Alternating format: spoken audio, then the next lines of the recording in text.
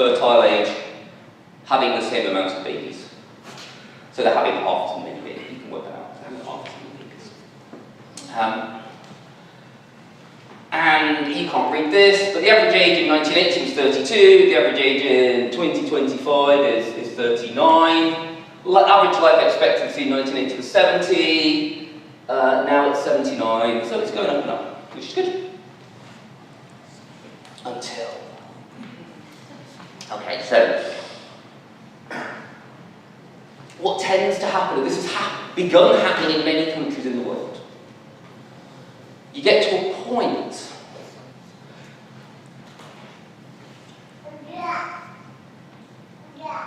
they don't live forever, right? And there comes a point when the lengthening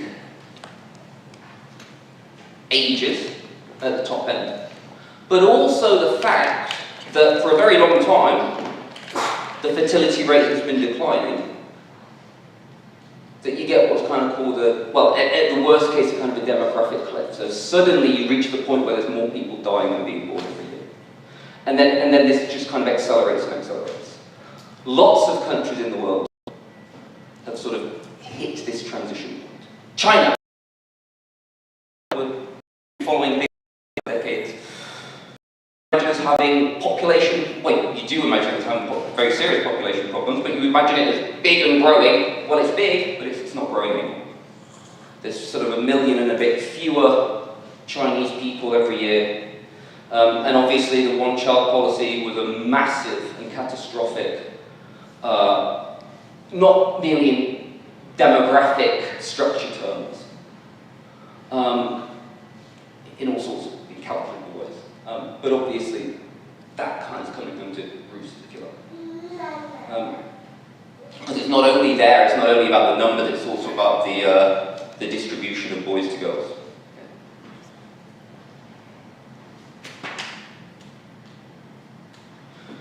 This is the birthing death rate in the United States. So, you know, every year, per 1,000 people, well, it's gone down since the 30s, but you know, since about the 80s, 70s, there's been roughly 9 people died for every 1,000 people. But it used to be that there were 15 babies born. And now, this was pandemic, obviously. But even before the pandemic, it looks like we're hitting that. The baby boomers, it's an awful thing to say actually. Baby boomers, and certainly their parents, gradually heading to their eternal rewards, as it were.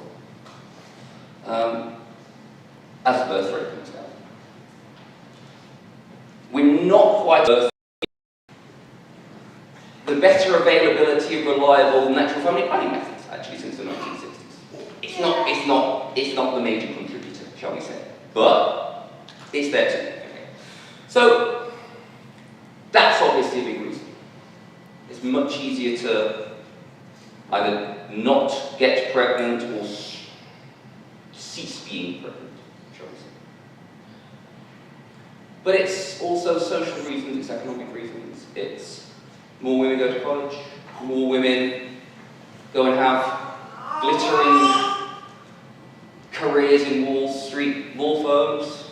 I've seen a lot of Hallmark movies.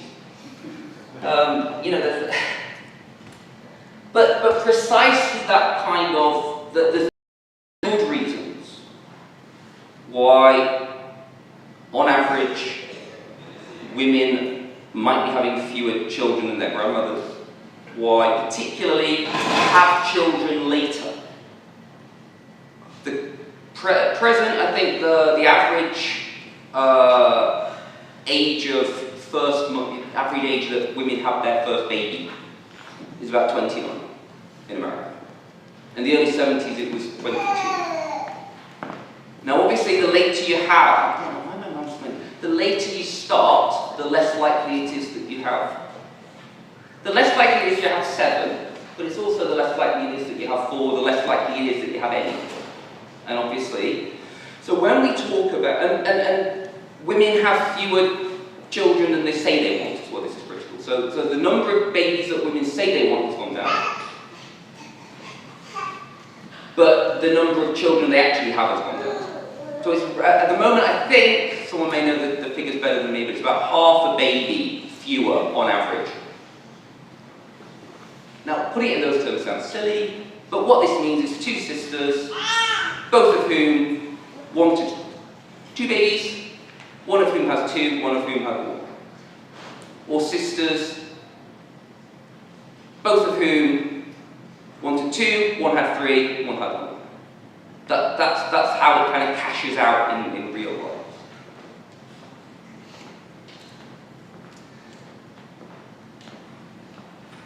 At a population level, I mean, also, people living longer is good. I mean, let's not get into like, oh, is it, sort of useless old people, taking up resources, which parts of this debate can become.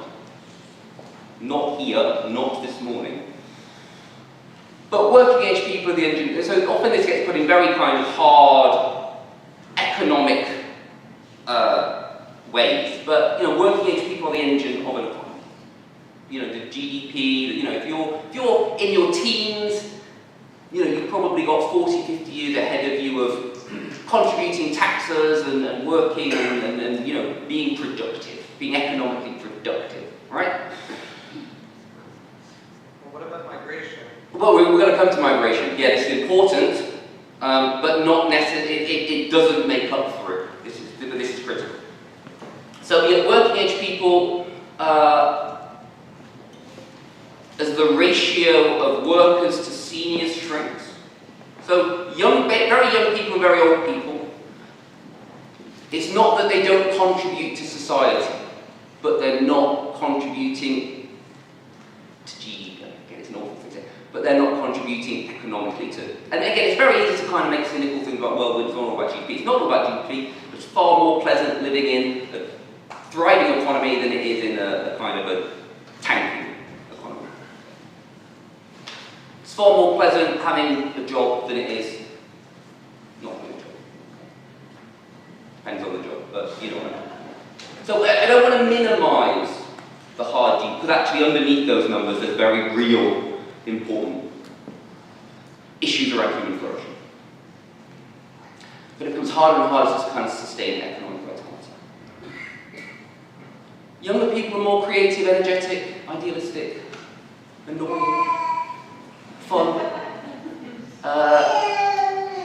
Think entrepreneurs, on average, entrepreneurs, again, not to say that people don't have glittering ideas in their 50s, 60s, 70s, they do. But the real engine of entrepreneurial, it's not just about kind of the way your mind works to have the idea, it's about being free enough to, and idealistic enough and crazy enough to kind of pursue your dreams, essentially, right? That's young people are more likely to do that. Okay. Artists, Bob Dylan produced amazing work, up to this year. But if you were going to pinpoint it, I know these pop culture references aren't necessarily quite what people are. But if you're going to pinpoint a period in Bob Dylan's career, early in terms of quality and quantity and output and, kind of influence, it's got to outweigh that. This is controversial. Early Taylor Swift is better than later Taylor Swift. I love folklore.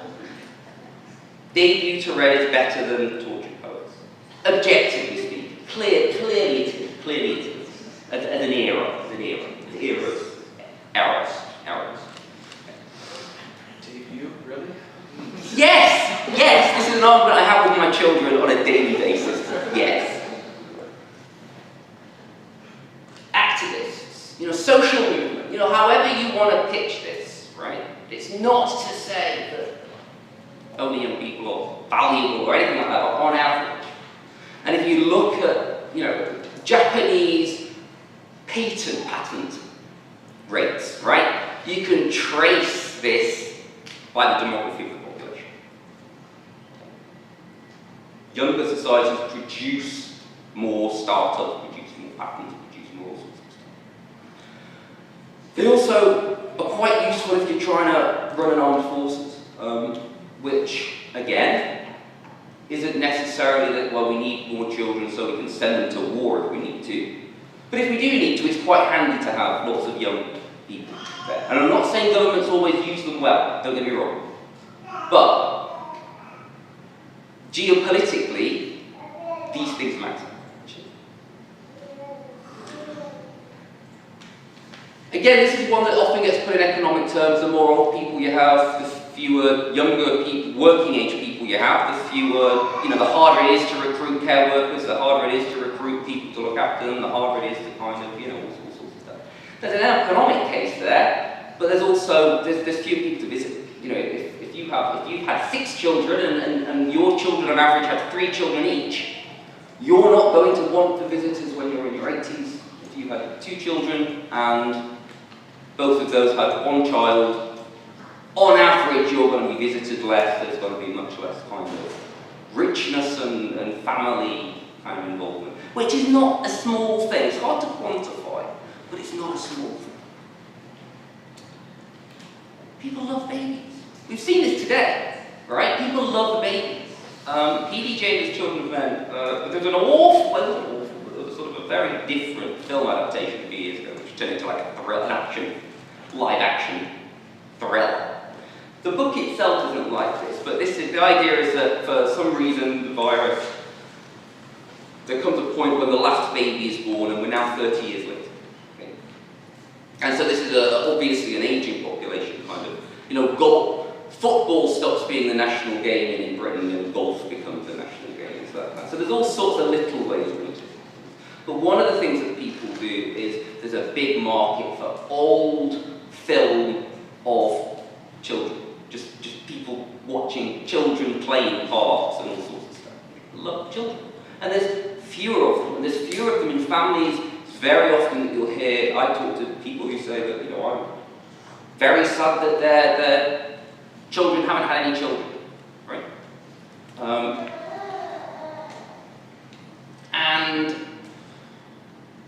again, there's always got, people might feel the pressure of that in a very negative way from, parents or grandparents, but actually there's a net loss to societies when there's just fewer babies being born.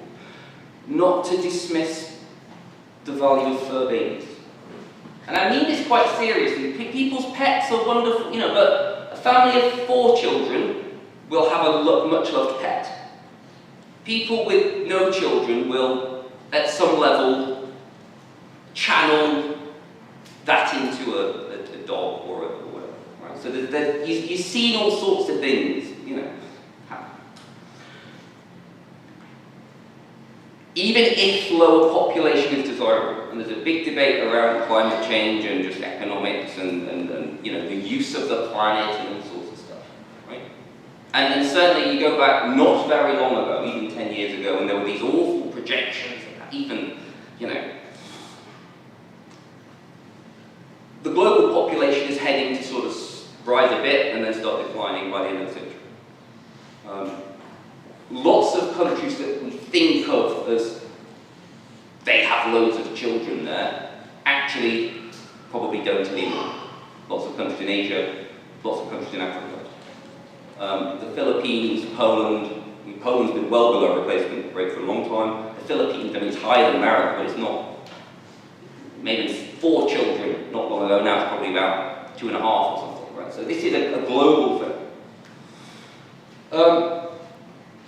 But the danger for any one country is that even if one thought, well actually, there's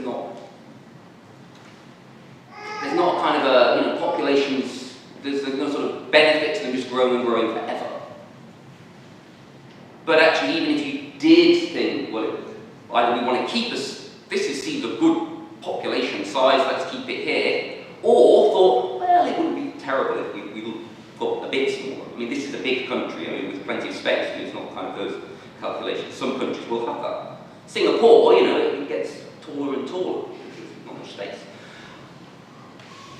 there's better and worse ways to do that demographic. You know, you could say, well, let's just not have any babies for 20 years. That'll solve the problem. It will, but there'll be a very unpleasant sort of period for a lot of people, you know, which kind of work that through. Okay. Immigration is the obvious factor here that hasn't been mentioned. Yes, on average, immigrants tend to be younger. They, at least for the first generation, tend to have more children than the indigenous population, like sort of the people who were already there. And they contribute to economies, and often they come in and do precisely those kind of care worker roles, you know, social, they do all sorts of stuff, you know, they come and be engineers and all sorts of stuff. But, you know, there's one of the big things in my country is nurses, care home workers from India, the Philippines, from Nigeria. Okay. Now, there's several things to say here. First of all, it's not that you say, great, X people from X country have 6 children on average, let's bring some of them here, right? And they can just keep on going to have 6 children and 6 doesn't work there. People, which is a good thing, assimilate and Americanize or Britishize. And we find this religiously. So you say, oh, it's great that we're getting all these immigrants who are far more religious than us. That may carry on into the next generation a bit. By the 3rd generation, you know, we've done a very good job in kind of, you know, folding them into, you know, the melting pot or the, however you phrase it. So it doesn't last forever, and of course they then start to age. So it doesn't solve the underlying problem. Okay? It doesn't solve, say, it may help the economic issue on average, but it doesn't add to the fact that there's immigrants bringing grandchildren, you know, who will have grandchildren of their own 30 years down the line. Doesn't actually help the people, you know, it's not like grandchildren who get shared out, you know, sort of over a population, right? So some of the kind of social, cultural problems, the economics are helped, but that doesn't necessarily help kind of you, if that makes sense. Also, and this is probably the big issue, is that there's no amount of politically possible immigration in this country that makes up for the numbers we see. Okay? There are countries in the world that have much higher immigration rates. Australia, a quarter of the population are born abroad. It's a very normal thing. It's a very sort of, you know, welcome. It's always been a country that's received lots of immigrants. The birth rate is about 1.2, and the population is growing. On neither right nor left, especially, you know, you'll know this, is there any great political argument to be made that we need to have 4 or 5 times as many immigrants, ongoing forever? Because remember that those immigrants become Americans, you know, and therefore their children or their children's children then have the same demographic, you know, birth rate characteristics. You have to keep doing it forever. Bear in mind also that the population is declining. Now this isn't really, people are always going to want to come to America. Okay, this is in a sense, you're fine. You can always you can have everyone, really, right? Pretty much. Lots of countries just can't do that. No one wants to immigrate to Bulgaria. Okay?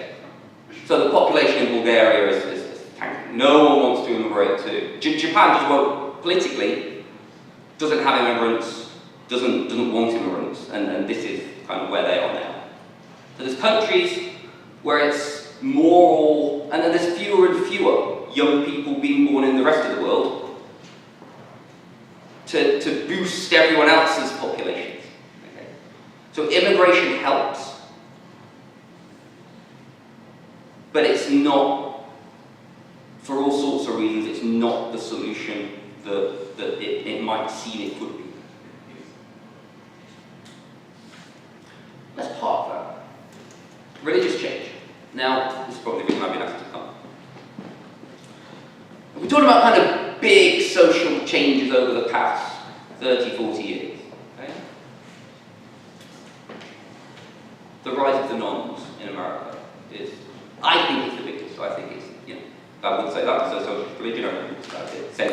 the game changer, the kind of watershed moment in America's recent history. For the longest time, as every other there's no comparable country, every quasi-comparable country, religious practice, first practice, then belief, although belief doesn't just kind of go down to everyone becomes materialist atheist, but it sort of diffuses and vagifies and then goes off in all ways. Certainly weakens. And then identity, people ticking the box, people saying that they identify as a Episcopalian or Catholic or Methodist or whatever. That had happened decades before everywhere else. And it hadn't happened in America, and it hadn't happened by the 90s or the 80s, really. Didn't look like it was going to happen, right? Then it did. And then it really did. So something happened, and this is even clearer from this chart. And again, the detail, you don't need to worry about the detail, you can't read the detail. But basically what I've done here is get all sorts of different, well-respected polls. The Gallup is the one that goes right back to the 40s, that have asked questions about religious affiliation. They ask it in different ways, they have different wording, they ask, the methodologies are different, okay? So you always know that Gallup are going to get a low number, you always know that the Congressional Election Study are going to get a high number, you always know the General Social Survey, which is the one I focused on, which is the dark line, is going to be somewhere in the middle. But they're all clearly tracking the same kind of phenomenon. What we call the rise of the nones, what we call conversion, what we call secular, literally what we call secularization.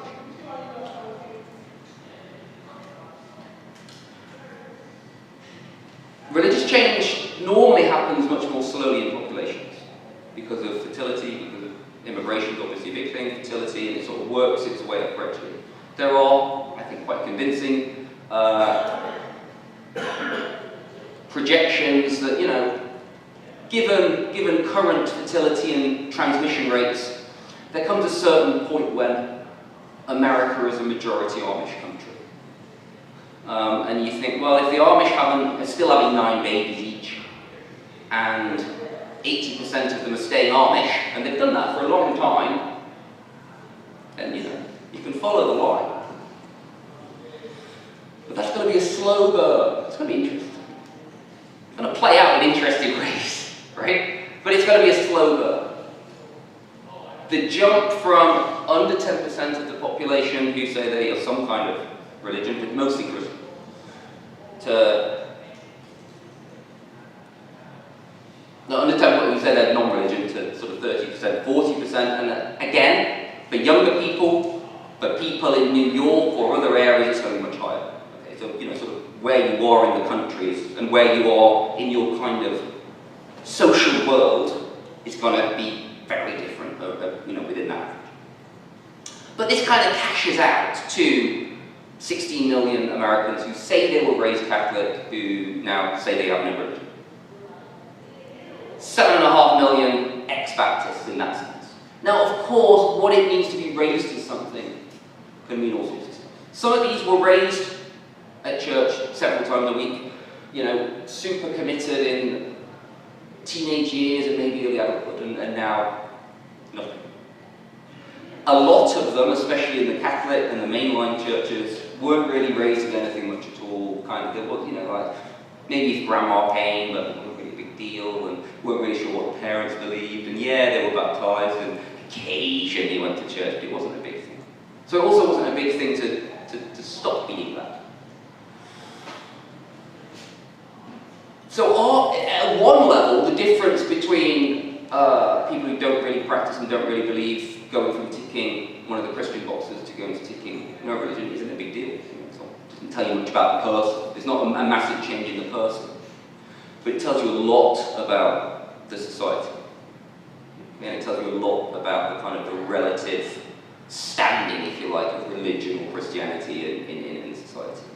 If there's a lot of people in a society who don't really follow baseball, don't really understand baseball, don't really care what scores or whatever, but who say, Pastor, we're Yankees fans, right?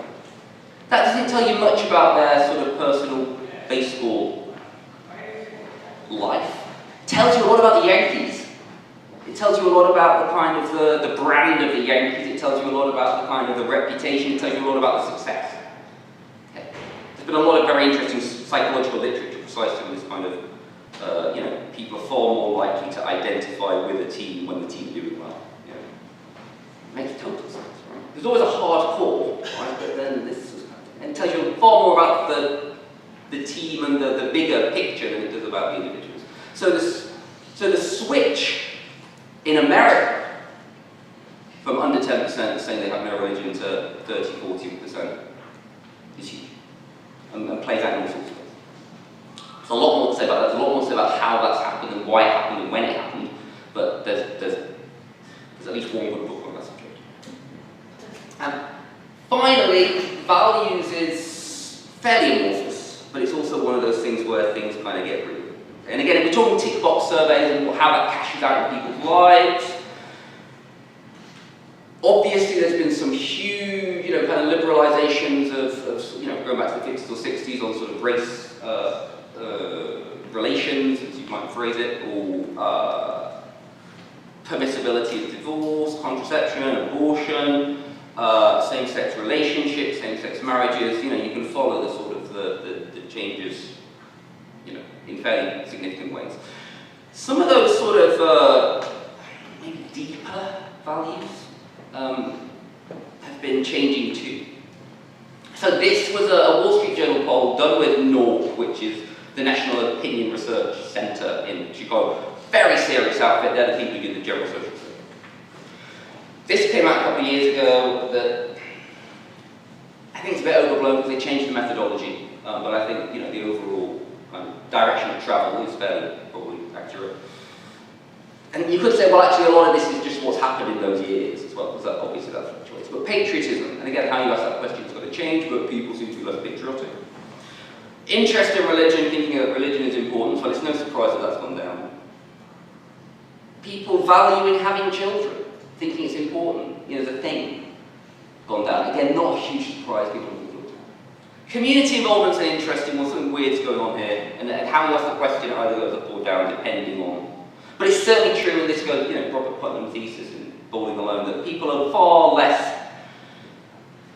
engaged at a local level, particularly in community life, in PTAs, in civic societies, in historical societies, in volunteering, in all those kind of fraternal organisations like the Shriners and the Knights of Columbus, and all those are declined. Church is obviously, whatever else it is a big kind of local communal organisation. So this is just kind of one among many. And again, people were more interested in money. And again, there's all sorts of specifics you might pick about any one poll, any one way the question's answered. Other surveys that come in with broadly similar things for most of us. And that shouldn't surprise us, because as we've seen from demography, from religion, America's changed a huge amount in the past, lifetime. So, you'd think that values would change. It'd be weird if they didn't. Okay. Now, to kind of bring all of these things together, and this is where things get difficult, because this is kind of a three-body problem. I mean, America's probably a 320 million body problem, but thinking about how fertility rates, religion, religious change, values, attitudes change, are all interacting. Now, it probably doesn't come as any surprise that, yes, on average, fertility rates gone down. But that's much more the case among people who have said they have no religion, even more the case with people who say they're atheists or agnostics, by the way. And, on average, people who are even just ticking the box religious are on average more fertile. And once you add in practice, then, you're going higher. And some of that is like quiverful people, some of that's, the Amish, some of that's, I don't know how many Amish people turn up on surveys. LDS folk, there's pockets, TLMers with 7 kids, right?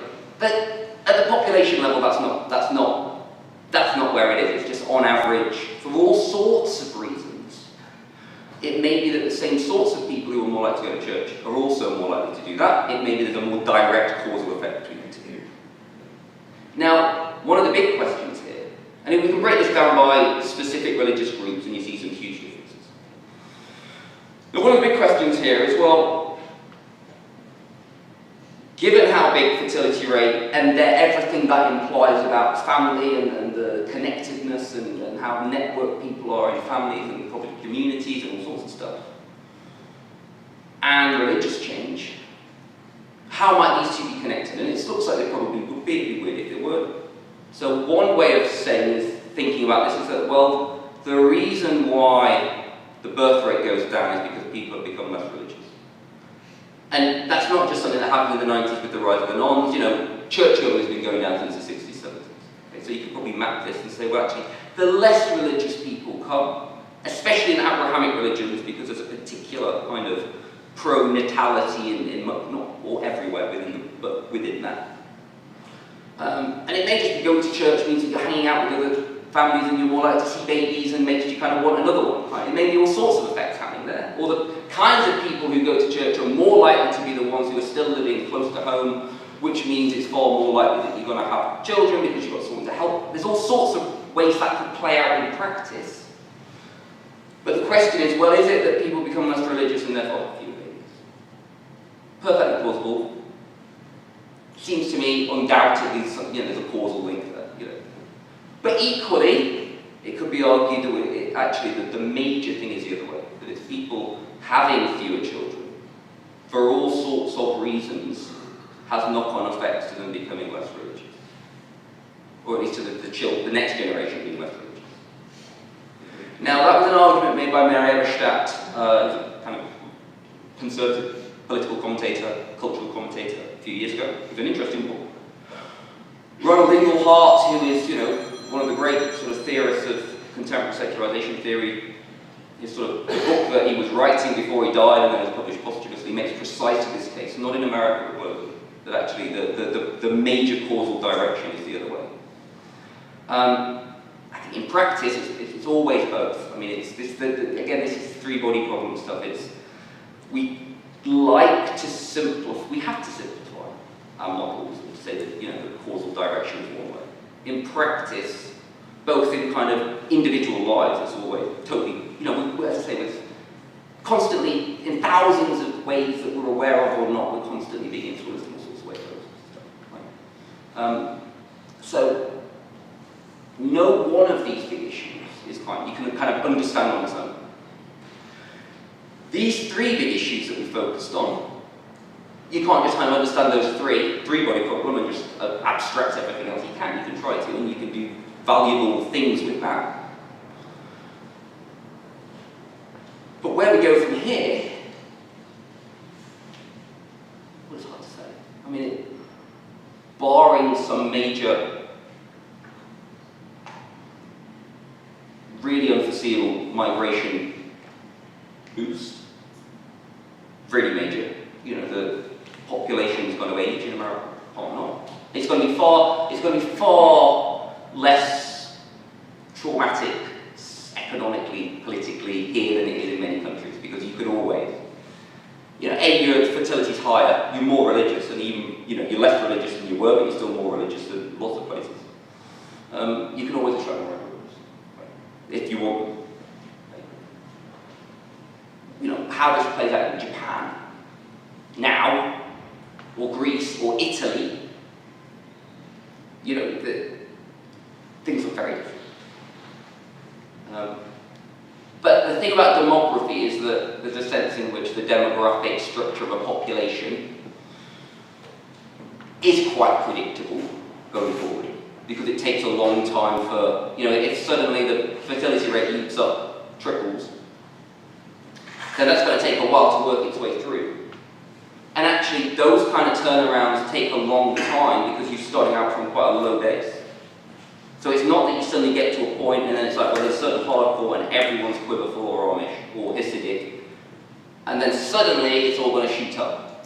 Well, when it gets to that point, it's going to take a lot of generations, even, kind of growing and growing exponentially, right, to actually make its way through the population. So it's really very difficult to predict kind of what happens.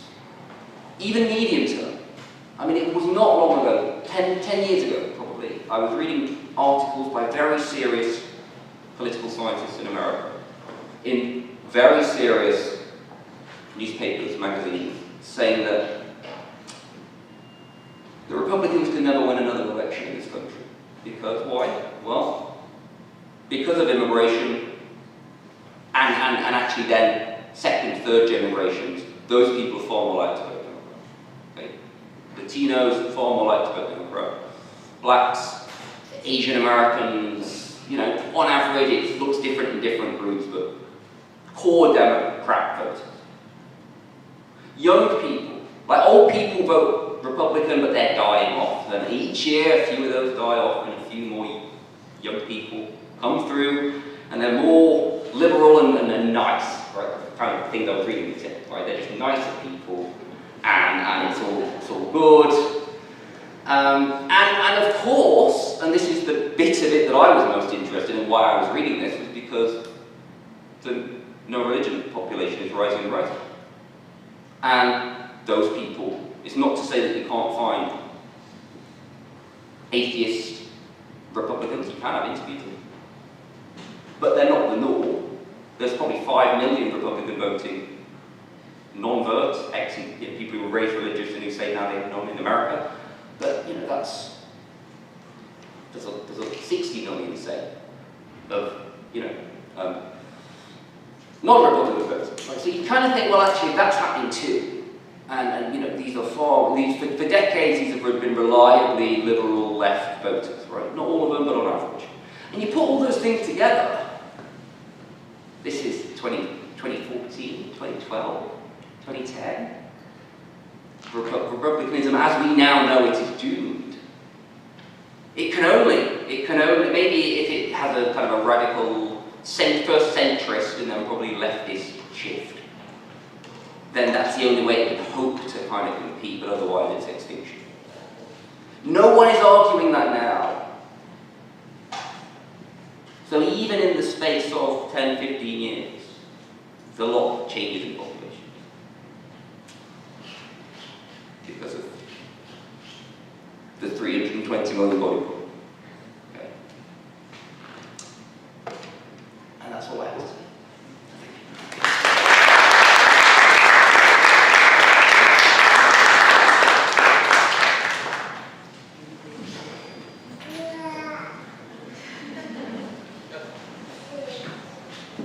Well, I keep hearing, I think there is a baby. It's not me imagining what I'm not seeing. Oh, there we go. There we go.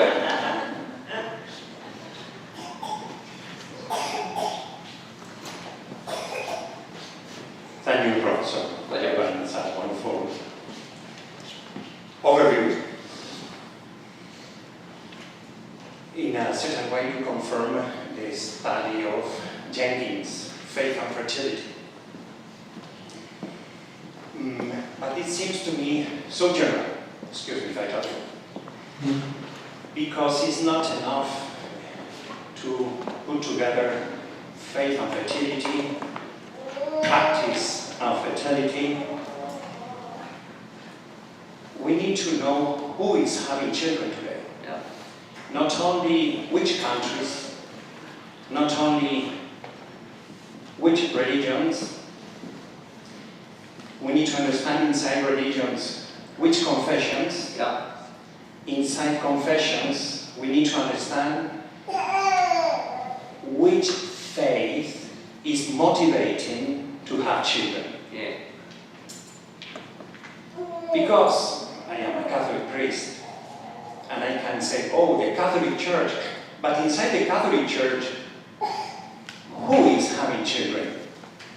Which diocese? Which parishes? Yeah. Which movements? And so my question is related with inside faith, which dimensions of faith are helping to have hope? Yeah. No, this is an excellent question. In fact, you mentioned the book Philip Jenkins' Faith and Fertility, which is an excellent book which kind of covers a big thing. Like a really wide, international, historical view of the whole thing. Faith and fertility particularly. There's another book by a guy called Walter Kaufman called, is it Walter Kaufman? myself and someone else, called Shall the Religious Inherit the Earth, which is arguing that because really religious people have lots of kids, there comes a point where secularization kind of can't outweigh them. Because like, once people become non-religious, they have fewer children, which means the next generation, there's fewer of them, whereas Hasidic Jews, certain types of evangelical Protestants, certain kind of other groups, Amish, kind of over time kind of take over. This is a real, we deal at General, we say like on average religious people, or on average practicing religious people, have point whatever more. But you're quite right that, those averages are always kind of, putting together millions of people into one line, which is just, crazy.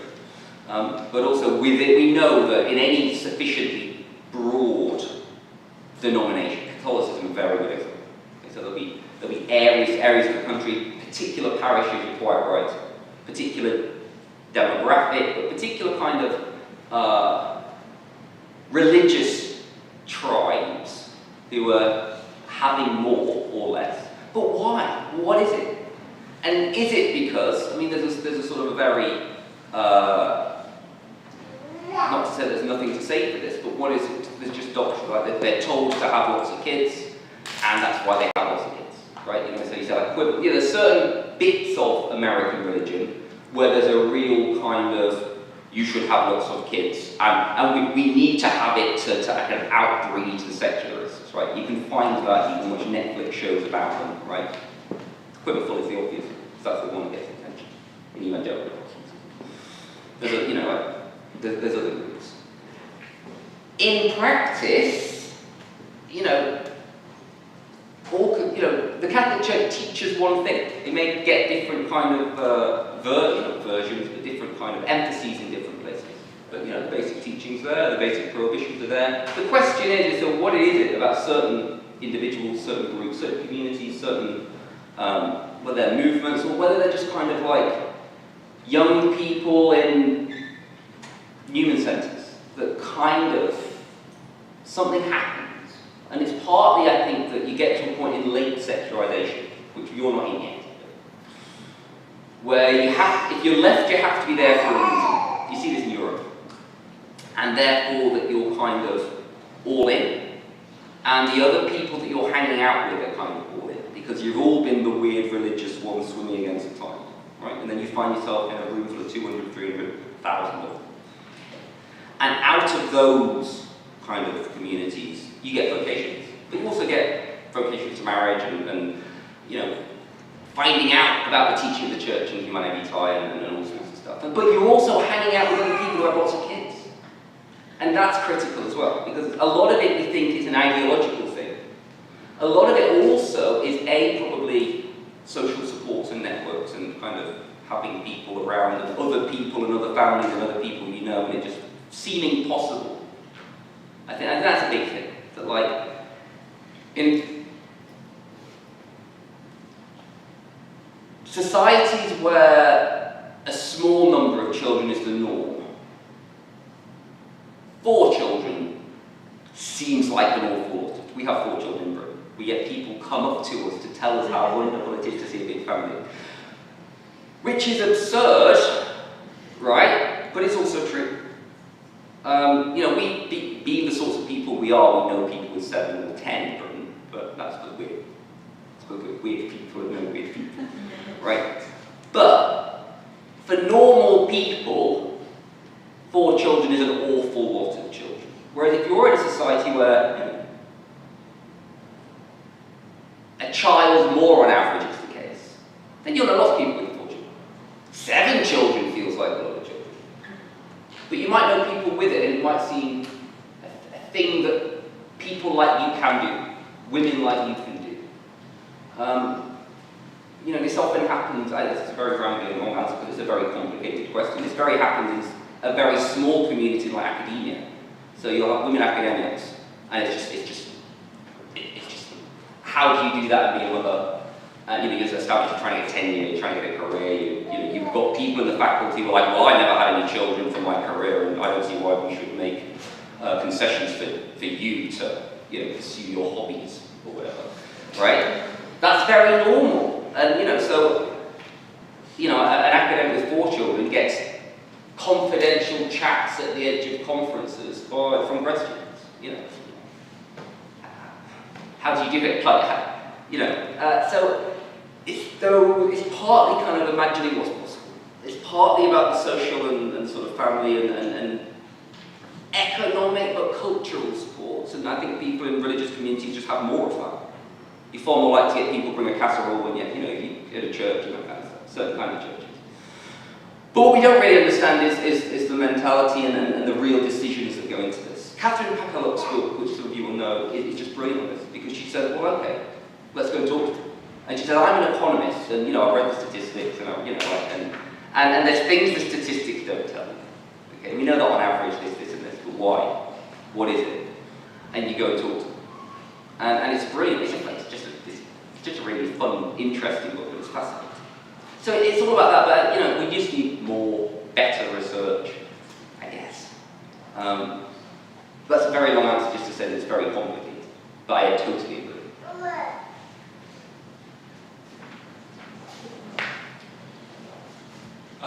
I'm struck by the fact that one usually reads about like demographic decline or demographic, explosive problems. I'm wondering if you could discuss a paradigm case in which a population is well managed in a long-term way and what's going right. Yeah, I mean, this is the thing. It's like you always hear about of course, you always hear about you hear about Japan, which is like kind of, I've not been, I'm sure it's delightful, but you're trying to do horror stories of just like, women with, there's too many young men, and not enough young women, right? And there's a reason why that is, and just how that then plays out. And we hear about the kind of extremes, which of course we do, because that's where you get a New Yorker piece to write about the extremes, right? And I think, again, the different factors here, it seems to me, from what I understand, is that to kind of keep things demographically ticking along, and it may be hard to continue this forever, but there's a kind of a sweet spot where the baby boom, was a period of, didn't last forever, but there's this kind of optimistic, economy's booming, things are growing, things are vibrant, there's good music, there's that kind of thing.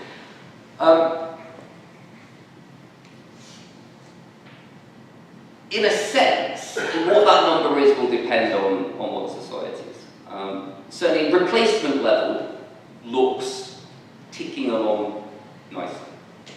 Above replacement level means you've got more young people, and it's great. And you've got more people entering the economy. Lots of countries, and again, it depends on kind of what you will like as a country.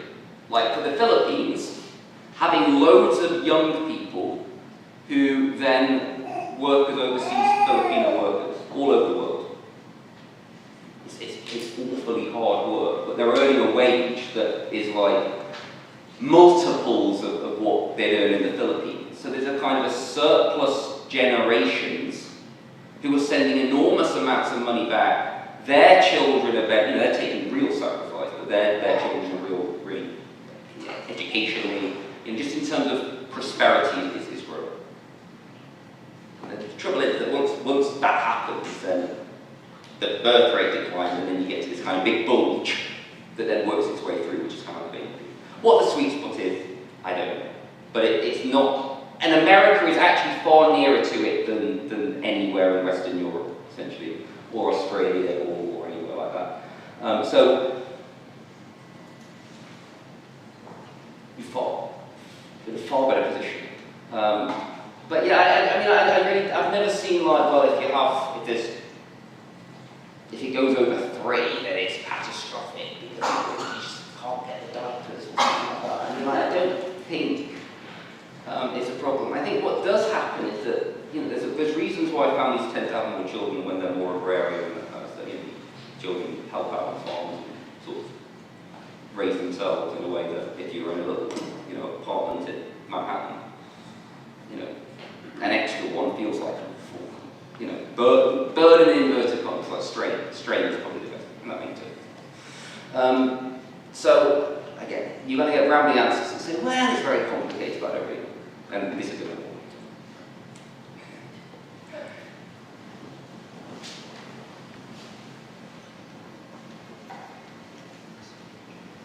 Hi, thanks for the talk. So, I've spent a lot of time in Europe over the past few years, and something that struck me is sort of the relationship between declining birth rates and sort of the dissolution of national identity or some kind of collective, identity. Because having family is sort of a collective responsibility that someone, takes upon himself or herself in order to, produce for society, etc. I mean, how do you see the interaction between sort of the deconstruction of traditional European identities and, the declining rates that we see, at least in Western Europe? Yeah, you see this in politics a lot. There was a book that came out a few years ago called Somewhere and Anywhere, The Road to Somewhere. Road to Somewhere. Arguing that there's two kind of types of person in Britain. There's kind of like people who live pretty near to where they were raised, closely networked families, and there's the people who went off to university, not necessarily, you can go off to university and then come back and put down your roots. But on average, the rootless cosmopolitan, if you like, who kind of, they work in sectors where they can kind of work anywhere, and they live maybe in a different country or a different part of the country to their own families. We're just, we live miles, 3 hours away from all our families. And they don't really feel they don't really feel kind of attached to place. And they're very happy with immigration because they think it's wonderful because you get like all their favourite coffee shops staffed by these wonderful, which is true. But they're not, their jobs aren't being threatened by, so there's all that kind of thing that comes in with immigration, and Brexit becomes a big thing here, so there's a particular areas of the country which tend to be working class, tend to have kind of actually probably often there's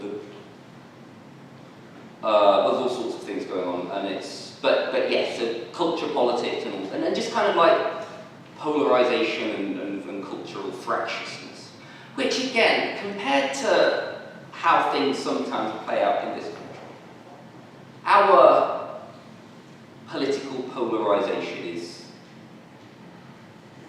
much more boring than France, than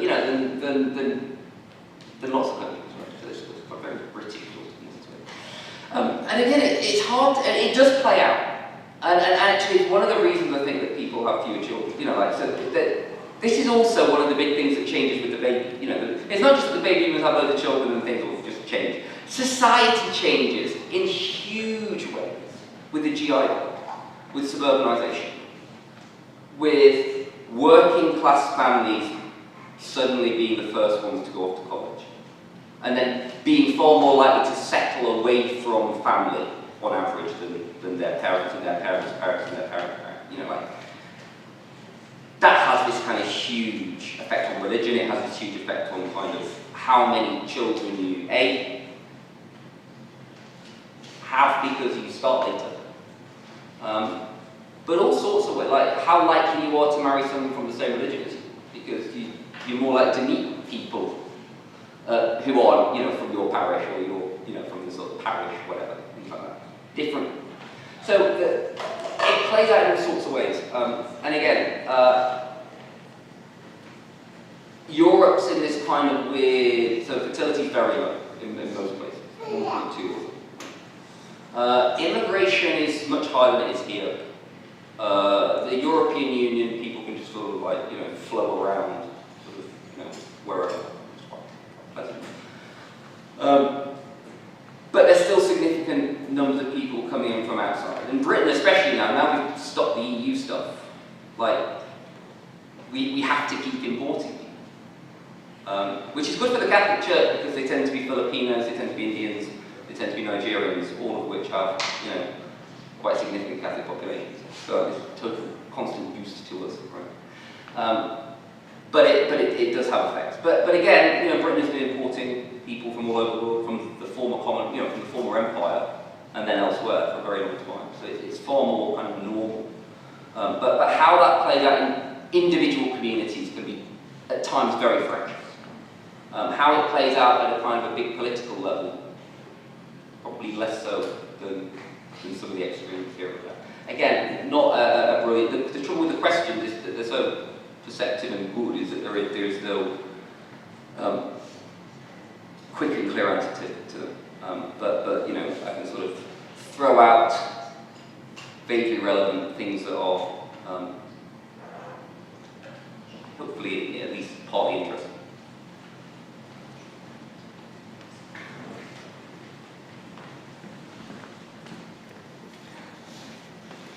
Thank you very much. I confess I did have a sense of we're doomed at the end of your talk, but I hope it's not true.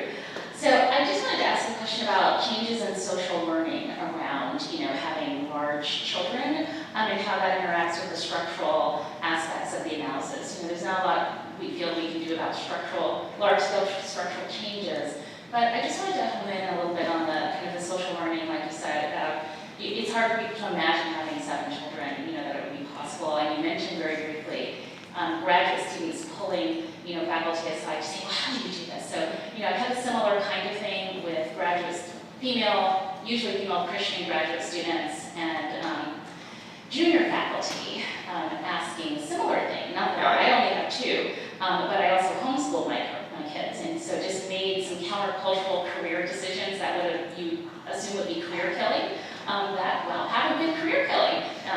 And so I'm wondering about the social learning aspect. I don't know to what extent, it's not like social learning will completely turn around the structural changes, but it just occurs to me that I wonder how much of this too is that we just haven't learned what it would look like to have 4, 5, 6, 7 children anymore, because we've had such massive structural change. And so you just don't know, you don't see it modeled. And so I wonder how much of an intervention could be made in being intentional about exposing people to that. And so I just wonder about that, because when I talk to these young women, I can see their eyes opening. I can see them thinking, oh, I never thought about it that way, or I didn't think that was possible. And so I just wonder about that. You know, I think this is critical. It's critical in all sorts of ways, right? We human beings tend to conform to the people around, right? In all sorts of ways, right? In terms of musical preference, in terms of, you know, religion. Like, if you start hanging out with Jehovah's Witnesses, you know, your odds of becoming a Jehovah's Witness go through the roof. I mean, like, from very small to stuff. And that always happens, you know, conversion stories, there's all sorts of stuff going on, but, you know, socialization is always a big part of it. And I think that this is really true of families. So what you tend to find when birth rates are changing over time, it's not that suddenly people go from having 5 kids to having 2 kids. It's that, like, the people who were raised, you know, kind of raised in families with 6, think, well, 6 was quite a lot, and I was young, you know, like, maybe 4, you know, I value big families. I wouldn't want to have 1, but, you know, 4 sounds, you know, manageable, right? Likewise, you might say, well, I was an only child, and you know, like, there were benefits, but all I wanted growing up was a brother or sister, right? And so you aim for 2. So I think on the micro level that kind of happens. So change happens relative to what you know, and that happens in both directions. And I think that this is critical because in, well, as I said before, if 1 or 2 or 0 children is normal, 4's an enormous number of children. 4 isn't enormous, you know. My children is. Better brought up children is probably much more manageable and stress-free. And if it wasn't for us happening to be, you know, both Catholic converts, and, you know, it's not like we sort of hang out with people with 7, but we know them, and we've met them, and you know, you kind of think, oh, I don't know how they do it. But it does put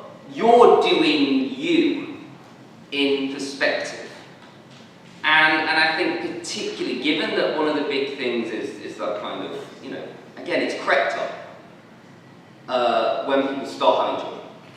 In fact, that's likely the biggest thing here, because again, if you're starting in your late 20s, which means a lot of people are starting in their late 30s, you know, there's only so many you're going to have on average, but also there's, you know, the odds of not having any it gets some of this will be all too real for some of you, so I don't want to kind of labor it. You don't need me to tell you.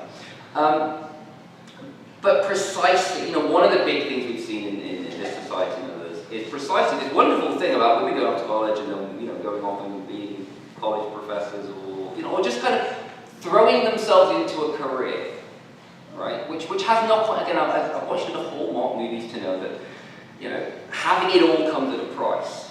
Part of that is finding the right person to settle down with, or finding yourself in the right career, location. You know, you both need to be in the same place to kind of think now's the right time to be able to start a family. And the further you are away from your family, the harder that becomes in all sorts of ways. I think you're probably right that if you find yourself in a world in which you see other people doing it, and also have other people who can help you, then it just becomes far more possible.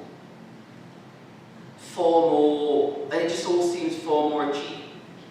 Because again, academia is the obvious thing that, you know, lots of people, your experience is, you know, very common. I saw some other nods from people, you know, precisely that kind of thing for young women in academia. But this will be said of young women in big tech. I mean, this isn't an academia thing, you know, young women in all sorts of professions. Right? What you then find, and there's a knock-on effect to this, is that those people who do have, certainly children young, again, children young does not mean 14, it now means 25, right? Being a young mum, 25, in a lot of places. Or having loads of kids is like, you know, 2 by your late 20s is having lots of kids, right? In your social world, right? In the people you know and hang out with and your peers, that is. But you then kind of gravitate towards others. And you see this with I've done a book project on traditional anti-mass Catholics in the US at the moment, who are, you know, they're not wild demographic outliers actually in terms of, you know, there are families with 7, but the average is higher than the Catholic average, but it's not, you know, it's not Amish levels, it's about 3 and a bit, which is about kind of Mormon levels. But if you are a family with kind of 2, 3 kids and you're trying to raise, especially if you're having homeschools kind of congregate, right? You want to find other homeschooling families, co-ops, and just kind of social time, just knowing other people.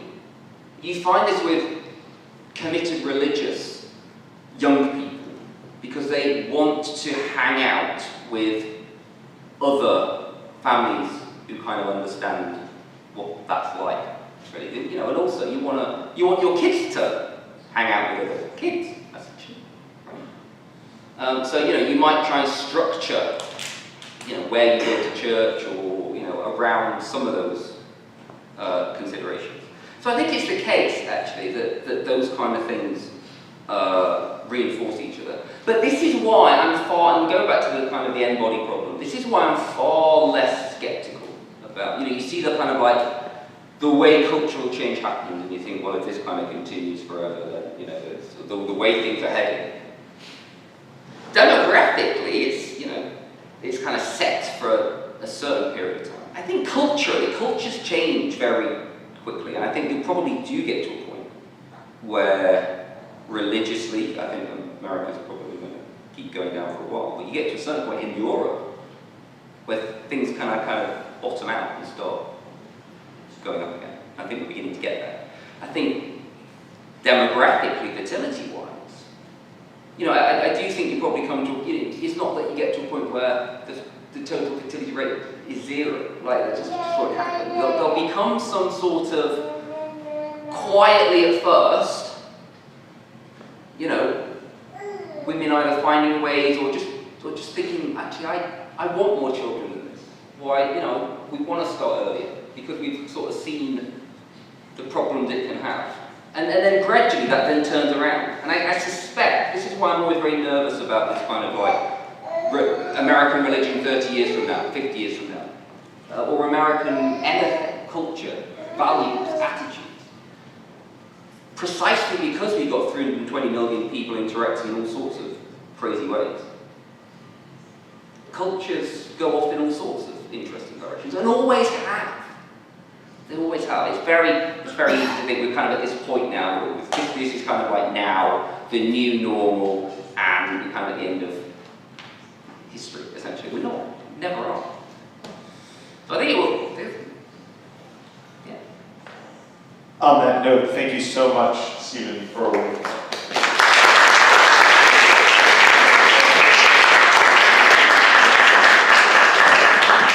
All right, we're going to take a half-hour break. Please avail yourselves of refreshments. There are single occupancy restrooms in the far corner, and we'll reconvene at 11:30.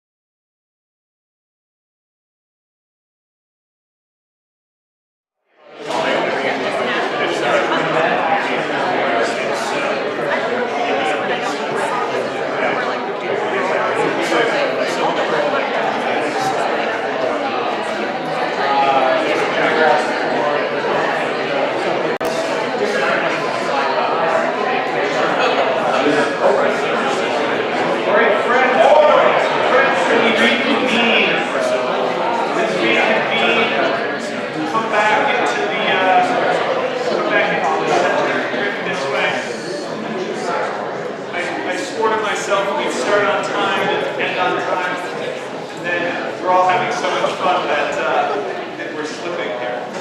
All right. Wonderful. Okay, well, thank you all again for joining us. And I want to flag that we have lunch afterwards, so don't feel a need to go anywhere. We can populate the tables, there'll be more food in due course. Please feel free to stay for that. Oh, there we go. If you want. Great. So our second speaker today is Anton Barbacay, who until recently, as you can tell by the enthusiastic cheer, was a professor at Deep Springs College. And there are a number of Deep Springers here now at Columbia in our neighborhood, and I've watched them sort of surround their beloved former professor earlier, which was a joy to see. He was at Deep Springs and is now Distinguished Fellow at the Center on Privacy and Technology at Georgetown Law School, and Senior Fellow at the Institute for Practical Ethics at UC San Diego. He's also the author of a wonderful book called A Web of Our Own Making, The Nature of Digital Transformation. And I'm not an expert in the topic, but it's the best book that I've read so far on the ways in which the internet and other digital technologies are changing us and changing our relationship to the world and to reality. And so I highly recommend A Web of Our Own Making. And I'm delighted that he's joining us today. His talk is entitled, These United States of Books, What Democracy Will Endure Its Digitalization. Please welcome Anton Barbacay.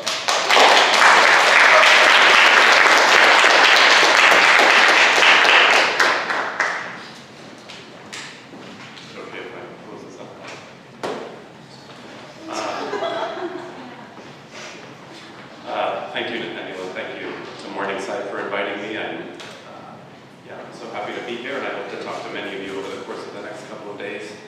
And I want to thank the 7 of my former Deep Springs students who are here.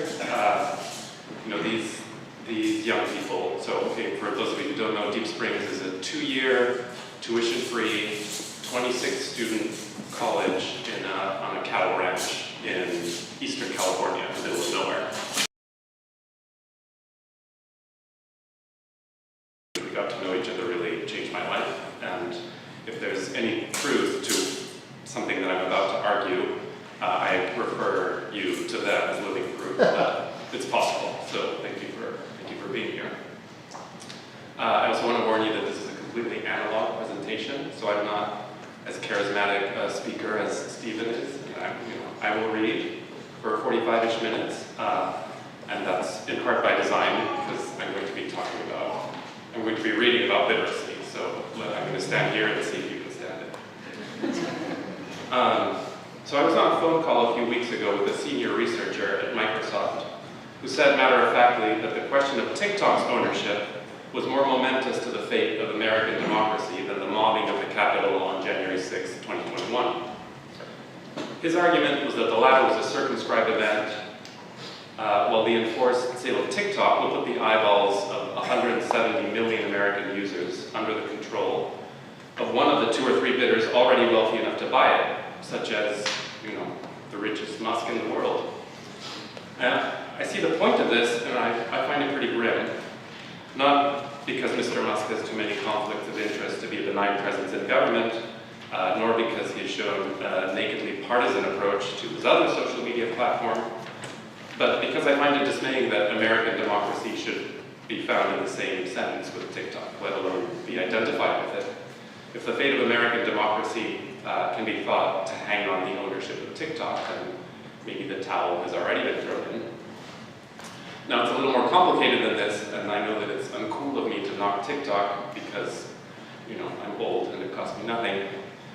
But one of the unshakable truisms of the digital age is that digital services and platforms are, or could, or might be in some sense democratic, and that the internet as a whole is promising for democracy. And I'd like to take this opportunity to think through the truth of that truism. What have TikTok, or our current digital environment as a whole, to do with democracy? nothing good. At least that's what I want to argue. And I also acknowledge that we are in an irretrievably digital situation. So, while techno-pessimist is not the worst name I've ever been called, I promise to observe the convention of ending on an upbeat note. But if I spend most of my time trying to characterize the problem, it's because I think that the right answers can only be formulated to problems rightly fathomed. So let me begin by trying to conjure into view the basics of two large questions that would deserve a much more thorough explanation than I can give them here. The question of what media have to do with political regimes, and then the question of how to think about what counts as democratic, per se. So first, why should we imagine that media technologies might have anything to do with political types like hereditary monarchy, republic, or democracy? It's hard to make this notion plausible, partly because it's obvious that the same media can accommodate all kinds of political regimes. There are digital monarchies now, just as there have been fairly illiterate democracies in the past. Yet media scholars since Lewis Mumford have argued that while media do not determine political forms, there are nonetheless affinities and resonances at work. The relationship between media and regime is not controlling or monocausal, but directive or teleological. It is about the tendency of qualitative, long-term selective pressures. And just as there are media and machines that tend to standardize, displace, and diminish individual agency toward a center, there are others that disperse expertise in ways that are difficult for any one central authority to foresee or control.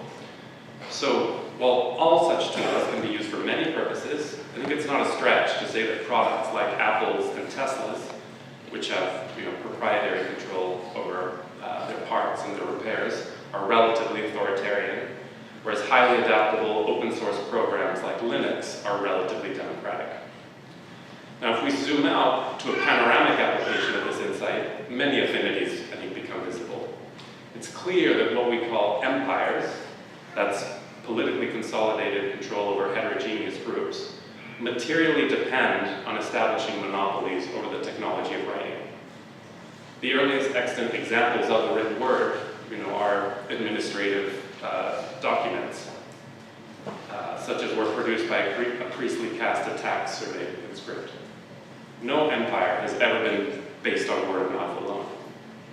So too, what we call totalitarianism, a state of mutual surveillance in which terror, signaling, and mobilization are the norm, is only possible within a technological situation in which data about individual identities can be mechanically documented, codified, and transmitted at the speed of electricity. No pre-modern tribe could have been totalitarian in this sense. So too, what we call liberal democracy, a regime characterized by free press, collective deliberation, and a formal distinction between private and public, could only be developed within a context in which printed matter was available to a wide literate audience. A document that opens with "we the people" is predicated on its public legibility. Now, this point can be summed up as follows. If political communities rely on specific forms of communication, if their stability and coherence as communities implies some functional relationship between information, authority, and audience, say, we can ask whether the introduction of any new medium is consonant or dissonant with them. This is, of course, complicated by the fact that old media still exist alongside new media, so we still have books and TV and the radio. But as a new medium takes on the predominant weight of discourse, as it saturates an information environment, as people internalize its tempo and learn it by heart, the question may nonetheless be asked whether this emergent logic of uses is entropic or negatropic with respect to some given political form. And if entropic, what kinds of adaptations will have to take place if the form hopes to survive? Whatever else, it's worth noting that major media watersheds, like the transition to writing and printing, have been associated with major ruptures, such as the transition from prehistory into history, or from pre-modernity into modernity by the Reformation. I think the current conflict between Doge, which is the organ of American government most key to digital norms, and the judicial branch, the organ most key to the norms of printed literacy, is a premonition of another such rupture. Let me now raise on the other hand, the question of what media might be good for democracy. And this line of inquiry is vexed by the fact that the status of democracy is itself a normative one. Beyond the very loose principle that democratic rule should be accountable and open to some critical mass of its citizens, there is no other uncontroversial definition of it. This means that there's some chance that, like life, liberty, and love, democracy has only ever been incompletely realized, that it is only present by degrees. It also means that there may be regimes that regard themselves as democratic but aren't. I know that nations with the adjective democratic in their official names have mixed records. So democracy is perhaps singularly opaque in that it is singularly self-determining. The question of what it is cannot be separated from questions of how it speaks and thinks about itself. Now, it's pretty obvious why the digital sphere was initially experienced as democratic. The usual story is one of disintermediation. Whereas up until the 1990s, any citizen would have had to go through filters to widely disseminate a printed message. Every human being with an internet connection is now in the position to broadcast footage and verbiage within a few strokes. And whereas a newspaper or television channel is a distinct source of authorized and authoritative messages, the web is by comparison a system of nodes in which all of which are in principle connected to each other and in which every message thereby has the potential for amplification, contagion, and resonance. Earlier media environments were relatively hierarchical or vertical. Digital services have by comparison a high degree of horizontality, and horizontality is supposedly democratic. I think this stock story is not wrong, but like all triumphalist revisionism, it camouflages features of the situation. For instance, when we regard all communication as an exchange of information, this assumption betrays our own cybernetic sensibilities. It is characteristic of our digital regime that meaning is defined as content. Information is immaterial and instrumental, and also shareable. It's always already useful because transmissible, and transmissible because useful. So seen in the rearview mirror, the regime of literacy looks like one in which snobs, Brahmins, and gatekeepers invidiously withheld secrets from the people, and it's easy to point to incidents that corroborate this view. But from another angle, pre-digital media environments were not only or primarily about information at all, they were about the justification and production of certain kinds of institutional authority. And now that it has become clear that the very shareability of digital data decontextualizes and disintegrates established contexts of democratic authority too, its horizontal character looks less obviously democratic. Now, the initial giddiness around the internet's democratic promise was also experienced against the backdrop of the previous media environment. When bloggers took down CBS news anchor and sacred cow Dan Rather in 2005, when a candid recording of Virginia Senator George Allen forced him to end his campaign in 2006, when Howard Dean and Barack Obama figured out how to crowdfund their campaigns, and when social media laid waste to autocrats in the Arab Spring of the early 2010s, these seemed like democratic knockouts. By contrast, we are so many iterations into our digital milieu that I think almost no one would be taken down by similar reveals. Nor does the fact that it is not big money, but big attention that wins elections seem like an unequivocally good thing. Nor does it seem like social media is intrinsically shoring up democracies. So what happened? New tools and new media initially present themselves as enhancements before they become replacements. An enhancement means the same thing but better. So to highly literate people, LLMs, email, and the search function are superpowers. But once an enhancement becomes the rule, what once was want becomes a need. And the new technological capacity, once internalized, transforms the conditions under which it is used, undermining the very capacities that once made it most useful. So this slide from enhancement to replacement happens gradually, unevenly, and inconspicuously. Between the 1990s and the mid-2010s, to some extent still now, we were and are amphibious creatures, living both in the past and in the future. Everything is still sort of the same. We still vote, we still read, we still live in nation states. But everything is also sort of other. Digital expectations about participation, optimization, and neutrality continue to chemically act on and react against the older attitudes that once served to consolidate shared forms of meaning. I think this is a maximally confusing situation in which many of our institutions are falling between two stools. In some ways, it recalls the Protestant Reformation, in which the reconfiguration of people's relationship to the spiritual or virtual world compelled a wholesale reordering of political forms within the terrestrial one. And this means that we're still working out in practice the question of whether there can be a digital democracy or why we should care for one. Now, most discussions of digital democracy presume, as I've mentioned, a confrontation between the vertical boss man and the horizontal people.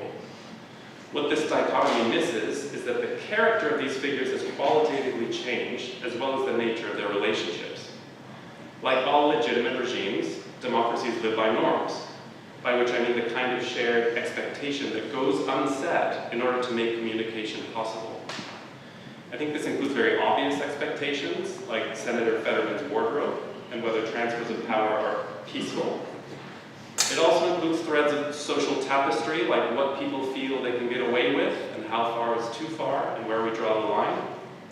At the deepest level, however, norms are forms of communal responsiveness, and the deterioration of democratic practices and institutions during the past 20 years has revealed the degree to which democracy relies on a moral infrastructure of habits, rapports, and dispositions toward the word. Because our trajectory so far has largely been one in which democratic norms have been progressively burned out by our information environment, even as we then rail on social media about the evil of these days, which is like protesting climate change in the back of a pickup truck. And I can't tell you how many talks I've given about the problem of digital attention to audiences that nod along in complete agreement, even as they scroll through their feeds. The fate of democracy requires that we try to articulate what the moral infrastructure of this democracy is, how digital practices bear on it, and how these practices can be ultimately harmonized with it.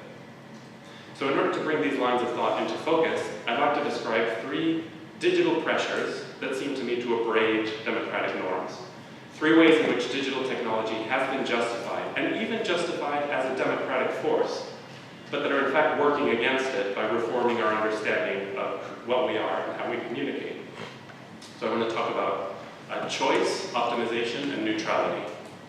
I pick these because the digital temptation to conflate choice with agency, optimization with judgment, and neutrality with truth especially illuminates the difference between digital and literate democratic norms. But these conflations only work to the extent that we tend to equate what is democratic with what is egalitarian, and it is an article of digital faith that democracy and egalitarianism are synonymous. Yet egalitarianism is a property both of democracy and of certain kinds of autocracy, so everything depends on our resisting this equation. So let me first turn to the value placed on choice. Here I mean the casual chestnut that increasing the scope and accessibility of choice is good and per se democratic, such that Reddit, Facebook, Instagram, and TikTok might be called democratic platforms because everyone gets a vote and anyone can become someone. In fact, there's nothing intrinsically democratic about participation as such. So, now that I have my students here, show of hands. Would the United States become more democratic if people could weigh in more often? So, at least one of you raise your hand. Thank you. So would this be a better democracy if more or all government decisions were made by eliciting and consulting popular opinion? Now, experiments in direct democracy, both digital and analog, have become more common throughout the world over the past 2 decades. Pirate parties in Europe have experimented with so-called liquid democracy along these lines. But these are parties the entire platform of which is subject to referendum by its members. The Five Star Movement in Italy made use of a platform named Rousseau to consult members in frequent online votes. On a larger scale, this is an analog example, Andrés Manuel López Obrador, the former president of Mexico, decided a number of very unorthodox matters by national referendum, such as where to build an airport.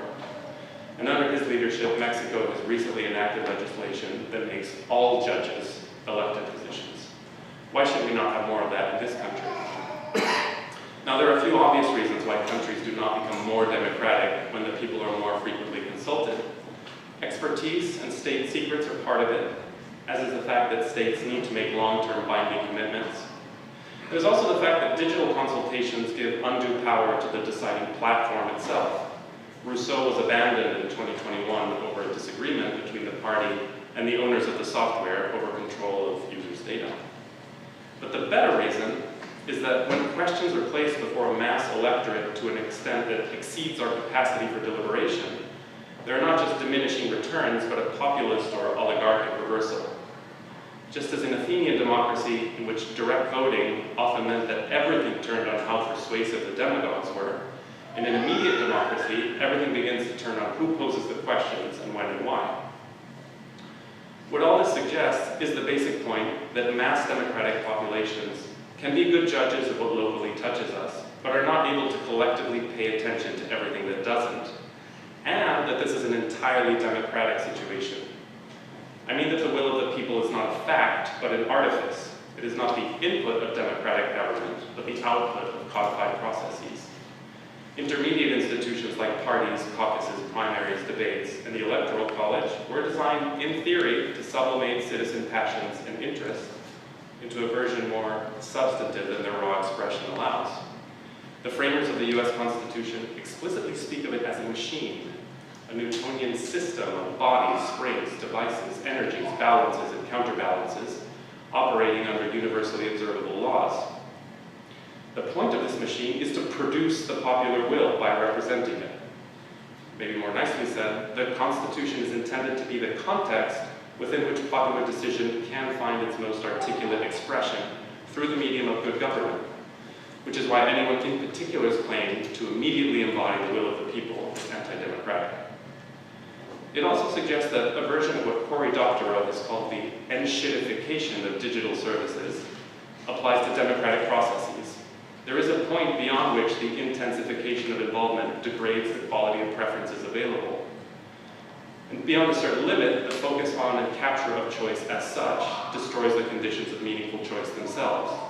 Not to mention the fact that, on the platforms I've mentioned, like YouTube, TikTok, and Instagram, participation itself functions as a product. It is part of the customer experience being supplied. And this is, in fact, how Lopez Obrador and other populist figures use referenda, giving people low stakes and symbolic ways of feeling involved with small potatoes, even as power is grabbed elsewhere.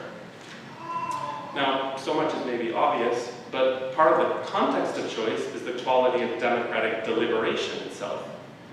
Is an environment in which only a few opinions are voiced by influential organs more or less democratic than an environment in which everyone can post their opinion? Now, I think our intuitions about this will be more mixed, but however we wish to answer, we should attend to the fact that what counts as having a public opinion is itself being transformed. In a situation in which media are exclusive, it's not just that educated elites are the ones with a say, it is that opinion takes on a representative function. The work of public thinking is done by a smaller group of people and conducted at a higher level than most users are capable of. It's easy to forget that the Federalist Papers are a newspaper discussion.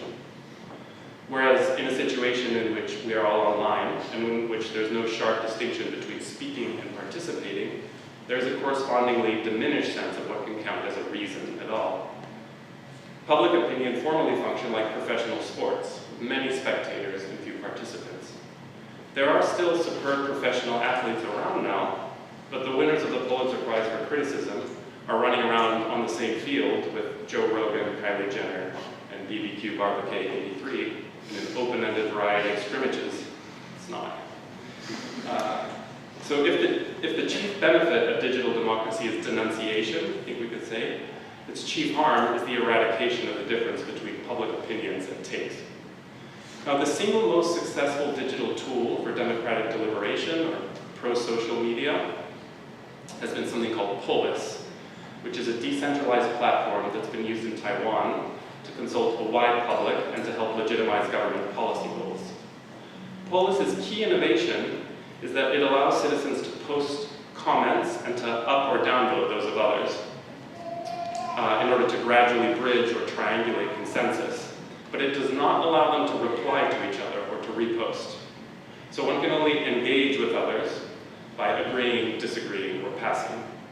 And this eliminates the possibility of trolling and flame wars, which is excellent. I think it's nonetheless telling that its success as a digital democratic process is predicated on bracketing the exchange of reasons itself as disruptive. By incentivizing siloed, fewer, less complex, and controversy-averse statements, it solves for a political product at the expense of the process of deliberative speech. So let me turn now to the second article of digital dogma that I think is crypto-authoritarian. I mean the value placed on optimization, efficiency, and streamlined process. In particular, the place that automation has come to occupy as a paradigmatic form of arbitration. Now here I'm primarily thinking about the pervasive application of algorithmic processes, which are at bottom technologies that externalize human judgment. Selection algorithms for credit scoring, risk assessment, child welfare, hiring, education, and penal sentencing are now widely in use, though not always openly, and widely justified on the grounds of their democratic fairness. Both in the sense that they may be said to incorporate a vast database of previous human decisions, as if data points were votes of some sort, and in the sense that they offer an ideal of an impartial decision-making mechanism. The transparency, equality, and accountability of such systems have also continually come to light as inadequate in well-documented ways. In 2018, the settings of a risk assessment algorithm used by US Immigration and Customs Enforcement to determine whether someone should be detained or released were modified so that the algorithm only ever recommended detain. That this grotesque farce was nonetheless maintained as a good idea is suggestive, I think, of the ideological prestige that they enjoy. What's remarkable about the recent appearance of LLMs, ChatGPT and Gemini and so forth, and generative AI, is that they extend this outsourcing of judgment to speech itself. LLMs perform two related functions. They boil down an impossibly vast sea of information into coherent narrative form, and they make it easy to produce standard content instantly and in any quantity. In other words, they automate the judgments implicit in the selection of digital information, as well as in the production of it. They are automatic points of view. Now, the democratic risks and possibilities of this situation are also well advertised. They make it easy to generate fake content and disinformation. They also make it easier for average citizens to improve their civic knowledge, to lobby and petition representatives, and to generate op-ed level gab. And if it's my obligation as a humanist to tell you that this is a bad thing, I will add that if LLMs can write institutional emails, accreditation reports, and quarterly summaries, then so much the better, because no human being should have to do that. But what's even more remarkable to me about the adoption of generative AI is how completely seamless it's been, how easy the capitulation of educational institutions has been, and how readily LLMs have unmasked the fact that our average digital engagement with speech and writing is extremely mid. In theory, one might think that this should mean that LLMs write mid-prose themselves, but in practice it's much better than that. And so behind the scenes, I've heard a number of professors express relief at the existence of LLMs. They make it so that students who are not good writers, that is to say, basically all students, will be able to turn in an essay that's not a dog's breakfast. Which is true in the short term, even though the slide from enhancement to replacement will end up undermining and making obsolete the capacities of professors themselves. But what is perhaps most alarming about this transition is the fundamental refiguring of the relationship between people, words, and meaning. The First Amendment of the US Bill of Rights implies a specific anthropology of liberal democratic privacy, wherein what's fundamental about us is implicitly defined as a right to uphold our ultimate metaphysical convictions, to speak freely, to peaceably assemble, and to petition the government for redress. These four rights are concentric, overlapping, and inseparable aspects of our personality, which is being defined as expressive through speech. Our dignity as people consists in being able to give our word. Now, I know that speech means more than words alone, but in a situation in which AI is either a dominant generator or prop for shared words, then the long-standing definition that people are political animals possessed of speech can't but become even less true. That is, when words are disembedded from context, quantitatively generated, and alienated into circulation as commodities in their own right, their expressive capacities become purely instrumental. Words do and will act more like currency. In other words, something that bears no thinking. Not only is speech transacted instead of spoken for in this situation, but LLMs will grease the ecstatic flow of information in such a way as to continually reveal the ways in which human thinking is itself imprecise, inefficient, and inadequate to our media environment. 9 times out of 10, I confess to you that I would rather deal with an automated customer representative than with a human blockhead. AI at least must meet explainability benchmarks, but no such standards exist for human denseness. And the same is happening to my expectations about democratic deliberation itself, which is extremely inefficient and annoying by comparison to digital processes. Now, generative and other forms of AI are about to become an inseparable feature of public agency in ways that will continue to ironize it to contempt. These are a list of examples. Ukraine and Oman have AI avatars that provide state political updates. Venezuela has AI journalists on both sides. AI candidates have run for political office in Japan and the UK. There's an Italian newspaper that's publishing entirely AI-generated content, headlines and all. There are AI influencers, and A-Rock became the first AI millionaire last year. Anthropic has now developed an AI program that can control your cursor and type for you, so you don't even have to be there for it. The achievement of general AI, which is now being defined as a program that can perform cognitive digital tasks as well as any human, seems imminent. The CEO of Anthropic has recently said that in 3 to 6 months, AI will be writing 90% of all software code. Now, I'm not saying that AI will replace human agency. I think it's clear that human work will still oversee and be overseen by AI. I am saying that AI programs are making themselves indistinguishable from human agency in such a way as to make the distinction practically irrelevant, and that this represents a fundamental departure from the principle that human beings should be taken at their word in a free and democratic society. Now, there's a third digital assumption, the perniciousness of which is harder to unearth. I mean the identification of reason with data and quasi-scientific objectivity. I'm thinking now of an assortment of phenomena such as the following: the presumption that political disagreement can primarily be resolved by fact-checking, the lazy discrediting of sources as biased, and the sanctimonious moralism that attaches to the phrases data-driven, evidence-based, and studies show. Here's some recent examples of our love of metrics that I've collected from major newspapers. Studies show that it's better for you to have friends. Studies show that social activism is good for young people. Studies show that you can save your marriage by paying others to do housework for you. And studies show that gratitude is good for you. Jonathan Haidt suggests that the wisdom of religious traditions is worth taking up because studies show that it improves well-being. One can only imagine the God of Abraham, Isaac, and Jacob breathing a sigh of relief at this verdict. Now, my complaint here is not against empiricism, but against the presumption that data should count as dispositive in questions that are ultimately moral, ethical, religious, aesthetic, or political. A presumption that is at once cause and effect of the destruction of our public sphere. In the absence of other forms of shared experience, it perhaps makes sense that we should have turned to data as the last lingua franca.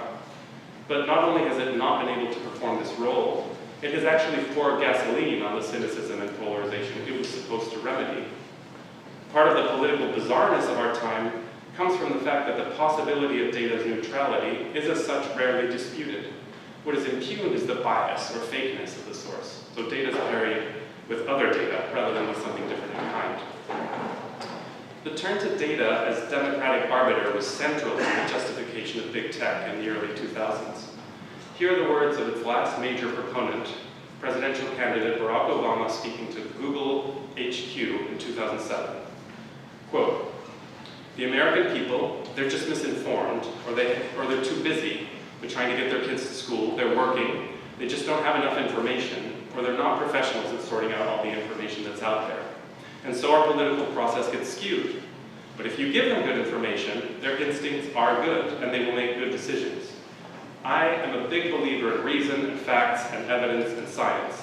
I want people in technology. I want innovators and engineers and scientists like yourselves. I want you helping us to make policy based on facts, based on reason." End quote. And as in a fairy tale, this has now come true. Yet, just under 20 years later, these sentiments seem to me approximately as remote as the writings of Voltaire. And while it was possible for many of us to hew to them so long as their associated flaws were circumscribed to Mark Zuckerberg's earnestly perturbed expressions, the underlying ideology of techno-optimism has suddenly emerged in much more destabilizing, neo-reactionary, and anti-democratic form. Whatever else, this serves us with an opportunity for articulating how these new avatars of techno-authoritarianism are implied in our digital practices.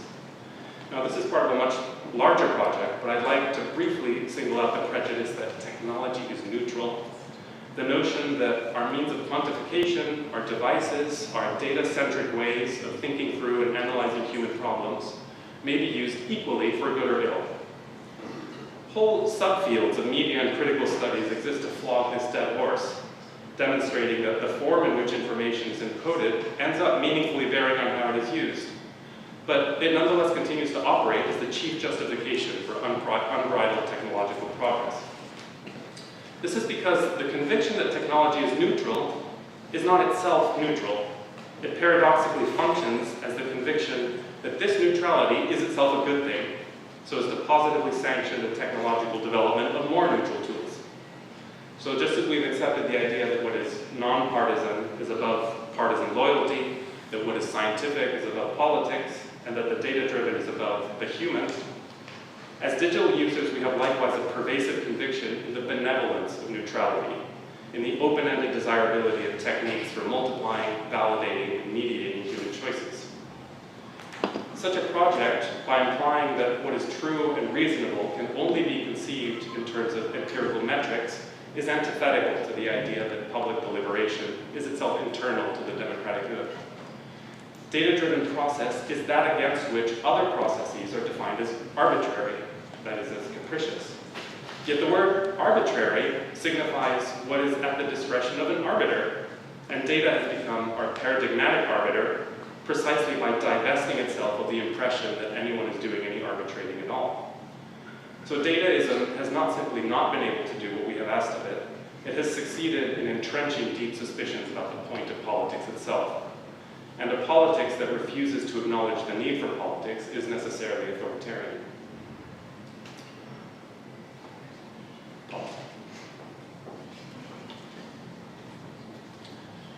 Now,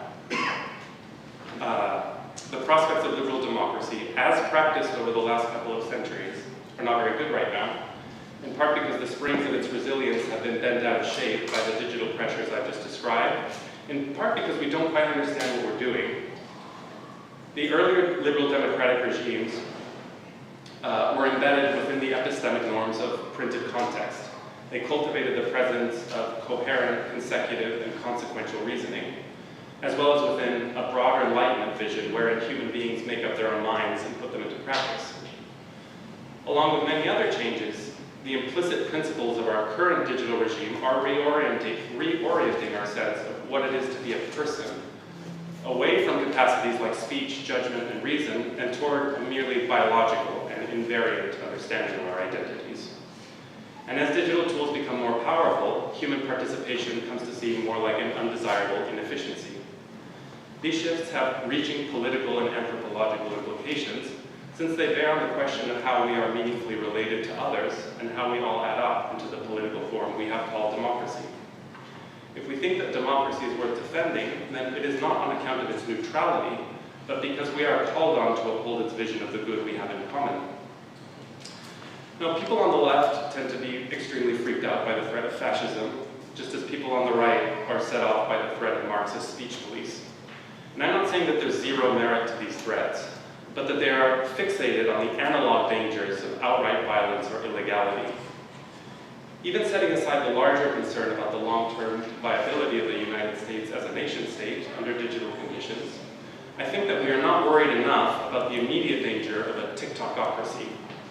And I mean a democracy so trivialized and hollowed out into entertaining spasms of opinion as to itself be indistinguishable from new forms of authoritarianism. The project of 20th century authoritarianism was to establish an Orwellian monopoly over the production of truth.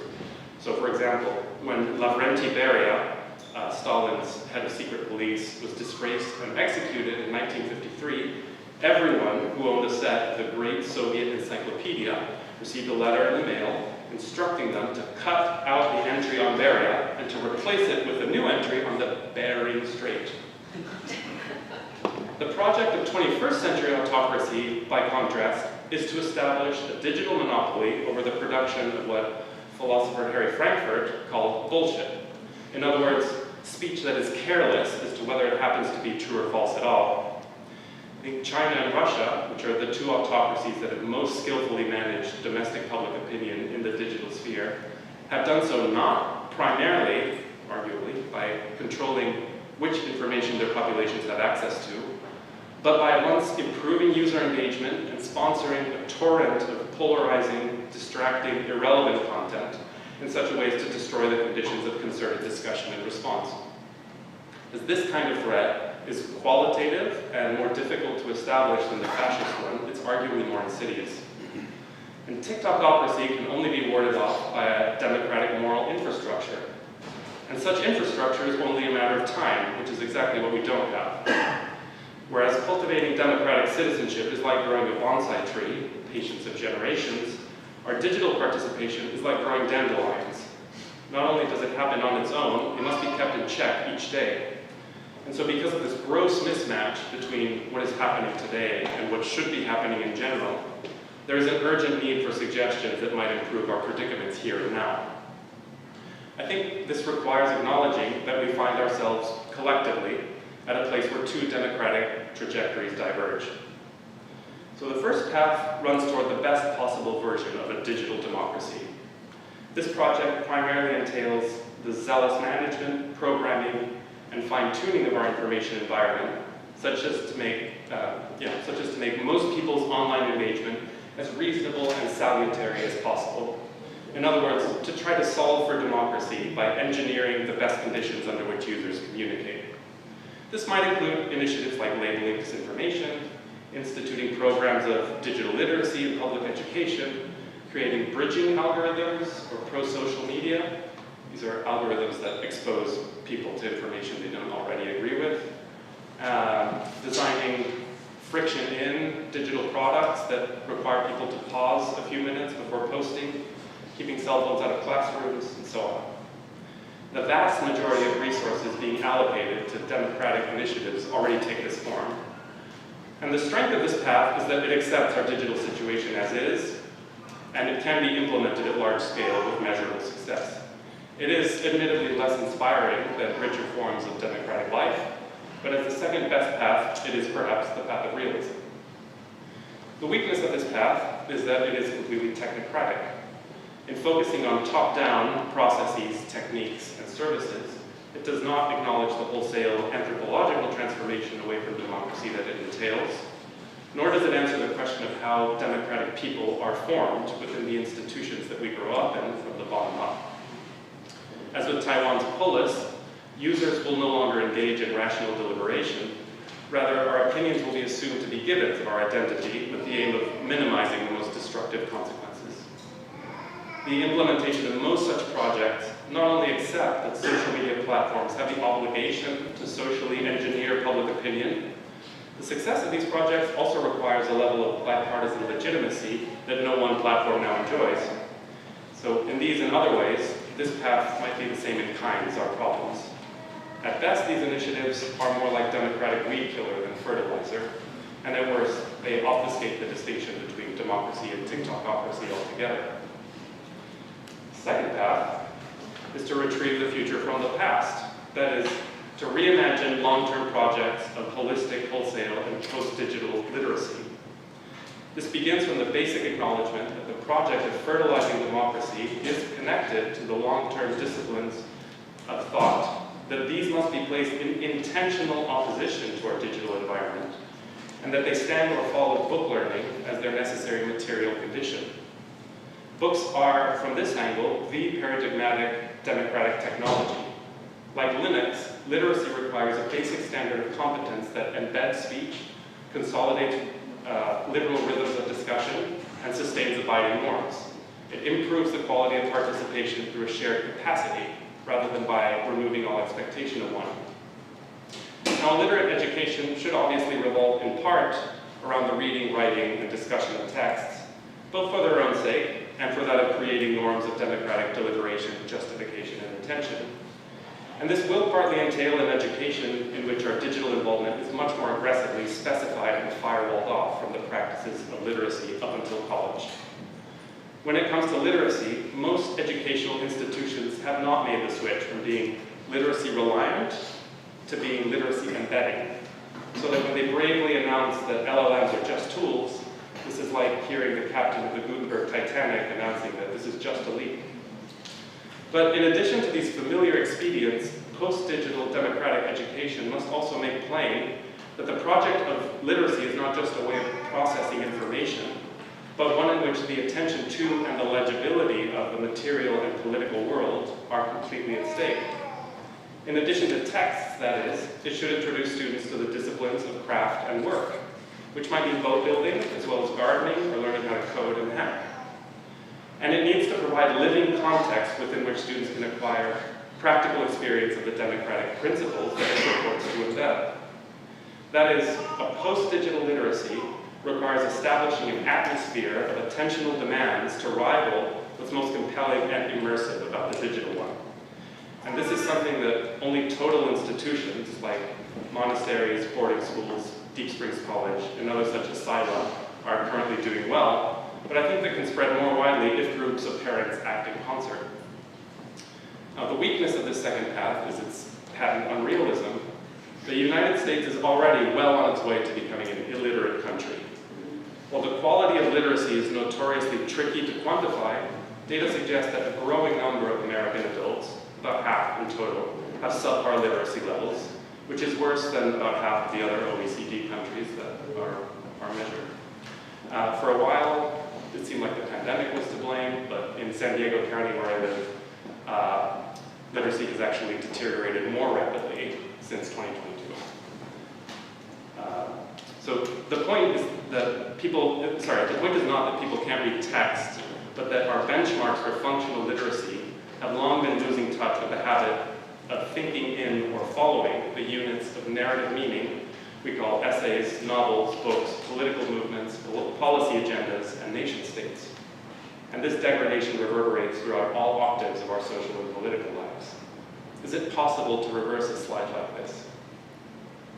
Now, however you wish to answer, it's plain that the cardinal difference between the first and second path centers on whether we think that democracy depends on the presence of meaningful and high-quality public speech, and that our current trajectory is made so much the worse by the fact that we refuse to acknowledge the rupture happening at our digital fingertips. I guess my own answer is been obvious enough, but if the national discussion is not exactly possible right now, I think that the seeds of one are still present in specific settings of people's state to thought in common. And if this educational program is not the most realistic option, I think it remains the most practical, that is, the most harmonious with the latent hopes of a democracy still young and still to be achieved.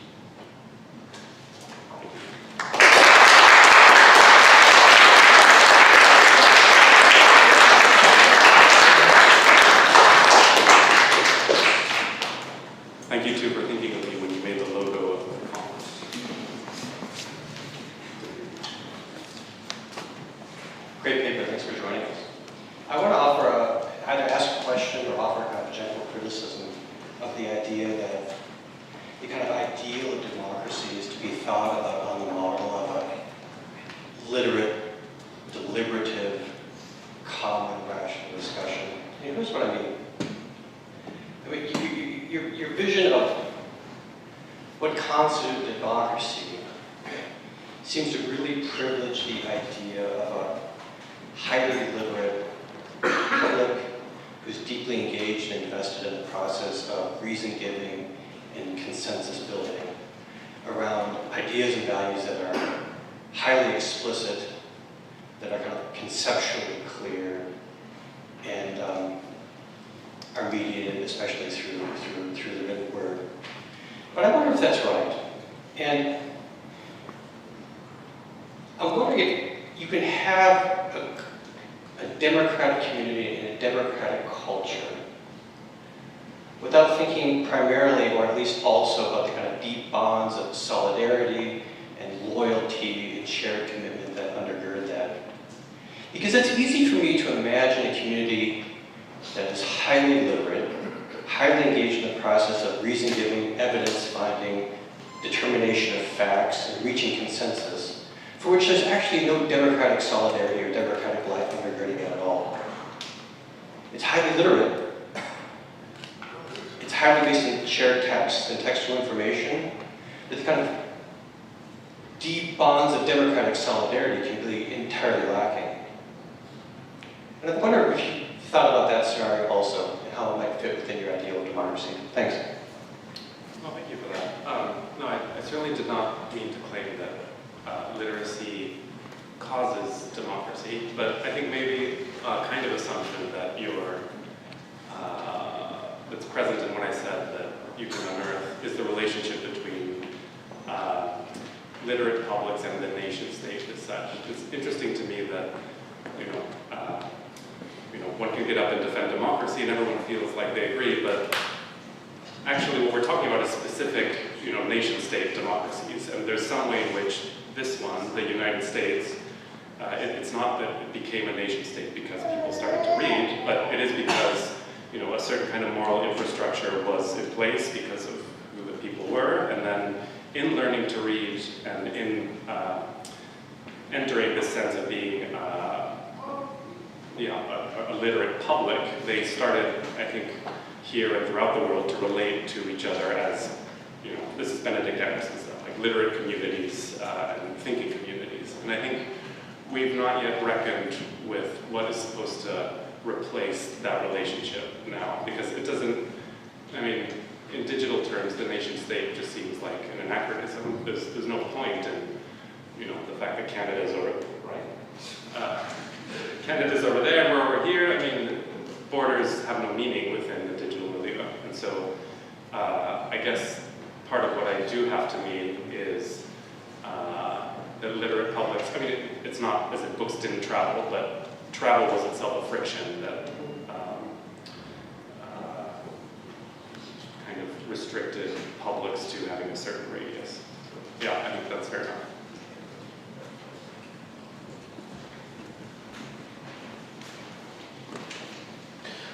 Thank you for a fantastically rich and deep talk, which I mostly agree with, but I feel like I have a critique that sort of piggybacks off what Matthew just said, that I wonder what your view on is, which is that you have defined here two forms of government, essentially, democracy and authoritarianism and autocracy, or autocracy.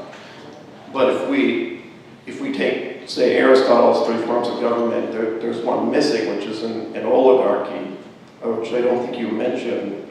And it just strikes me that when we speak of this highly educated, literate public from, say, the early United States as being an ideal democracy, that seems more, in fact, like an aristocratic republic, which is, in some sense, an oligarchy, and that with a limited franchise and so on. And that has decayed into, in my view, a different kind of oligarchy, a technocratic oligarchy, in which the opinions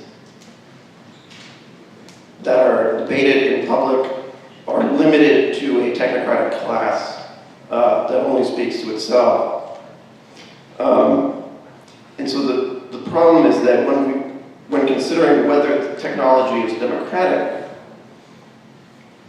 I'm not sure I can agree with this idea that say social media is not democratic because it degrades the conversation, because even in the time of the Greeks, the mob is the essential debate, most base but essential part of democracy. And it seems to me that if you spread out this debate to everyone out of this aristocratic class, that it is in fact more democratic. Democracy might just not be as great is typically taken in speech when we're really talking about something else. So I wonder if you have considered this from the perspective of adding oligarchy into these forms of government. Yeah, I mean, thank you for that question. In a way, there's less at stake for me in defending whether we want to use the word democracy in particular. I think that whether we want to say that we, that we still have democracy or don't, I think what's key and that's often not acknowledged is this complete qualitative transformation in speech and exchange of speech and how we encounter what's called the information environment. So if we want to call it, it's been the same all along, different. I mean, I guess the only thing that I can add to your point about Aristotle is that I think Aristotle says that the ideal form of democracy is something called a politeia. And as far as I know, no regime called itself that. So it's possible that he's suggesting that the ideal democratic regime is one that does not understand itself as the thing that it is. And I think it could be the case that earlier versions of the United States were like that. They were, some kind of mix of oligarchy and democracy. Nonetheless, there was this, public, let's say, salutary self-deceit in which everyone thought of themselves as democratic. And I agree that the conditions of that shared self-deceit have been destroyed. So it's not like we can just say that thing that we had again and more. So that's why I think, to the extent that I have a suggestion, it's that we, identify what's truly democratic or, qualitatively more democratic with aggressive, and intentional stances against our current information environment. Hi, thank you so much. Here in the middle. Thank you so much. That was great. And you probably don't hear this much. I've used your work on vampires before, so yeah, I appreciate that. When you were talking about the rise of data and neutrality, it strikes me that this is in a sense the long schooling out, kind of technologically arriving at the point at which modernity's transition from the emphasis on the good is what holds us together to the emphasis on process, and we'll be neutral about the good because people won't kill themselves. It's like we've achieved kind of finally the technology to have that neutrality, right? Where it's data and data is at everybody's fingertips. But the reason I bring that up is it strikes me, I think everything you're saying about dealing with the specificities of the digital age is true, and we have to do that. But we have had centuries of practice in dealing with modernity, and so if we can think of it in the sense as a problem with a longer genealogy, then maybe that helps as well, that it is new, but it's not only new, what we're dealing with. No, certainly. I think that's right, and had I but whirled enough in time, that would have come into it. I guess I would only add that what's interesting to me about this political moment is that one way in which it resembles the pre-modern or sort of early modern period is that the distinction between public and private speech, was meant to kind of wall off religious identity from political practice, and that's what kept people from, one of the things that in some ways led to peace. And what's interesting now is that I think facts themselves are taking on this identitarian weight, right? So that it's not just, there's no distinction between facts and opinions, or it's breaking down. And so it's as if, I guess I'm only adding that the conditions for that piece are themselves, I think, crumbling under, under this regime. I appreciated your example of the social media site where you can't repost, where you can just be in dialogue. And it makes me wonder if we kind of conflate two different writing and communication skills that are different, speaking among friends and speaking to a mass audience. is it possible that just writing for a broad, unknown, untrusted audience is just not a skill we both have or develop for most people? And what we need are communities of friends who can respond personally and with trust to our wrong ideas and correct them fraternally rather than speak to the mob. Yeah, I mean, I think that may be the best that we can do now. I mean, one kind of example of what I think is a democratic space are, Reddit boards. And the reason that they work, or what Reddit reveals, is that a condition for free speech, or rational speech, is the legitimacy of an arbiter, right? So if I trust that, if I trust you to tell me that once I transgress, whatever, I'm out, or I don't remember what the punishments are. It depends on the group. That is the condition that I think is missing in kind of like speech to everyone now, and so it's really what's degrading is this intermediate thing between everyone and no one that I think used to be something like the public or the local public, or but no, I agree to you that we should think of this as a legitimacy problem, and digital speech is the kind of machine for destroying institutional legitimacy. So it presents problems for, I think, speaking to a wider public at all. Thank you. Thank you so much for your talk. I don't know if this is exactly your position, but often when we hear now debates about all the downsides of digital technology, there is an undercurrent, obviously, of nostalgia for a time when there was, say, more long-form journalism, traditional media outlets, 3 networks on the TV, that kind of thing. But how would you deal with the accusation that is, often thrown out that form of gatekeeping cultivated a kind of groupthink within those institutions, and it's part of that groupthink that has led really to the exploitation of digital technologies, as it were, to explode that monopoly of information. And maybe a related point is, there is a sense in which you're saying the technology is almost this thing that overthrows the previous more deliberative culture.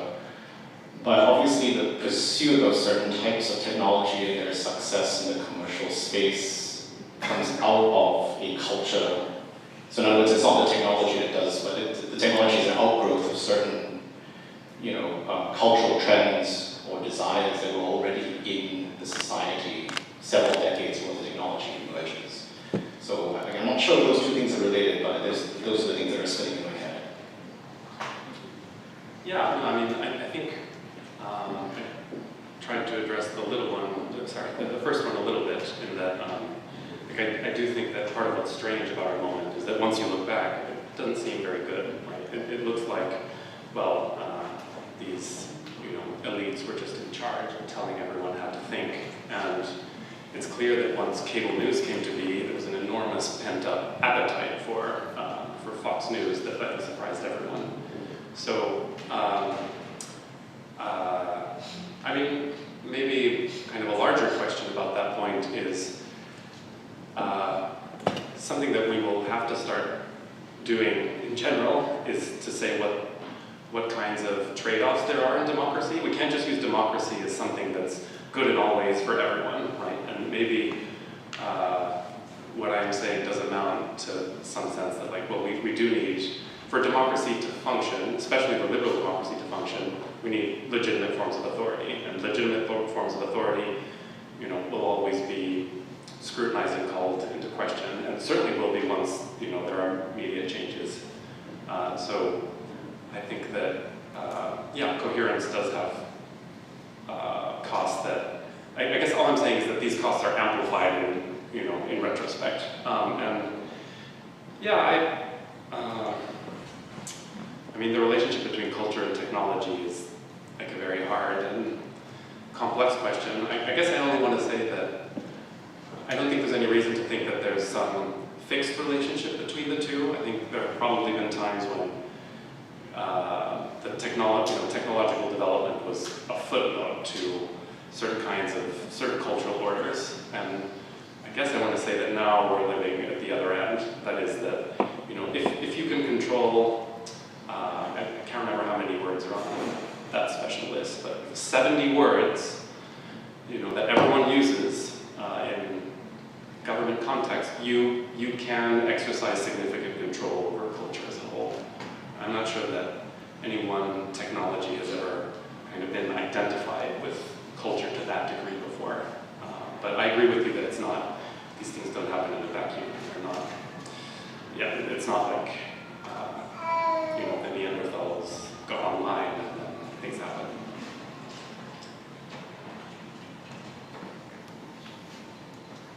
Thank you for a very thought-provoking talk. I wanted to hear more about this idea of democratic moral formation, particularly with respect to the roles that you see for materiality, embodiment, and shared culture.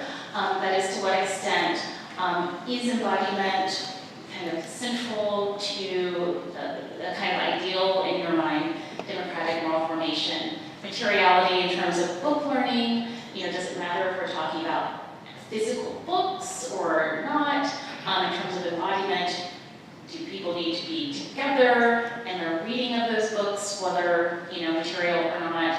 And then in terms of shared cultural foundations, just the content, and I think this does get to some questions in terms of authority, in terms of education, and do we need some kind of shared cultural content, and that gives rise to all sorts of kind of cultural battles.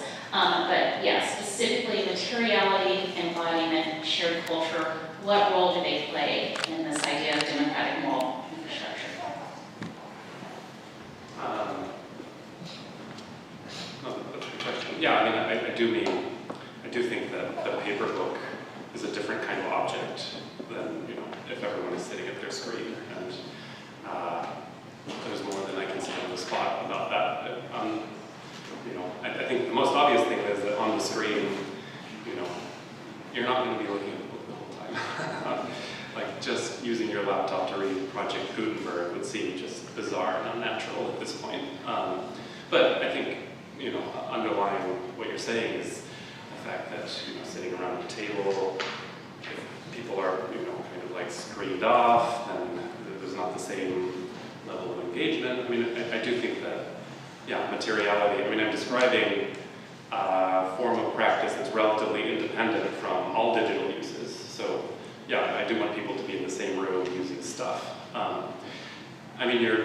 The question on which you end is, of course, the trickier one. Here's maybe something that I've been thinking. When I look at the kinds of alternative institutions that are emerging and available in this space, I see a kind of spectrum. And on one end, there's institutions that are, like, let's say, ideologically homogeneous. So, if you can go to Wyoming Catholic College, and you will be there with other Wyoming Catholics, and they have, a somewhat anti-tech stance, but it's clear that people are self-selecting into that, and that the bond is religious, or what, is ideological. And I think, the other extreme is a place like Deep Springs, where, the thing that's all-consuming and that brings people together is, the tangible material reality of living in a place and, sharing its responsibilities. And I think that, if I wax lyrical about this very peculiar institution, it makes it possible for, students from bluest Brooklyn to work with, some students, but mostly staff from, Reddest Rodeo America. And, I'm not saying that these are seamless, loving relationships, but that you can work together if, there's a thing that you are referring to, and there's kind of criteria that are independent of affinity, opinion, and identity. And I have seen that work. And I think that there are other trade-like or craft-like schools that foreground, immersive practice. So that's kind of the other extreme or the other spectrum, end of the spectrum from ideological affinity. I do think that the latter is possible, and that we should have more. Yes, thanks for your talk, and I want to just press on this notion that new digital technology has undermined the legitimacy of institutions that have historically helped shape a consensus in society. I would submit that maybe it's also the case, or maybe more so the case, that the occupants of these institutions, let's call them the professional managerial class, has been so deeply corrupted by these media that it's actually undermined the legitimacy of those institutions. Let me put it this way. I think that political partisanship and hysteria almost certainly rises with educational level, so that the most disordered people in our society with respect to social media consumption and its relation to kind of political extremism are actually at the top of society. And that most people are not actually relatively immune. Why is that the case? Because like Deep Springs College, they actually go to work and work with people and things and not screens. So I'm just wondering whether we've got the causality backwards, that professional managerial class became disordered by this technology, and then they destroyed the institutions that they run. I think the university is a good example of this, by their own hysteria. I mean, I think that description of the problem is not incompatible with the claim that digital technology destroys legitimacy, right? I mean, there's both the sense, I think everyone has changed their relationship to how, to the news, let's say, and so, but, I think if you want to emphasize what has happened to the people who seem to be most online and most in control of online organs, or formerly most in control of online organs, then I don't have any objection with that. I do think that, I don't know, I'm skeptical of kind of like Main Street is not online reading of the United States. I mean, there may be relative differences, I don't deny that, but I mean, I can only provide anecdotal evidence. I'm not exactly sure how to show this because I wouldn't expect it just to correlate to hours spent on platforms, but certainly wherever I have gone over the past 5 years when I'm, talking to emissaries from, man on the street, they are making claims and relating to other kinds of claims in new ways, in ways that are predicated on what is available and how we consume the news now. But I have to think more about how to establish I guess what I'm trying to press on here is the standard narrative. Standard narrative is, the networks, the universities, elsewhere, that social media, the new digital technology created alternative pathways, alternative narratives, alternative sources of information, and that this, by a kind of, no fault of the ruling class, this led to a decay of the legitimacy of these institutions. And I'm proposing, no, actually, the disorder is in the souls of the people who run things. And they were really on the cutting edge of this, certainly 30 years ago. And they became hysterical. And they really basically shipwrecked the institutions that ultimately forced people to look for alternative sources of information. So they weren't getting alternative sources of information and then going, wait a minute, those old blind institutions are not trustworthy. Instead, they intuited, because they're not stupid, that something is really messed up. And then they went around looking for alternative sources of information on the web. Yeah, I mean, I guess again, I don't completely disagree, but I disagree with characterizations of the problem that are just about some them or some group of people, because that would be amazing. We could just get rid of them.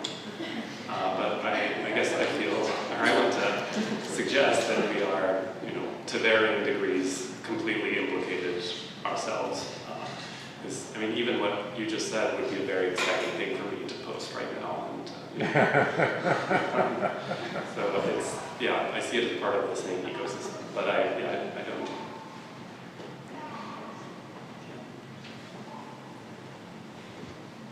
Thank you so much for your talk.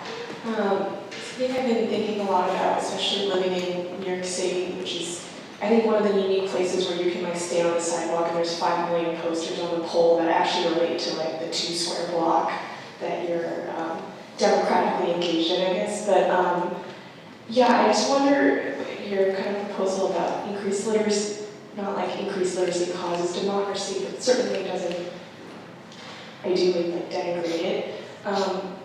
I've often thought whether or not I should have an opinion about things as like a member of the caucus, and you mentioned like legitimate authority, but this thought I have like, if for example, we were all on social media and for some reason had the capacity to like reason so well, like for me, there's certain things like I shouldn't have an opinion on certain things because I'm not the expert. And so I just think kind of those thoughts, just wanted to propose and to ask, like in your experience personally and also in your own research, like how do you view like localism or subsidiarity in terms of like building your embedded literacy?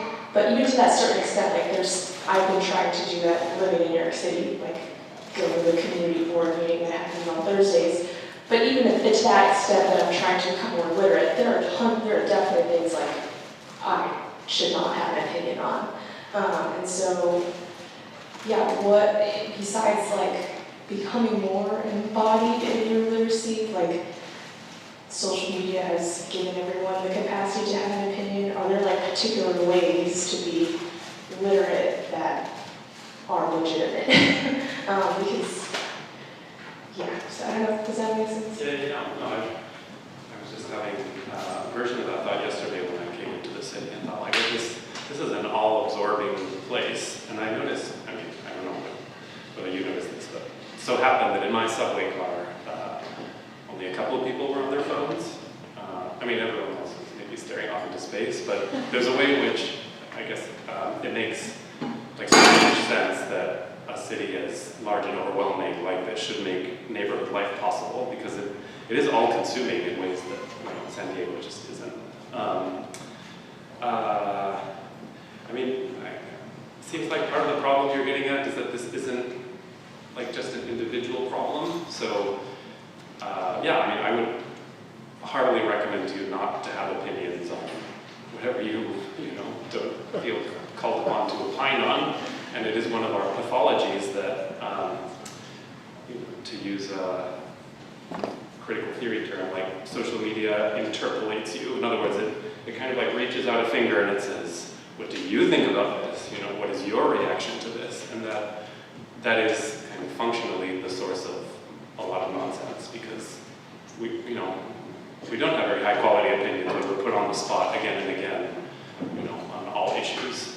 So, yeah, but I know that it's easy to say, like, well, just don't be on there, because the only thing that's really going to, I think it would make you happier not to be on social media, but I think that what will be more transformative is like only if you can like associate with communities of people who, I don't know, like parents at a school or members of some kind of club or institution that are like sharing your anti-digitalism, and it's hard to make local politics do that too, at least initially.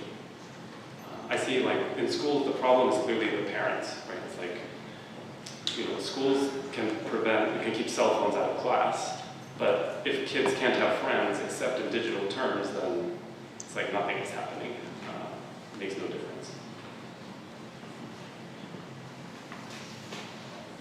That wasn't very satisfactory. I want to echo a bit on the compliments for a very rich and interesting talk. This kind of piggybacks on the previous question, but some others as well. I wonder if you're ascribing to technology what is certainly coming through technology, but I think at least in the context of the United States, I think very much of the erosion of what I call intermediary institutions. Right? So when we talk about democracy, at least in the United States, democracy was always thought to be a multi-scalar institutional arrangement, particularly around federalism. But I live in New England, and so we have a kind of history of the local town meeting and all of this. And so there is this sense of a participation of the masses, but as one kind of refines or moves up the scale, if you will, fewer and fewer people are meant to participate, but that their interests and their values are expressed through intermediary institutions, whether it is local government, state government, labor unions, churches, et cetera, et cetera. So I'm wondering if the technology is more a reflection of the erosion of these institutions rather than vice versa, the technology is sort of causing them, because to my sensibilities, it's the erosion of institutions, which is forcing us to be atomized in individuals, and then we all go on TikTok. Yeah, no, I mean, I think there's certainly not a completely straightforward causal relationship between the two. I mean, yeah, when was Bowling Alone written? It's probably, yeah. But I guess, I think all I want to say is there's a difference between saying, you know, intermediary institutions were already degraded, so we, turn to drugs or something. Like that's one kind of explanation. And I'm not opposed to that, but I do think that the turn to this drug has made intermediate institutions almost like untenable, undesirable, illegitimate, almost unimaginable, in the sense that I no longer understand my political and communal life to be completely at stake within a setting. So I guess all I'm saying is that whether drug came before unhappiness, the drug has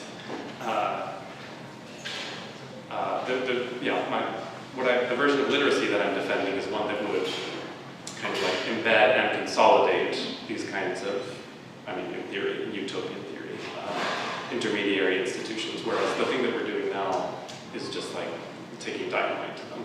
That's incompatible with them on some level that we haven't figured out yet.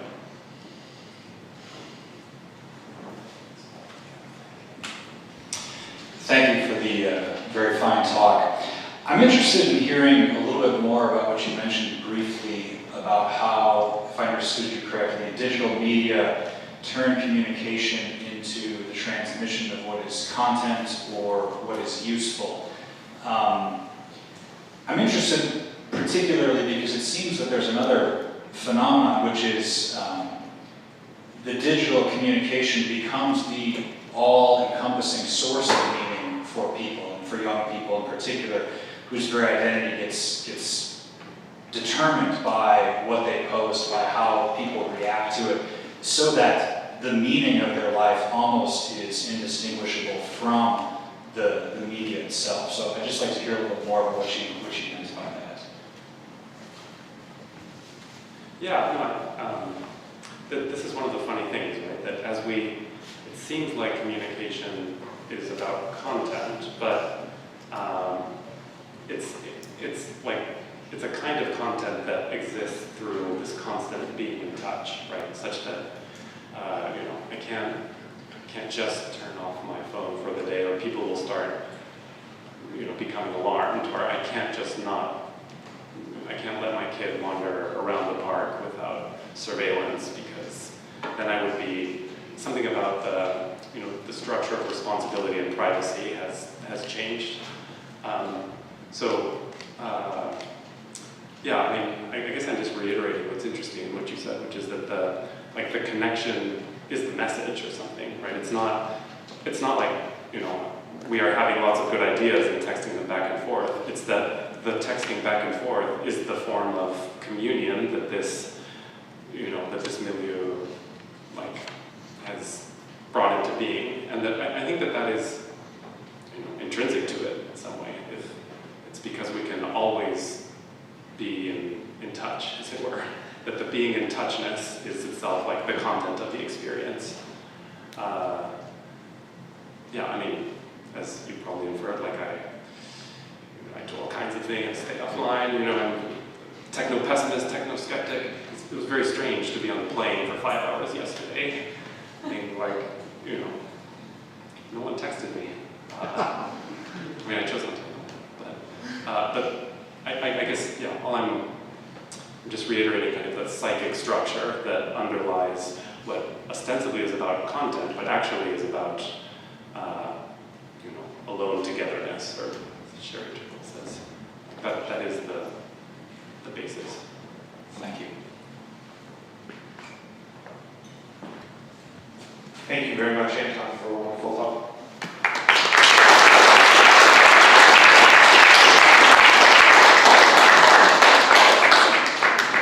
As you can see over to the right side of the room, we have lunch ready. Please feel free to enjoy. We have tables here and on this side. I'd also flag that if you like bookmarks or stickers, or if you want to learn more about the Morningside Institute, see my colleagues up at the registration desk. We'll reconvene in an hour. Thank you all.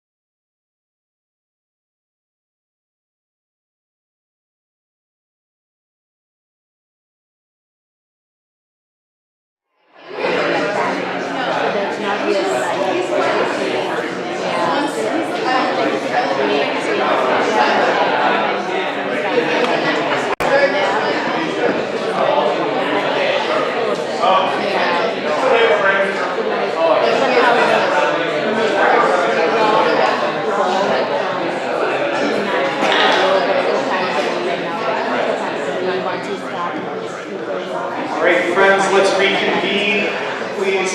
We've parted like the Red Sea, now I can be like Moses bringing you back into the middle, over the Egyptians, I guess. There, is that better? That's still, is that better? Okay, brilliant. Thank you. All right, so our third speaker today is Angel Adams-Parham, who is, we'll wait a second here. Okay, brilliant. Our third speaker is Angel Adams-Parham, Associate Professor of Sociology at the University of Virginia. Professor Parham is the author of American Roots, Racial Palimpsests and the Transformation of Race, The Black Intellectual Tradition, Reading Freedom in Classical Literature, and the forthcoming Reckoning and Reconciliation on Race and Memory in Civic Life. She's also very active, as she alluded to earlier, in the classical education movement, and she's the co-founder and executive director of Nyanza Classical Community. She'll be speaking with us today on Remembering America, the High Stakes of Memory and Moral Imagination in Civic Life.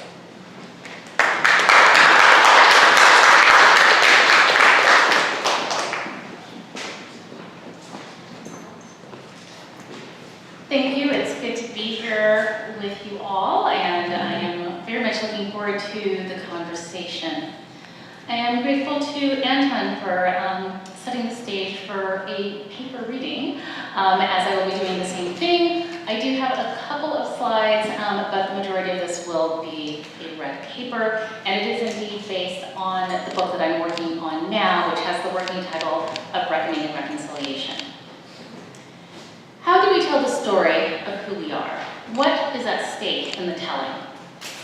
These are existential questions that occupy every country to one degree or another, and questions which have been deeply explored by many scholars. They are issues of particular import to the United States, poised to commemorate its 250th anniversary in 2026. The uncomfortable history of slavery and racial segregation have never fit well into the larger narrative of what it means to be American. This past has, in a sense, been an uneasy conversation partner, demanding more of us than we're willing to give it as a country. Given where we find ourselves today, how will we reconcile the dueling dimensions of this complex past? The research on which this talk is based examines the role of social memory in the constitution and strengthening of civic solidarity. At its heart, questions of solidarity bear on the issue of who we understand ourselves to be and what binds us together as a nation. The way we do or do not tell the story of who we are has significant impacts on civic solidarity. At present, public discourse in the US tends to veer between two moral imaginative poles: nefarious origins and triumph of ideals. The first insists that the country reckon honestly and openly with the history and legacy of slavery, racial segregation, and indigenous expropriation. The latter argues that these have been largely overcome and the focus should instead be on America's founding ideals. What I seek to bring forward in this project is a third approach that I describe as the integrative blues mode of interpreting the past, of making sense of what it means to be American. I do this by drawing on the undercited work of many writers and artists who I think of as blues theorists: Ralph Ellison, Toni Morrison, Romare Bearden, Jacob Lawrence, Albert Murray, Cornel West, and too many more to name. In contrast to the nefarious origins and triumph of ideals approaches, the integrated blues mode recognizes both the need to reckon with the difficult past and the need to build toward a civic solidarity that allows for reconciliation across lines of difference. It is a difficult balance to maintain. With this work, I seek to root our conversation of the complicated entanglement of race, memory, justice, and the American idea in a disciplined examination of what I call lieux de souvenir, places of remembering whose layered histories provide an opportunity to do this complex work of making sense of the past. Many scholars have found that Americans are most open to engaging with complex histories when this occurs at the local level, where they have particular investments, affinities, and commitments. Indeed, it has been a series of unexpected local experiences that have solidified the lieu de souvenir approach I take in this project. They are experiences which show that the many complex stories which inhere in the land will continue to make themselves felt beneath the shifting ground of our feet, even when what we might want most is for them to dissolve like mist in the air. We can either meet those stories in ways that help to knit us together across our differences, or in ways that unravel the ever more fragile threads of a fraying republic. The work for the book is centered in New Orleans, a complex city indeed, with French, Spanish, American, and Creole threads that make it both beautiful and difficult to understand. But before we come to the specifics of the Louisiana case, I want to share some of the stories in the land that I encountered on my way to writing this book. I share them because they are precisely the kinds of stories that I did not go looking for, the kinds that asserted themselves when I was just going about my everyday life. I share these stories because it is my belief that each of us encounters similar stories in the land that make us think hard about who we are, how we should live, and what it means to be American. The first of these takes place in August 2003 in St. Francisville, Louisiana. We had recently moved to Louisiana and still had much to learn about its beautiful and terrible past.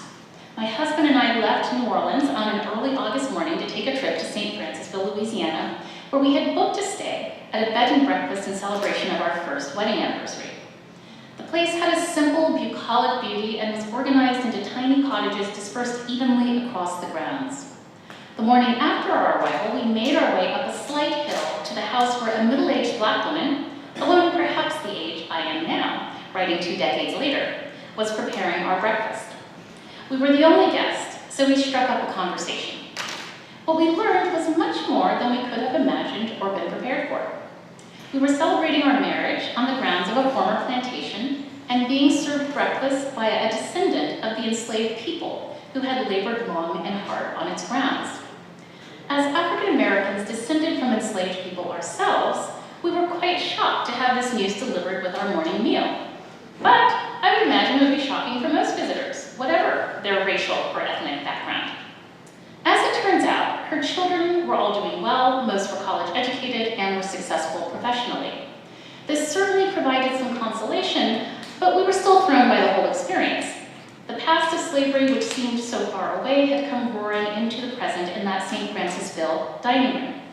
There had been no indication in any promotional materials, understandable, no hint at the time of reservation, and no signage upon our arrival, or at any time during the stay, which acknowledged that the charming bed and breakfast was a former plantation, let alone that it was staffed by a descendant of enslaved persons on that plantation. How might we have responded if we had known the site's history in advance? We know from recent years that many Americans at the nefarious origins end of the public discourse would argue that plantations should not be sites of vacation or celebration. On the other hand, a triumph of ideals approach would tend to underplay this negative past and focus on the enjoyment of the bucolic place in the present. While there is no one integrated blues approach, it would tend toward publicly recognizing rather than hiding the site's past, and towards some kind of repair provided in the present, even as the site might continue to operate as a place of leisure. So the second story comes sometime later, 2019-2020, in St. Augustine, Florida, in a small community called Lincolnville. It's been 16 years since St. Francisville, and we now have 2 daughters. We decided to go to St. Augustine, Florida for a summer vacation. We did the historic tours, went to the beach, ate our fill of good food. Our home base was a nice-looking neighborhood where we had rented an entire house through Airbnb. You notice the shift from the bed and breakfast to the Airbnb. The girls discovered a favorite restaurant, which served huge ice cream sundaes and unnaturally large portions of just about everything. The trip, that's why they liked it. The trip was such a hit that we decided to go back the following year.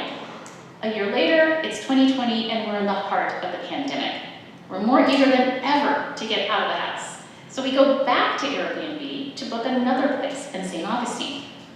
As it happens, we find a house in the same neighborhood where we had stayed before. Ideal because it's in walking distance to all the historic attractions and restaurants we looked forward to experiencing again. But this time when we arrive, I start to wonder about where we are. Yes, we're in Augustine. I did some online searches and found that we were staying in a historically black community called Lincolnville. It had been settled by recently emancipated slaves in the 19th century and had a storied history, including a visit by Martin Luther King Jr. in 1964. I learned that there was a museum and cultural center near us that told the story of Lincolnville. But I discovered this after much of our stay had passed, and it was soon time to go back home, so we never made it to the museum. The last bit of information I read in the community report stopped me short. It was an overview of Lincolnville's recent history recounting dramatic social, cultural, and economic transformations. In short, gentrification was overtaking this historically black community. The neighborhood was now majority white and largely inhabited by tourists like me, who had rented Airbnbs.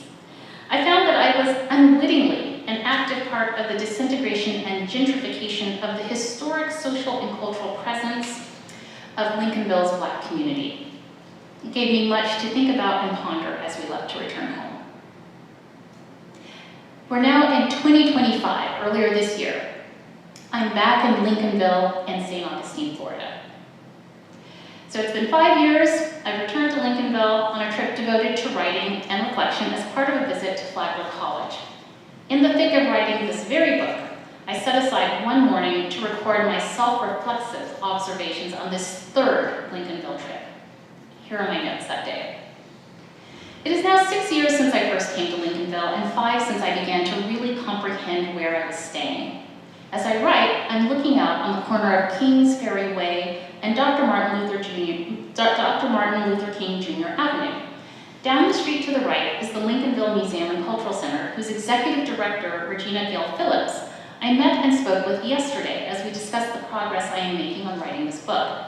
It has been this trip, the first where I am at leisure to stroll, think, and write on my own time, that has begun to open Lincolnville up to me. It is on these strolls that I have discovered the historical markers placed in front of many private residences, providing a walking tour of Black history throughout the community. But there are also other signs, colored in an insistent bright red against white, declaring homes, not hotels, in sharp rebuke to my family's 2 summer vacations in the area. But they are also a rebuke to my current stay, lodged as I am in yet another Airbnb, just a 5-minute walk from the museum. Now, in my defense, the college booked the Airbnb and not me. This time, however, I tell myself that my stay is less of an affront because I know that I am staying in an owner-occupied unit. I met Jared myself when he came to install a new microwave oven, and he pointed out that he and his family live on the 2nd floor apartment above me. This is, I think, some consolation, even if it does not resolve the considerable tensions between economically struggling renters and owners in the city. As I sit, think, and write, the Old Town Trolley tour cars roll by periodically in front of the Cornerstone Cafe where I am taking my coffee and breakfast. I learned from Gail yesterday that a Lincolnville stop has only recently been added to this popular St. Augustine history tour. A considerable delay, given the incredibly rich historical experience threaded throughout the community. My final stop in these prefatory remarks takes place during my time at the University of Virginia, beginning in 2021 when I moved there and through today. When I began the research for this book, I was living in New Orleans, and it was the history-laden streets, homes, and residents of that city that tutored me in the ways of historical thinking and research. Now I live in Charlottesville, but the persistent historical issues and the uncomfortable moral questions which accompany them have followed me across the country. Before we ever moved, of course, the notorious events of August 2017 were already on our minds. At the center of the Unite the Right March, rally, and tactics of intimidation and violence was the loud defense of a certain vision of what it means to be American. A vision that elevates the Confederacy and challenges the place of Jews and non-white people in the Union. Beyond that infamous event, however, tensions in our grappling with controversial histories continues to be felt all across grounds, as the campus at UVA is called. Most recently, in the cancellation of the UVA student guide services. This student-led group is no longer permitted to offer historical tours as an official part of admissions at the University of Virginia. The administration has determined that their frank forays into the challenging parts of UVA's history, which involve a critique of Thomas Jefferson's slave-owning legacy, are too intense for market consumption. This local UVA wrestling with contentious history on grounds is a microcosm of the larger struggle we are having as Americans as we enter into the 250th anniversary of the country. We see in it a tussling between dueling moral imaginative modes with the nefarious origins inclination of the student guides pitted against the triumph of ideals defended by a university administration seeking to protect and promote the dominant story of the college's founding and history. In a similar way, my internal struggles over the St. Francisville plantation trip in 2003 and the 3 Lincolnville trips to St. Augustine play out in miniature our larger contentious debates over who we are as Americans, what we owe to each other, and how to fashion a future where it is possible to live together with and across our many differences. The way we make social and moral sense of the kind of complicated histories of race, place, justice, and inequality, which I have encountered in these places over the last 2 decades, carries significant implications for the strengthening or undermining of civic solidarity in America. The integrated blues mode of sense-making introduced in my book brings forward a unique, largely overlooked tradition of critical social analysis drawn from rich moral sources that offer a vision of civic solidarity capable of steering the way between the Scylla of triumphalism and the Charybdis of ressentiment, those extreme poles roiling our democratic life today.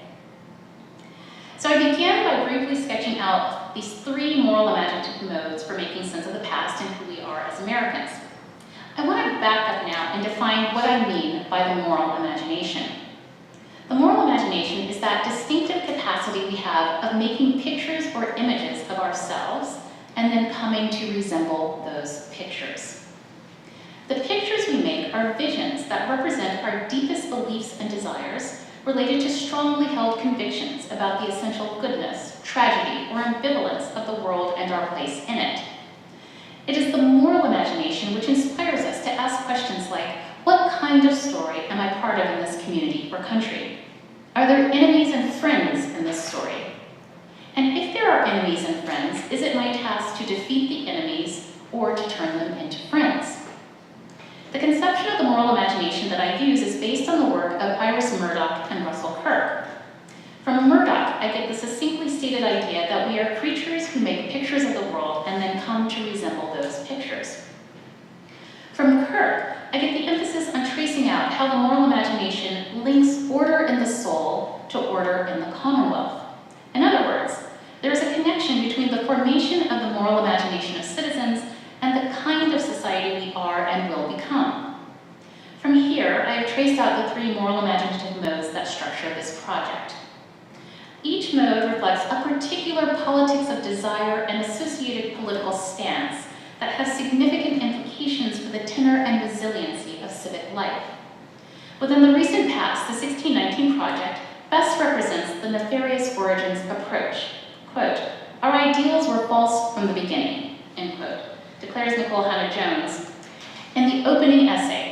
Then, in a wholesale challenge to the country's traditional self-understanding, the project sets out to demonstrate that the enslaving logic of 1619 constitutes our true founding. Soon after the 1619 Project was published, conservative scholars countered by emphasizing that 1776 was really the true founding, and that its ideals are what the country has always been built on. The first Trump administration commissioned the 1776 report, authored by the president of Hillsdale College, Larry Arnn, and this was soon followed by the 1776 curriculum, a K-12 resource sponsored by Hillsdale College and disseminated to its network of charter schools. Around the same time, a group of Black conservatives founded 1776 Unites, declaring its organization, quote, a movement to shape the American future by drawing on the best of its past through a commitment to encourage unity through shared values, end quote.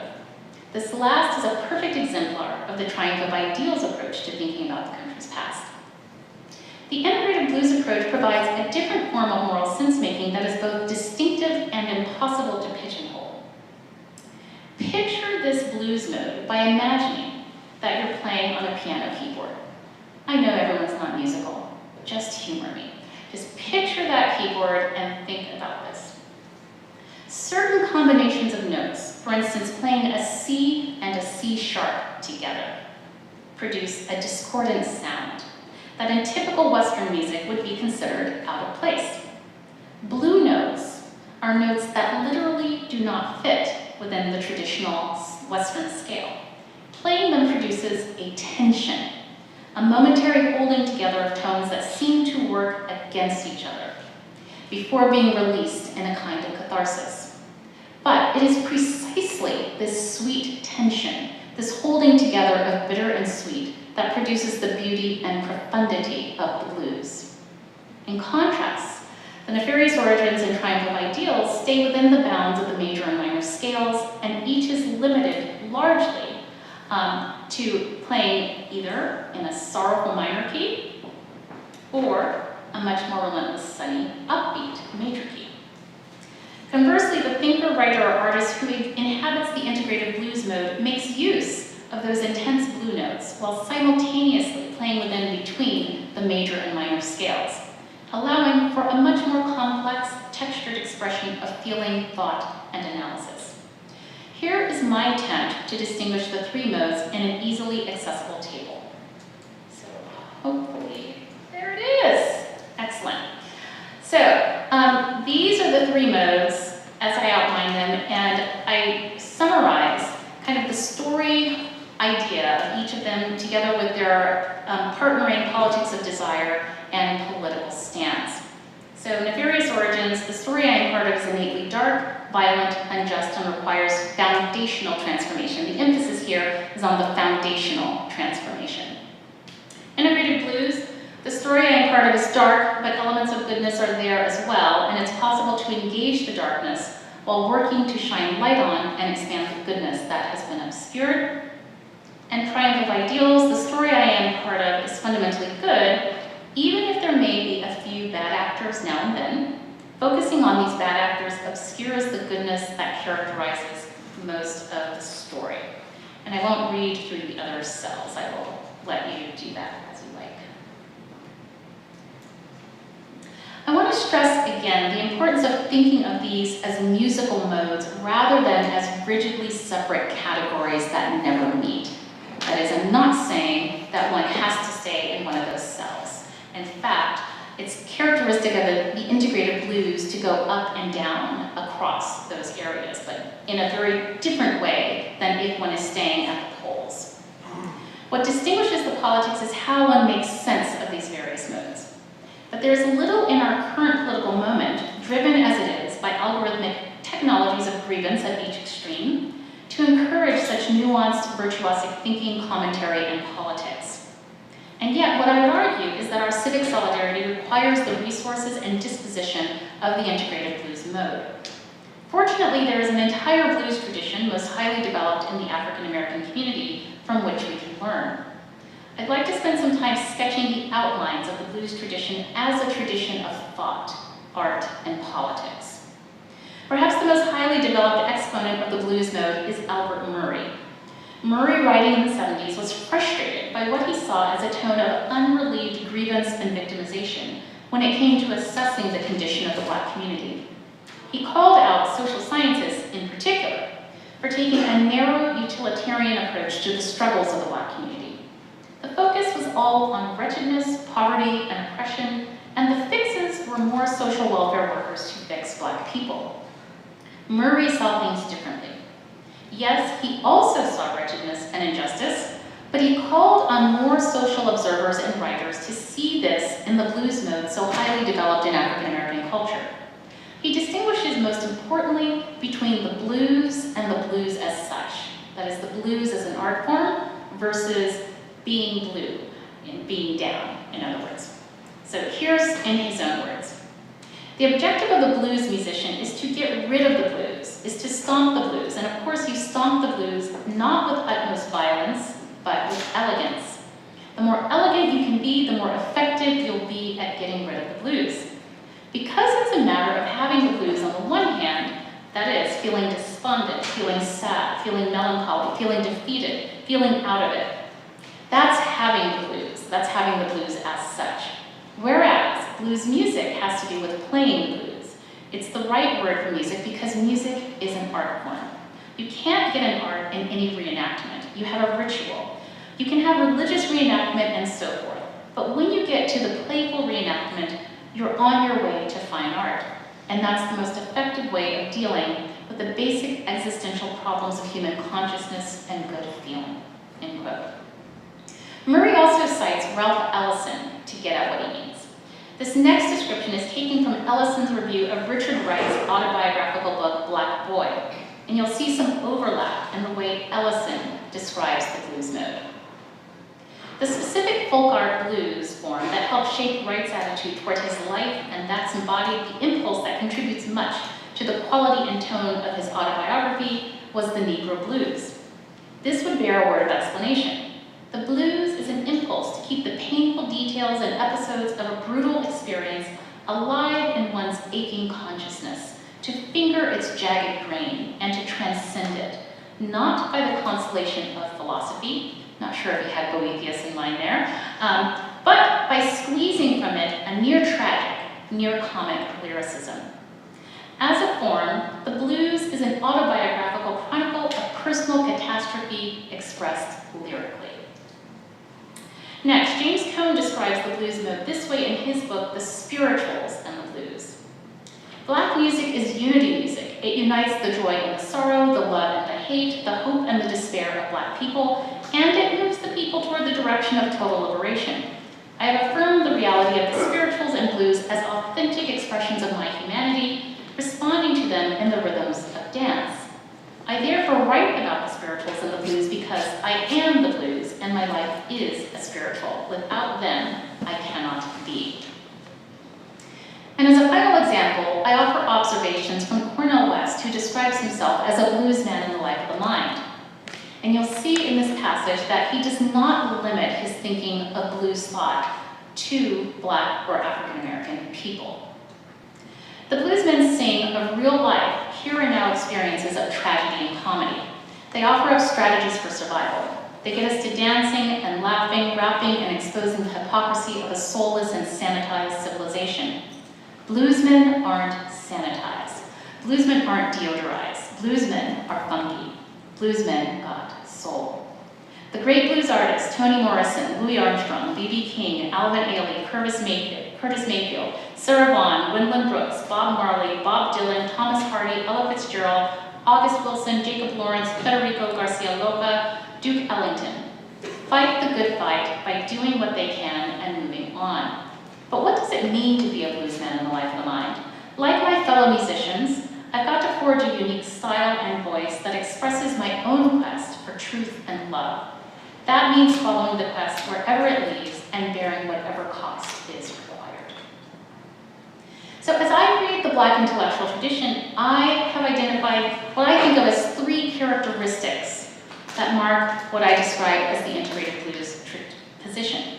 First, it is a tradition of critique characterized by a kind of alchemy that transforms suffering via creative work into a hope-filled re-envisioning from what is now into what can yet be. We see this alchemy present in blues music itself, in spirituals, in much of the story and literature of Black writers.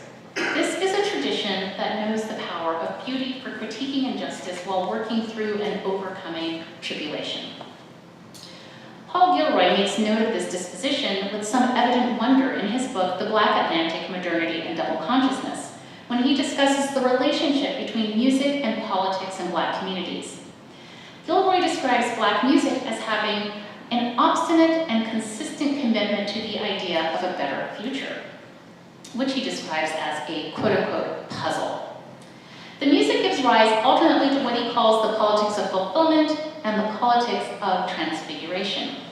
The first holds to the idea that a future society will be able to realize the social and political promise that present society has left unaccomplished. The second involves the conception of utopias, which involve the emergence of qualitatively new desires, social relations, and modes of association within the Black community as well as with erstwhile oppressors. In a way that resonates with West's description above, Gilroy describes this move toward transfiguration as a form of politics which exists on a lower frequency, where it is played, danced, and acted, as well as sung, because words will never be enough to communicate the unsayable claims to truth. This is the heart of the alchemical enterprise that characterizes the integrated blues position concerning the interpretation of the racially unjust past, the continued challenges of the present, and the possibility of the yet-to-be-determined future. A second distinctive of the integrated blues position has been a willingness to acknowledge and work within two kinds of time, chronos and kairos. These are distinctions in time taken from Greek language and culture, which translate roughly as time measured out in regular increments, as on a clock, chronos, versus the transcendent significance of a purpose or history-laden moment in the life of a person or group, kairos. For many Black intellectuals, such as Cohn and West cited above, kairos time includes a sense of faith, that, as King said, the arc of the universe bends toward justice, even if we will not be present to see it realized. And finally, the third distinctive of the integrated blues position is a disposition toward charity and mercy, and an effort to work towards civic friendship with opposers, even in the face of violent opposition. It's important to note here that the idea of civic friendship is distinctive from the kind of bosom buddy intimate friendship that is likely to come to mind today. The idea of civic friendship is perhaps most fully theorized in Aristotle's Nicomachean Ethics.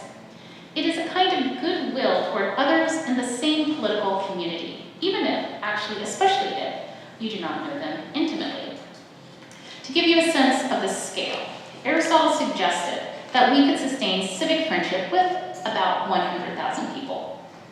Martin Luther King Jr. embraced the language of civic friendship as well, nicely stated in his speech, Facing the Challenges of a New Age. He writes, "We must remember as we boycott that a boycott is not an end within itself. It is merely a means to awaken a sense of shame within the oppressor and challenge his false sense of superiority. But the end is reconciliation. The end is redemption. The end is the creation of the beloved community. It is this type of spirit and this type of love that can transform opposers into friends. It is this type of understanding goodwill that will transform the deep gloom of the old age into the exuberant gladness of the new age. It is this love which will bring about miracles in the hearts of men."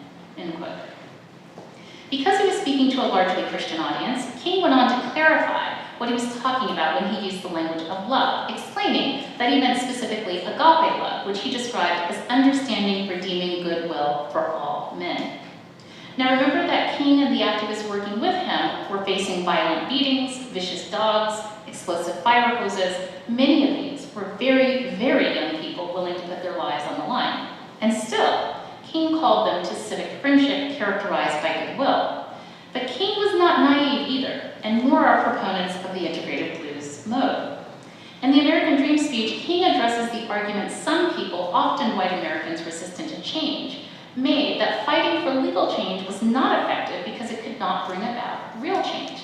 Thus, the argument went, rather than focusing on law, one should engage in education to change hearts. King acknowledges the importance of education, saying, education must continue to play a great role in changing attitudes and getting people ready for the new order. At the same time, however, he argued that we cannot count on education to fully do the job. At some point, law must step in, and King makes this clear when he says, we need legislation and federal action to control behavior. It may be true that the law can't make a man love me, but it can keep him from lynching me. And I think that's pretty important also. End quote. I would agree with him. This combination of graciousness and inclination to civic friendship, combined with a critique of brute and violent injustice, also comes across in David Walker's 1829 appeal to the colored people of the world, where he called on white Americans to repent of their ways and live out true Christian brotherhood with Black people. If they failed to do so, he pointed out that they would fall under God's judgment, as well as the likelihood of violent slave revolt. But he sought first to sow the seeds of comity, the seeds of civic friendship, if it be possible.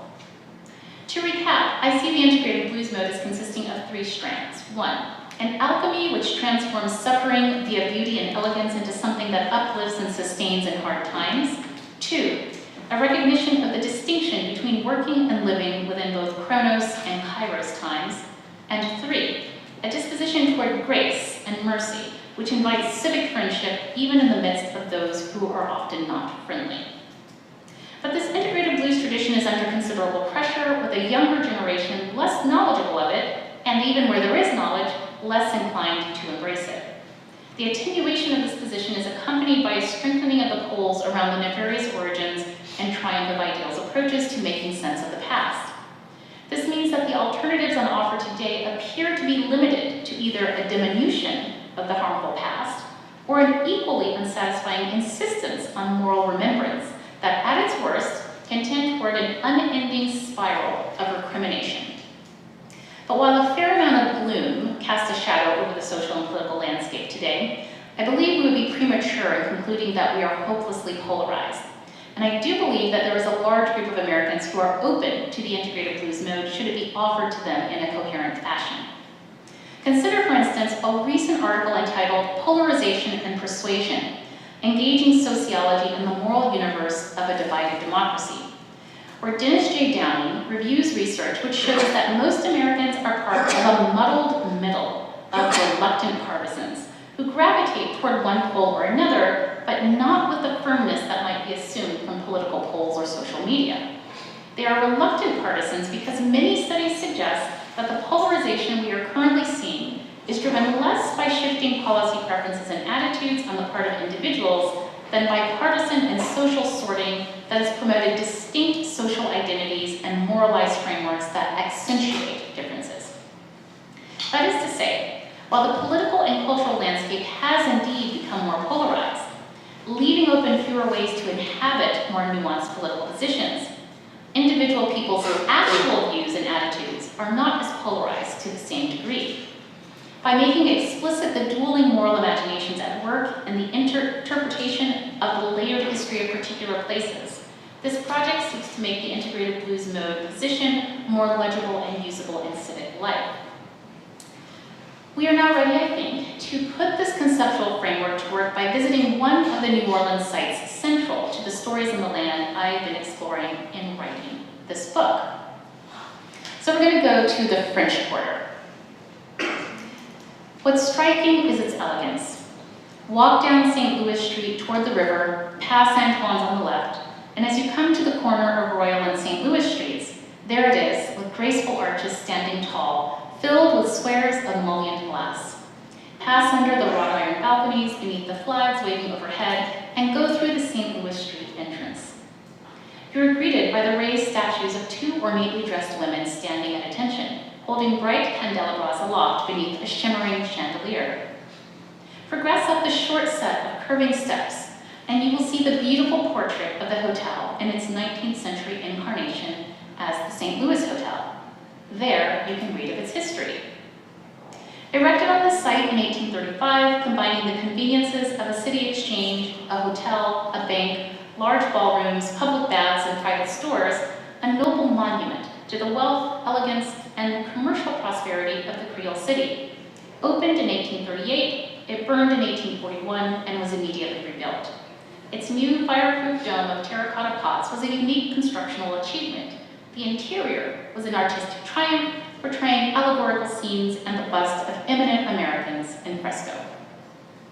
Indeed, it was grand, as is its 21st century descendant, the Omni Royal Orleans Hotel. But this is just one part of the history of this storied New Orleans block. The underside of its past is not chronicled here. In order to see this, we must leave the graceful elegance of the hall, exit the doors onto St. Louis Street, and turn left onto Charter Street. We are now by the loading dock, where few guests will ever venture. Stretched across the tall stone arches high above, you will see in ghostly outline the word change. This is what is left from the original exchange, when, in its previous incarnation, this was the site of the city exchange. It was to this exchange that much of the city's elite came together to eat, drink, celebrate, and market their wares. This piece of the stone facade was saved from the rubble when the old hotel was demolished to be included in the new, magnificent structure standing there today. There's a plaque there by the loading dock which explains the less glamorous history of the old St. Louis Hotel. It reads, "The luxurious St. Louis Hotel included a bank, ballroom, shopping arcade, and trading exchange.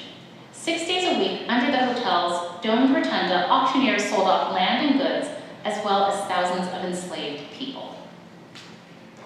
Those who wish to know more are invited to visit NewOrleansSlaveTrade.org, where they can download the app that will guide them through an extensive, expertly curated walking tour of key New Orleans sites central to the city's slave trade.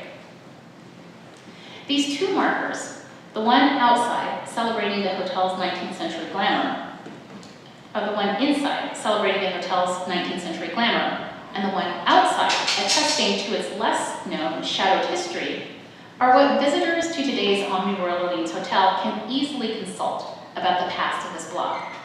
They will not, however, see beyond this to the layers that came before the 1838 construction of the St. Louis Hotel. As it now stands, the portrait the markers paint is of black and white, slave and free, plenty and deprivation. Privilege and oppression are racially marked and easy-to-read historical shorthand. This, indeed, is the typical presentation and interpretation of the nation's racial past as it concerns Americans of European and African descent. Lost beneath the standard historical portrait, however, is the more complex, nuanced history of this remarkable block. We see nothing of the free people of color of African descent who owned land on this same block in the 18th and early 19th centuries, before it became the City Exchange, and then the St. Louis Hotel.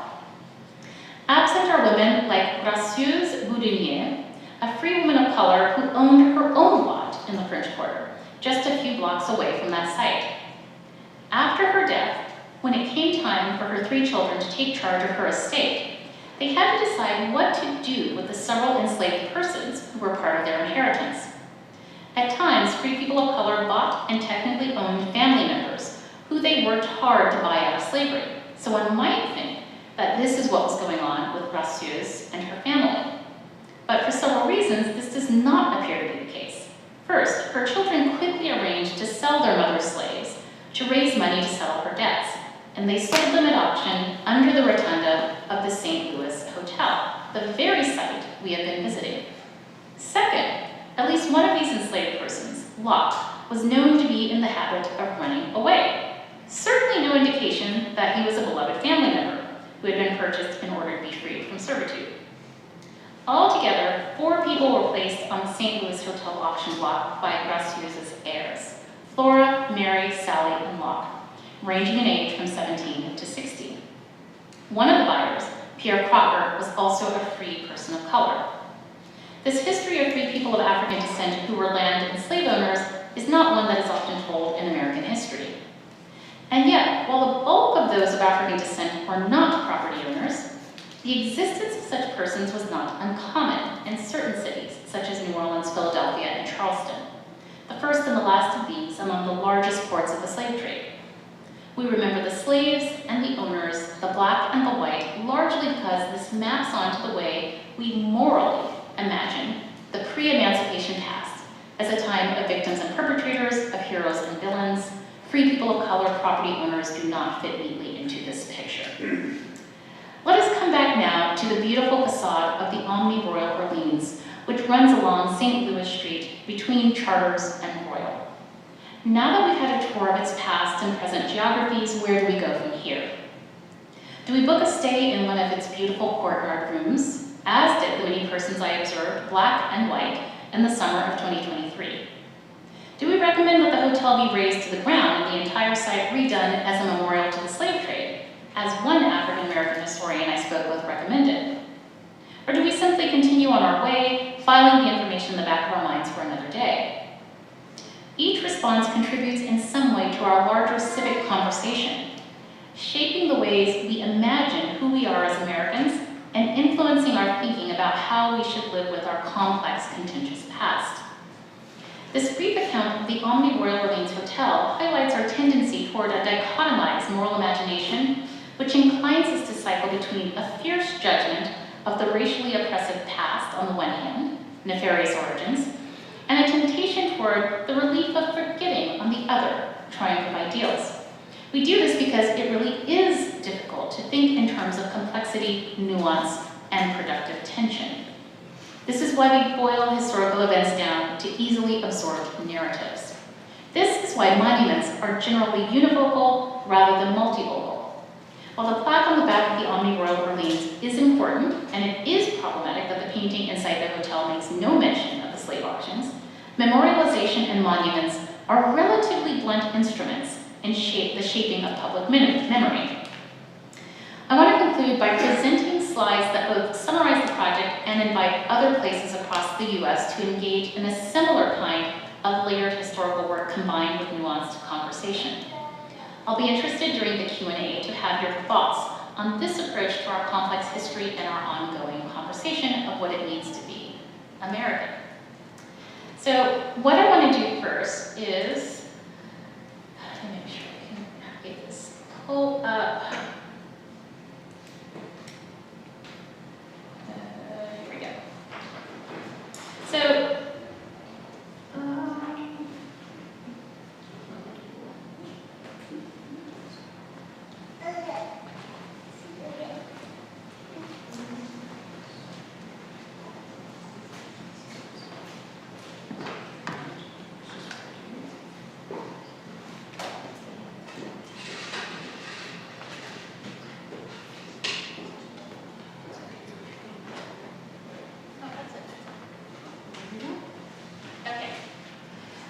so as part of the book, what I've been doing is putting together with a very talented digital humanities team a website that will be a companion to the book. So there are 3 sites in New Orleans that I'm looking at over 300 years, looking at kind of the complex layers in their histories as a way of doing this kind of more complex work and moral imagining. And so I just wanted to show you what it looks like. This is an introductory overview video. This is the first one. So this is the one that I was just talking about, and here are those words, that word change. And so this is from when it used to be the city exchange, where the buying and selling that included enslaved people. So this is what it looks like today, back by the loading dock. And then this video is a reconstruction of what that exchange looked like in 1822. Now, what is fascinating about this one, and I'll play this reconstruction for you in just a moment, what's fascinating about that reconstruction is that there are no extant drawings or anything of that.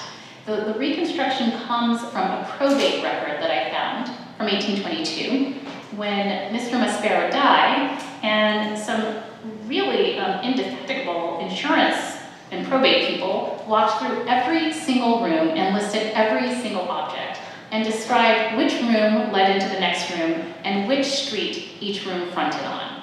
It's really quite extraordinary. So one of my research assistants is in architectural history. And so I asked her to read this 87-page probate document and to draw a floor plan based on the document.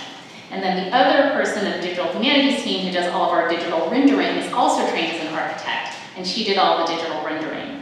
And then you'll also see that the inside is furnished. That's based on the probate record, but also based on a consultant in 19th century material culture who found, we didn't just throw any tables and chairs in there. She actually looked, and she's based in New Orleans and knows 19th century New Orleans very well. So that is one site. The next is the Herman Grima House, also in the French Quarter. So this one has a fascinating history as well. It is a history house right now, and so you can go there and do tours of the house. But it's got a very complex layered history. This is actually the free woman of color I told you about, Gracieuse Boudinier. She owned land on this square block, which she actually sold to Samuel Herman, who built this house. Samuel Herman was German. And so now there are tours on this house, and it's shifted from a tour that was focused on the Grima and Herman and the Grima families, 2 separate families. But over the last few years, they've shifted it into largely an urban enslavement tour, which is fascinating in and of itself, and I tell the story of that in the writing. And then this animation shows that red square is where the Herman Grima house is, and I show the shifting history of ownership and kind of narrate the social change there. And then the third site is the New Orleans African American Museum. This is what it looks like today. The villa here was constructed by the city jailer named Simon Mayer. And there's a slave quarters in the back of it, but it is now the New Orleans African American Museum. And this is an animation that tells some of that history. So what I'm going to do to wrap up before we get into questions is to go back to this one. And so I'm going to play this Maspero's Exchange video, that one based on the probate record, and then I'm curious to hear your thoughts. Hopefully we'll be able to hear this. The corner of Chartres and St. Louis Street has a storied history. Beginning early in the 19th century, it was an exchange, a place of varied activities for social, economic, and political engagement, including everything from enjoying a glass of wine to organizing the political future of the city and state. Upon entering, you come into a large open room, often filled with men enjoying and passing the time. Large paintings adorn the walls, and the inventory made upon Maspero's death, and it's a picture of the Declaration of Independence, along with one large portrait each of George Washington and Napoleon. Continue forward into the dining hall. John Ingram's memoir paints a scene that enlightens and enlivens the space. He writes, "We arrived at the new exchange alluded to in my first letter, which served the double purpose of gentlemen's public assembly room and cafe. We were attracted by the lively crowd dispersed throughout the spacious room. Our eyes were dazzled by the noonday brightness shed from innumerable chandeliers. We were stunned by the noise of the multitude, who were talking in an endless variety of languages, clattering upon the ear at once. This is quite a scene of revelry, but it was built on a foundation of commerce that included commerce in the bodies of the enslaved belonging to Maspero's estate. In the kitchen, we might meet John and Romaine, two men described as cooks in Maspero's inventory. John was born in Guinea and was about 25 years old in 1822. He was valued by the appraisers at $700. Romaine had been born in Senegal, was 28, and also valued at $700. They were listed in Maspero's inventory, just like other property in the kitchen. The upstairs held yet more revelry and delights for visitors frequenting the exchange. Joseph Ingram urges us on, exclaiming, "As I wish to see everything in New Orleans interesting or novel to a northerner, I readily embraced the opportunity of an introduction into the penetralium of one of the far-famed temples which the goddess of fortune has erected in this, her favorite city. We ascended a broad flight of steps, one side of which exhibited many lofty double doors thrown wide open, discovering to our view an extensive hall in which stood several billiard tables surrounded by the Mason Q devotees. Among those tending the billiard players was likely Ferdinand, an enslaved man belonging to Maspero, who is described as a Negro born in Guinea, aged about 25 years, billiard servant, valued at $650. Finally, for those far from home, or too tired or inebriated to return to their residence, there were boarding rooms available for rent. This room, looking out over St. Louis Street, was small and modestly furnished. We cleaned and maintained the rooms upstairs and downstairs at Maspero's Exchange. While we will never know for sure, we do know that Adam, Meredith, Joe, and Davis were listed as house servants, with Meredith having the further distinction of being a tradeswoman. William, John, Romaine, Adam, Meredith, Joe, and Davis. They were just the first in a long line of enslaved people to reside at and be sold on this lieu souvenir, this history-laden property sitting at the intersection of Chartres and St. Louis Streets. So that is one layer, that is the early 19th century layer. But as I said toward the end of the presentation, if you go back further into the 18th century, there's actually a series of free people of color who own property on that same land. And it's just a very interesting and complex property. And so what I'm wanting to do with this project is, again, to kind of really foreground these different moral imaginative modes, to introduce this idea of the integrated blues tradition, and this idea of looking at the complex layers of place as ways to have more nuanced conversations. Thank you.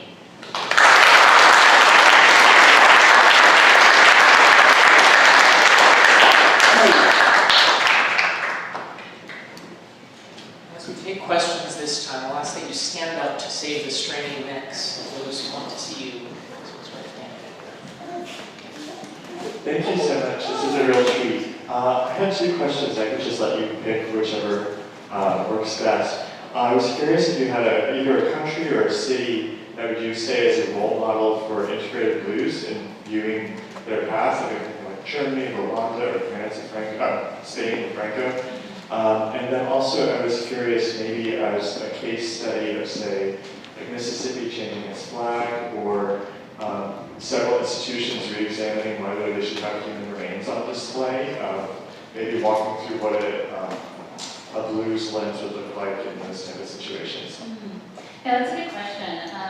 Yeah, in the work that I do, Germany comes up repeatedly, as a kind of, you might think of it as a model. I don't know necessarily. I'm not going to necessarily say that. I know many people have talked to me of the stumbling stones in Germany that, are people can have a stumbling stone put up where there was a Jewish family that was taken away. It's totally voluntary and that kind of thing. I think that is an attempt to kind of help people to read the landscape anew. It starts to gesture in the direction of what I'm talking about, but what I'm talking about is something a little different. Just because even that, what it does is it fixates on one particular snapshot of that land at that time. Whereas what I am after is something a lot more dynamic in terms of looking at layers of history over time. And part of what I'm trying to do with the integrative blues is so that it's not only so for instance, a similar approach here in the United States could be that we are going to, and I do know of efforts like this, we're going to put up markers where there were, former slave markets or formerly enslaved people. I think that can be part of what one does, but that's not all that I'm after, because what that does is just emphasize one aspect of the story, and it tends to fixate people on just that, whereas what I'm trying to do is to get at the complexity in one place that helps us to have more complex conversations. Otherwise, it tends to just kind of fixate you on one aspect of the traumatic past, rather than trying to have a more robust conversation that's more complex. And so what I'm really after is actually a retraining of the moral imagination around these issues in the US, because we really do tend, there's a really good book called The Presence of the Past by, blanking on the author's names right now. What was that? I don't think so, but it might come back to me. It's two historians, and what they did was they actually spoke with Americans and tried to get a sense of how they think about American history. And what they found pretty consistently was that white Americans, Black Americans, and Native Americans had very different ways of relating to the past.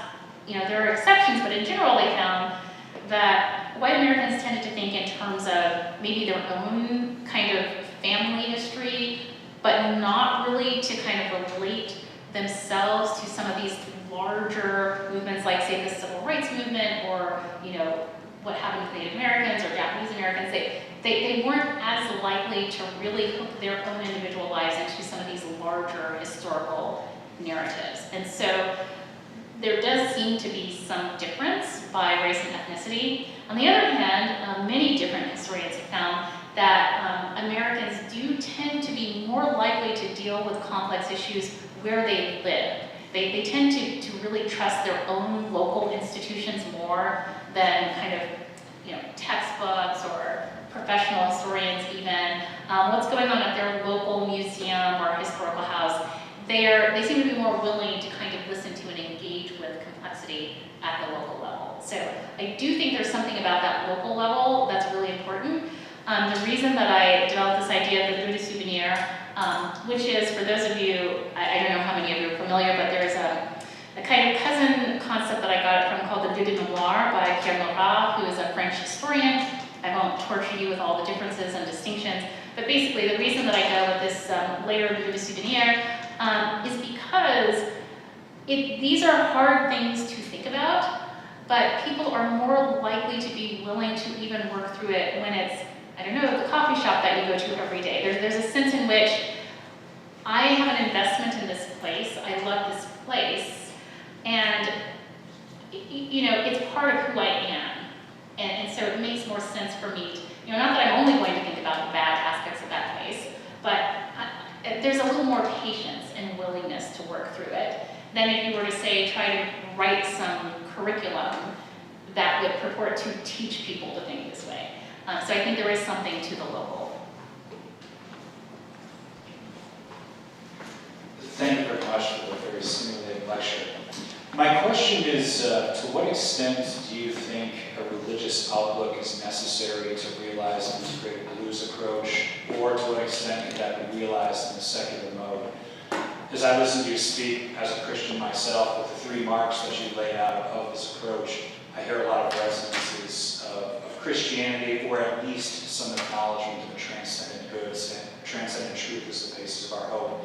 And I wonder too, as you noted, with younger people especially moving to the nefarious origins or triumph ideals, that coincides with some of the things we heard about earlier with decline of religiosity. Thank you. Yeah. So, yes, you caught me out there. There are some religious overtones to it, and certainly that is there. However, I would say that probably the most comprehensive blues theorist is Albert Murray, who was not religious. And so I think that that's really important to emphasize. So he has the most robust corpus of writings on blues thought. And I read a little bit from his where he kind of describes what he means by his conception of the blues mode. And it did not, for him, really require anything inherently religious. Now, that said, certainly I think it helps to have, a religious or faith-based approach. But, on the other hand, there are all sorts of people who are Christian who would not really resonate with this, right? So I don't think that having a faith basis automatically inclines one toward this view at all, necessarily. There are many Christians I can think of right now who would not be terribly excited by this approach. So I think it helps, but I don't think it's absolutely necessary. And I would say also that there's something about, so the blues metaphor, which draws on the musical, is spiritual already. I think there's something in the musical that draws us to the transcendent, even when we don't recognize it or label it as transcendent. One of the examples I would give here is Nietzsche, not really renowned for his spiritual interests. But one of the things that he kept from boyhood all the way through was music. He was intensely drawn to music. And so even after he really repudiated, the tradition, music still drew him. So I think there's something there of the transcendent and the integrative blues. I think I hope, might draw people, even if they're not, explicitly religious, that there might be something that draws them despite that. Thank you so much for your lovely talk and your examples of how you're instantiating this in specific projects. One thing I'm curious about the topology of different ways of reading history is whether you think the integrated blues is more forward-looking than the other two. Because it seems like both the rotten from the beginning and good eclipsing and therefore negating the bad are now looking back at history to render a final judgment on it, as though we say at the last part of history. But the integrated blues you're discussing, derived from these traditions, seems like it's about receiving whatever's been handed to you and then adding and expecting someone to continue riffing on what you've done. I think it's a really good observation. I like that. What have you received and how are you going to riff on it for the future? I think that's definitely there. I would say of the other two, the nefarious origins, interestingly, I would say is very forward-looking in the sense of, bringing about fundamental change, right? This sense of this has been rotten from the beginning, so we have to fundamentally change. And there's a kind of utopian vision, of what that might be and what it might entail, to be determined. But I think there is a forward-looking vision there. And the difference would be, I would point toward Frederick Douglass, for instance. So Frederick Douglass in 1851 made a public declaration that he had changed his mind. Before, he had argued that the Constitution was basically no good. He was kind of coming from this nefarious origins approach. We need to scrap the whole thing. Slavery is enshrined in the Constitution. And as a result of conversations that he was having, he reconsidered. And he did a complete 180 and said, actually, no, I really think that the seeds of freedom are in the Constitution. And so, but he's not the kind of person who pulled any punches. If he thought, there was injustice or inequality, he's going to call you out very, very strongly. I think of the Lincoln Memorial speech that he gave, where, it's in favor of Lincoln, but it kind of begins with a huge chastisement of Lincoln, very interestingly, before he gets around to the praise. And so Douglass really, I think, embodies that integrative blues approach, whereas before 1851, I would have put him in more the nefarious origins. And it's not that he was looking backward, he was very much looking forward to, we have to scrap the whole thing and build something else.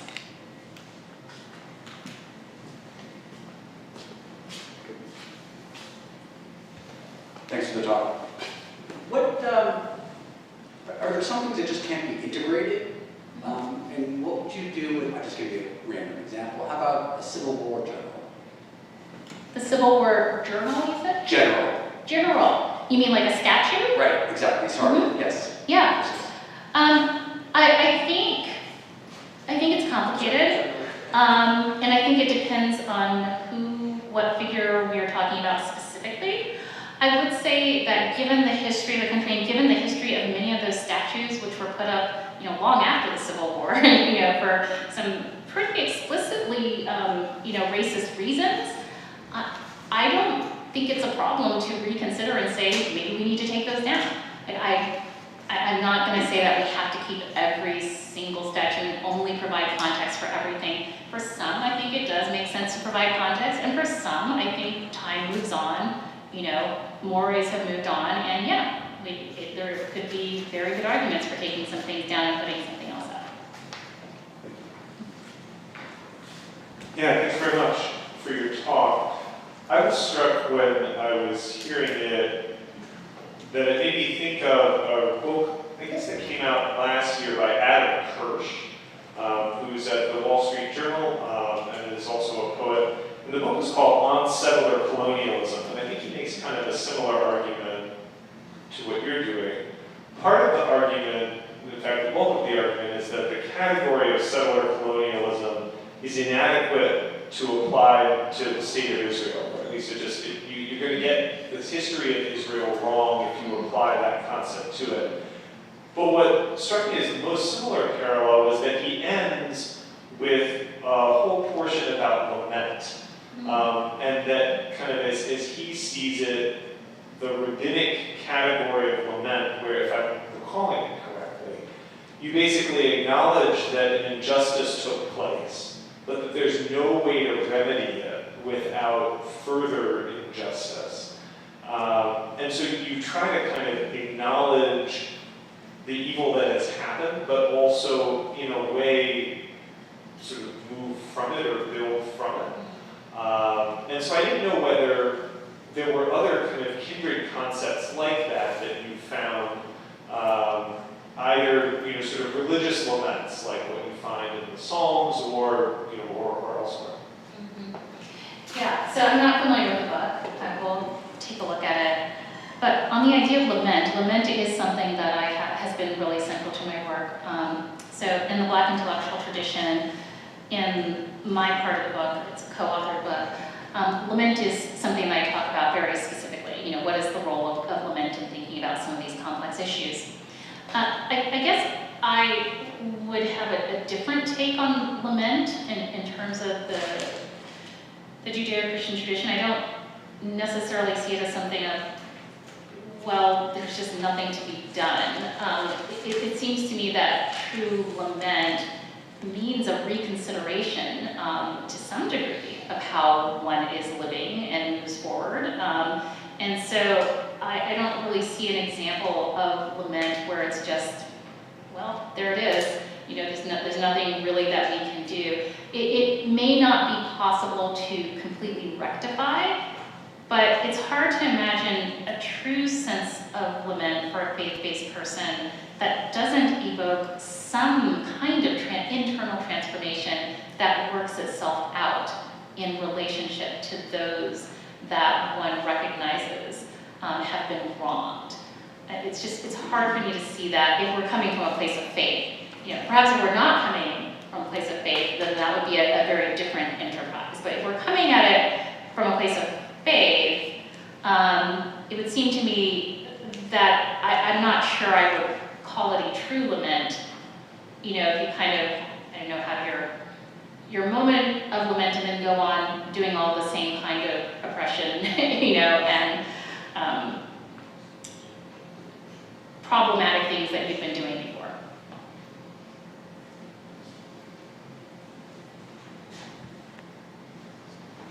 Thank you so much for your talk.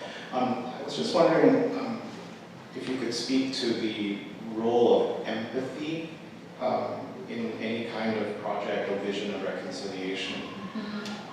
And especially, and this is very difficult to talk about, but empathy for the supposed villains in any kind of narrative, right? One of the things that's always troubled me about a kind of the nefarious origins, sort of, you know, condemnatory attitude to history is kind of the sort of self-righteousness it can breed in people today looking back. And obviously these horrific structures of sin and evil like slavery continue because ordinary people go along with it, right? Because the average person does not have the, you know,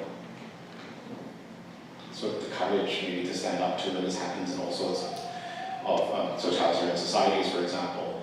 And I'm just wondering, it seems to me that the kind of reparative approach that you're suggesting allows a space for a consideration of a kind of more complex, nuanced, and messy humanity that avoids the kind of Manichaean thing that you get, ironically, both with the triumphalist narrative and with the nefarious narrative. Yeah, I think that's absolutely necessary, and I think that occurs within the moral formation, and within the formation within a particular moral imaginative mode. And so one of the things that I think of and that I speak with people about, especially when I'm working with educators on these issues, is that often there is, I think what you're getting at, you know, the self-righteousness. What happens there is this kind of, it's been expressed in this way that I think is true. It's almost as if it's a kind of Christian righteousness of condemning sin without the mercy and the possibility of repentance, right? You know, it's just going to be the blazing fires of judgment, and that's all. And they didn't get the memo about the mercy and the repentance side of it, right?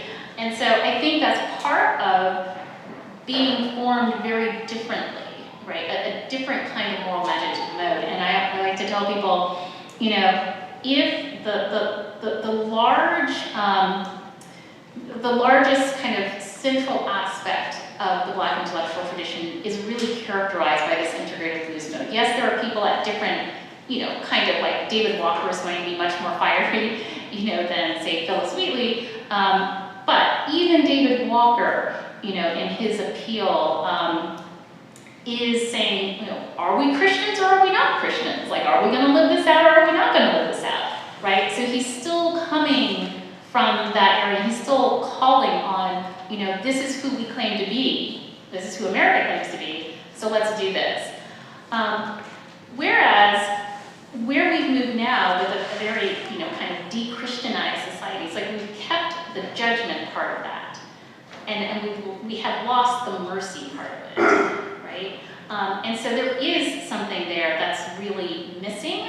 And, you know, unfortunately, it takes a while to be cultivated in a tradition like that. Like, you don't just kind of pop up tomorrow. And, you know, when you, as our first presenter said, when you don't have that, you know, it starts to play out over generations and generations. But yes, I do think that one needs to be more deeply embedded in the fullness of the tradition, or some kind of tradition. Albert Murray, as I said, was not Christian, but he was very much embedded in this larger Black intellectual and blues tradition, which I think carried him along, because so many people had already been formed that way. And the other thing that I also often will say is, God help all of America if we had not, if African Americans had not been really formed, in this kind of deeply integrative, and very Christian tradition. Because if we had really only inhabited that nefarious origins, which I would say for a good portion of our history would have been reasonable under the circumstances, we would have had a really bad time. But we are headed into really bad times right now, and I do think that we need to somehow better discern and recover this deeper, richer tradition.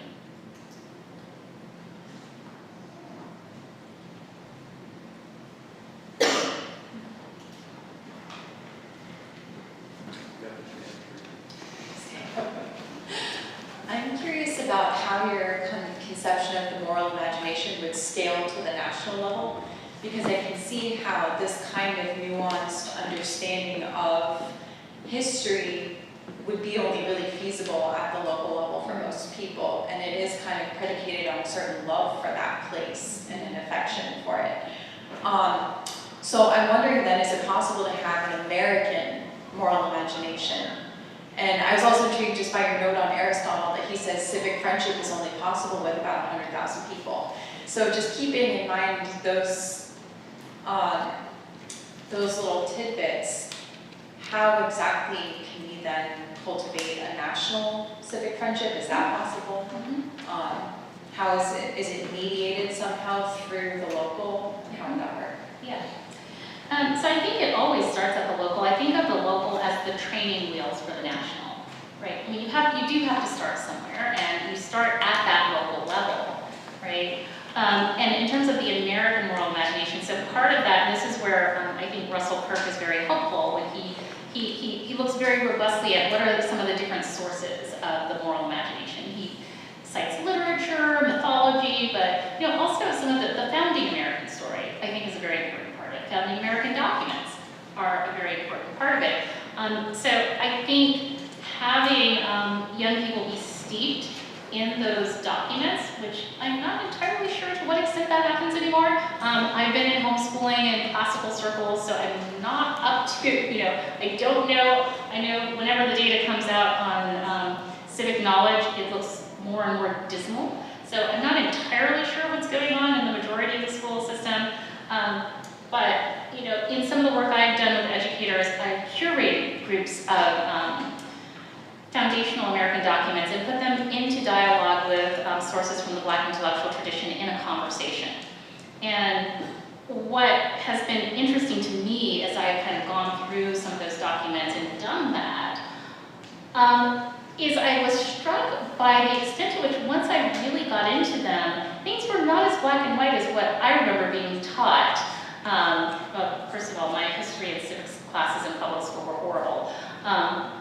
But for instance, when I got into James Madison's notes on the Constitutional Convention and really looked at the behind-the-scenes horse trading, around things like the Three-Fifths Compromise and so on and so forth, you start to see, well, actually, it wasn't like just this, we believe that Black people are just not human, and so, okay, move on to the next thing. It's a very, complicated conversation.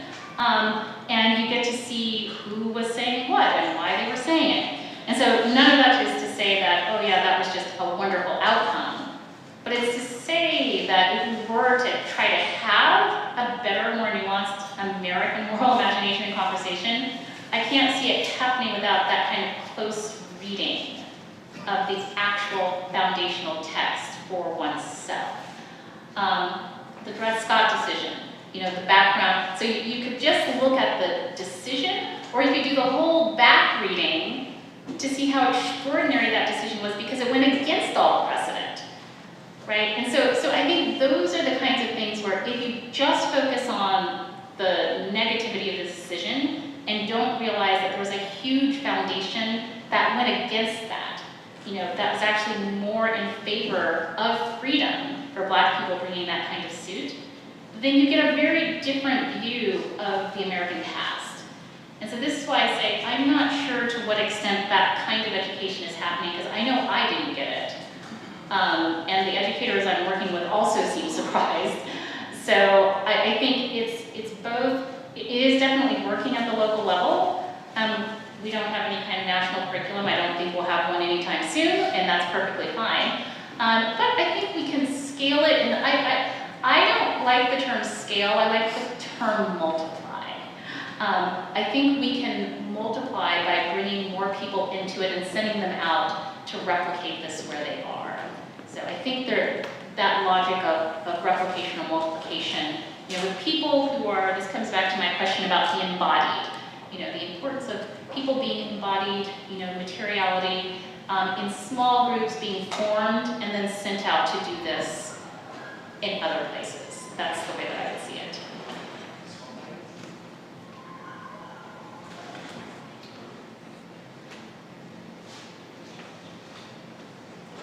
Thank you very much for your talking. And I want to talk to you more about materiality later, but I think my question for now is something like, I completely agree with you, and it also makes sense to me that we think in terms of black and white, or that we have black and white narratives. So I guess this is meant, help me out of this quandary. In order to play the blues, I need to know minor and major, right? And I guess I'm wondering how I should understand the coherence behind complexity. Like the two stories that you're triangulating against make sense of a lot of stuff about, you know, American life, right? I can say to a child, it's because of this, that this and this and this and this and this. And I'm sort of struggling to see what those, you know, what the analogous power of the, you know, truer, more merciful complexity you're offering is. And so is the question kind of, how does one live that out, or how was one formed that way? Like, what does it look like? Well, maybe it's two questions. One is, can the complexity that you're proposing precede simplicity, or do we just need to learn some, you know, dumber version when we're young and then we kind of grow into this? And maybe the second question is, what is the coherence of complexity? What keeps complexity from devolving just into kind of like an open-ended set of questions and concerns that we struggle with but aren't, I guess, powerful as narratives as the other things? So I'll answer the second one first in terms of what's the coherence of the complexity. And I think it's best answered in terms of it is what it means to know and be embedded well in the tradition. Right, so I think this is part of where people often get pushed back against the idea of a tradition. I'm not saying that you are, but is they often assume that you're going to be a cookie cutter and that you're going to lose your individuality. Whereas what's beautiful about a tradition is it is complex.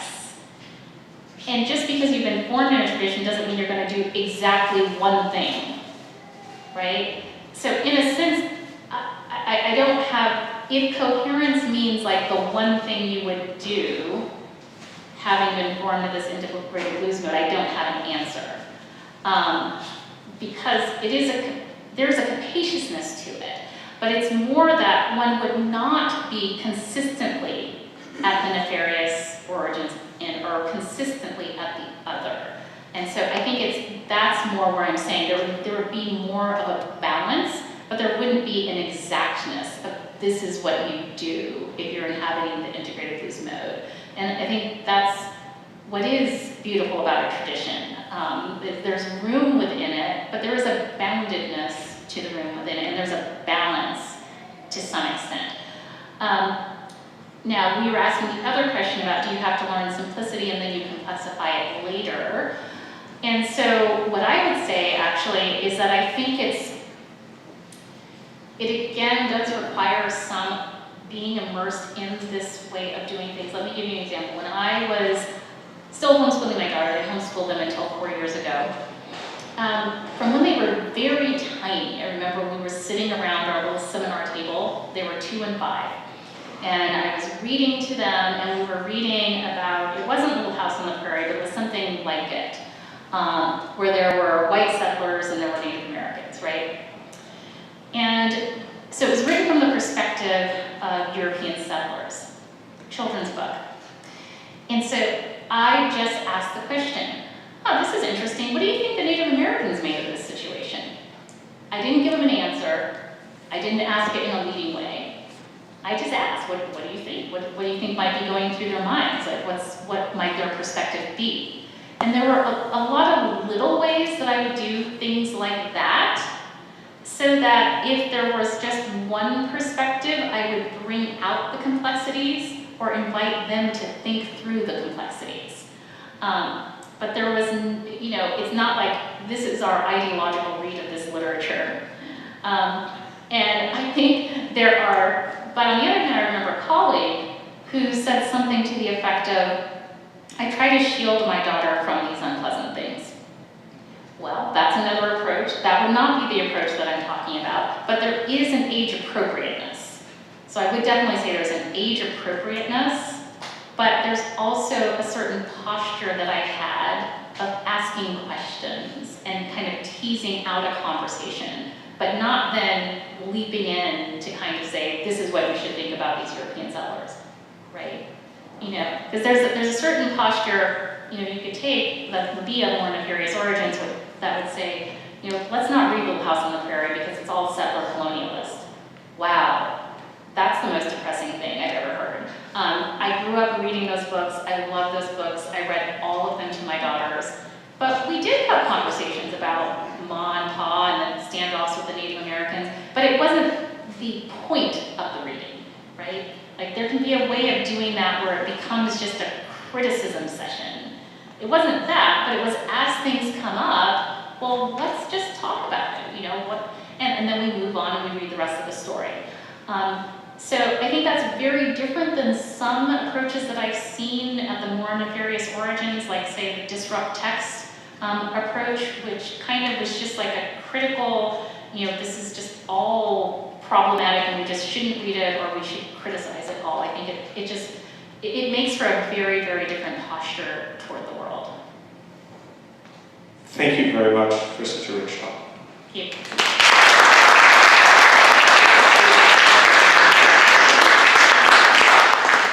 We're going to take another 30-minute break, and then those of you who haven't had a chance to ask your questions will have more opportunity for doing so. We'll have a final roundtable with our 3 speakers for the day from 4 to 5. So we'll see you in a half hour.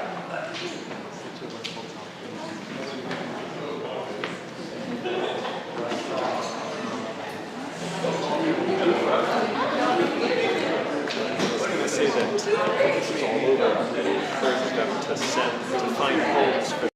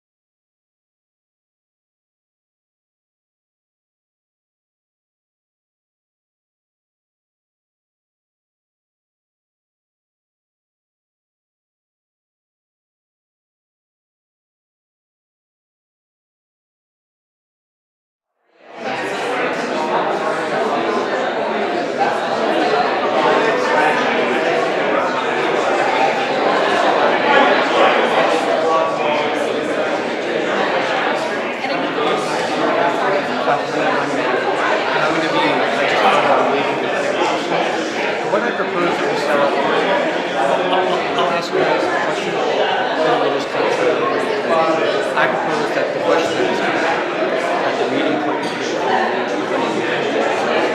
to ask you.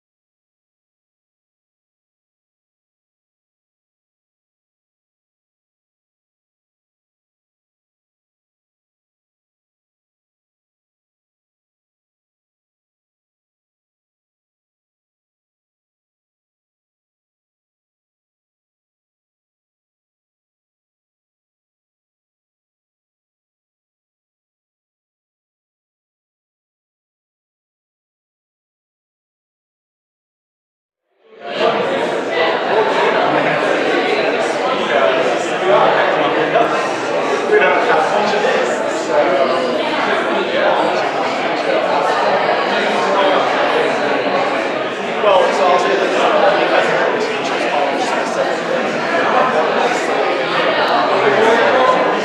because we're across the street and these kind of like we're all graduate students. There's like tempers are the tempers. But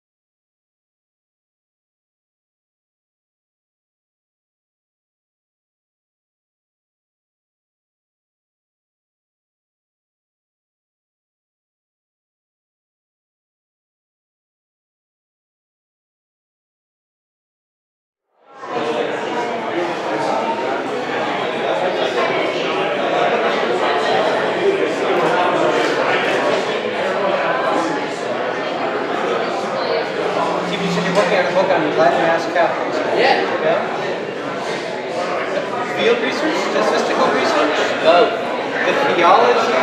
Well, mainly, well, there's sort of two chapters of history and, how the gang got together, really, taking you through it. What are the facts on the ground? Well, this is the thing, what I think what we're trying to do with the book is to actually focus on the actual congregation rather than on the kind of influence. Because actually, what we find is the vast majority of people, like Britain, Catholics, there's all sorts of reasons why they prefer it. And, they skew more conservative than typical Catholics, but not necessarily any more so than conservative parish. They're not. So, part of what we're trying to do is look at the ordinary TLM. At everyday level, what has changed for those people in the sense that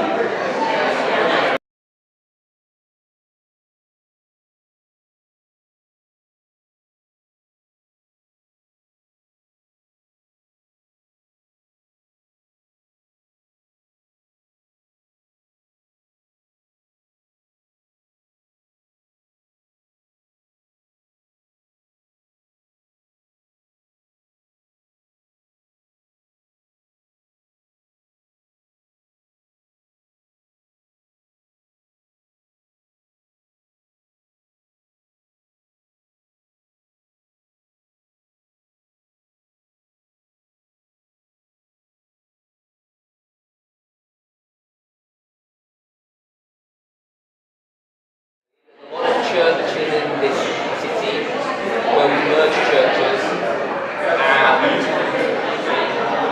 in the merged parish, one of them was the parish church, and we'll just have it in the church that is of the parish, not of the parish church.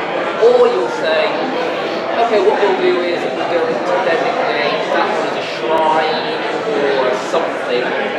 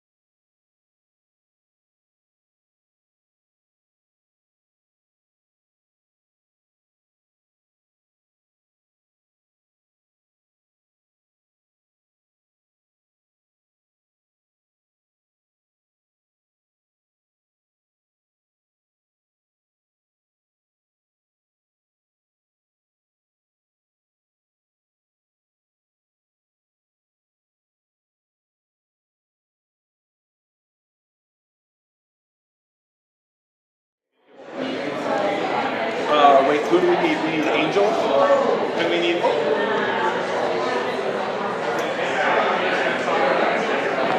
So maybe part of your answer to the question about what education should do, like what theological education is. That was fantastic. There we go. Oh, there we go. Okay. All right, friends. Thank you so much. Please come back. Let's congregate towards the middle of the room for our final roundtable discussion. I'm grateful to our three speakers for joining us here at the end of the day. And I'm grateful to my colleague Matthew Rose, who directs our very center, for willing at the last minute to serve as a moderator. We're going to have some conversation between the panelists first, and then throw it open to questions from all of you. So thank you all again for joining us. Great. What a wonderful day it's been. What a wonderful conference I think this is, it promises to be. As Nathaniel mentioned, my name is Matthew Rose, and I wanted to, I know I speak for all of us when I say that to thank our three speakers for three really wonderful papers and three very, very different papers, which in their own imaginative way have really evoked vividly, and I think very thoughtfully, the sense of living between times that opened Nathaniel's comments this morning.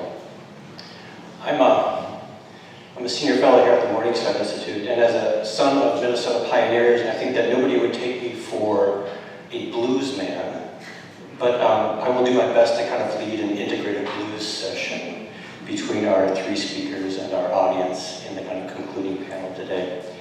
As I mentioned, I was kind of touched by Nathaniel's opening discussion when he kind of reflected on a kind of growing perception that our perception of living in an old or passing or exhausting time always includes a perception, however imperfect or however clouded, that a new time or new possibilities are kind of emerging into view. And that if we know that we live at the end of a world in which we're striving to live well, it's because we also see that there are ideas and institutions that are challenging for, or fighting for, or contending to kind of propose a vision of the future that might bind us back together. In the three papers that we had today, I thought all three of you examined places where one way of life was slowly, and sometimes all of a sudden, giving way to new forms of life. And I thought before kind of opening this up to the questions and comments of our audience here, and allowing the three of you to talk, I might kind of open up this discussion panel with a question of my own, which is a question that's very near and dear to the Morningside Institute and really flows out of our work of trying to be a place to support deep and serious and sustained engagement with our own tradition and with the humanities generally. It's a question that really focuses on your common work as three educators, which is,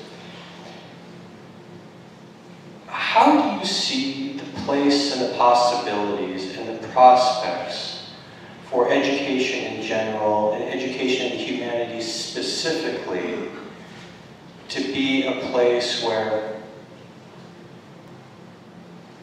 our transition from living in an old world to a new and hopefully humane world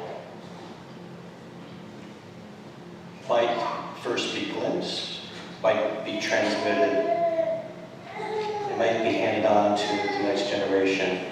A theologian, a philosopher, a historian, your teaching and written work come from a very different point of view, but you're all deeply interested in finding and locating our place in history in which the place, the prospects, the humanities figure very, very importantly. So if I could just open that up to the three of you to reflect a little bit on that, and then we'll turn it over to the group. Okay, well, I'm on the microphone, so I guess I'll talk first.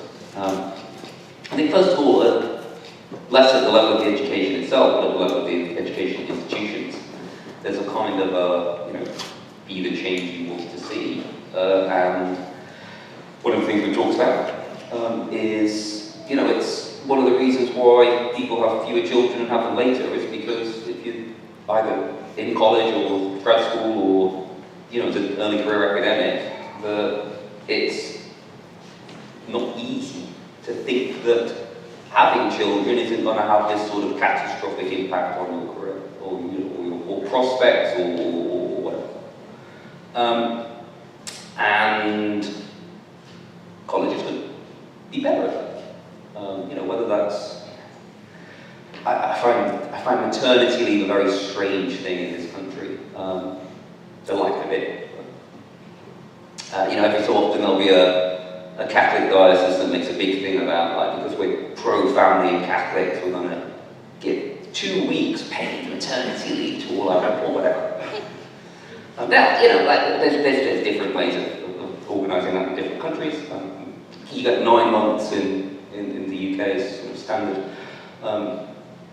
That's low compared to some countries. Now the interesting thing there is actually that, you know, your fertility rates are much better than ours, despite all that. So there's an argument that this kind of stuff, whatever help it does, isn't, you know, is no solution in itself, right?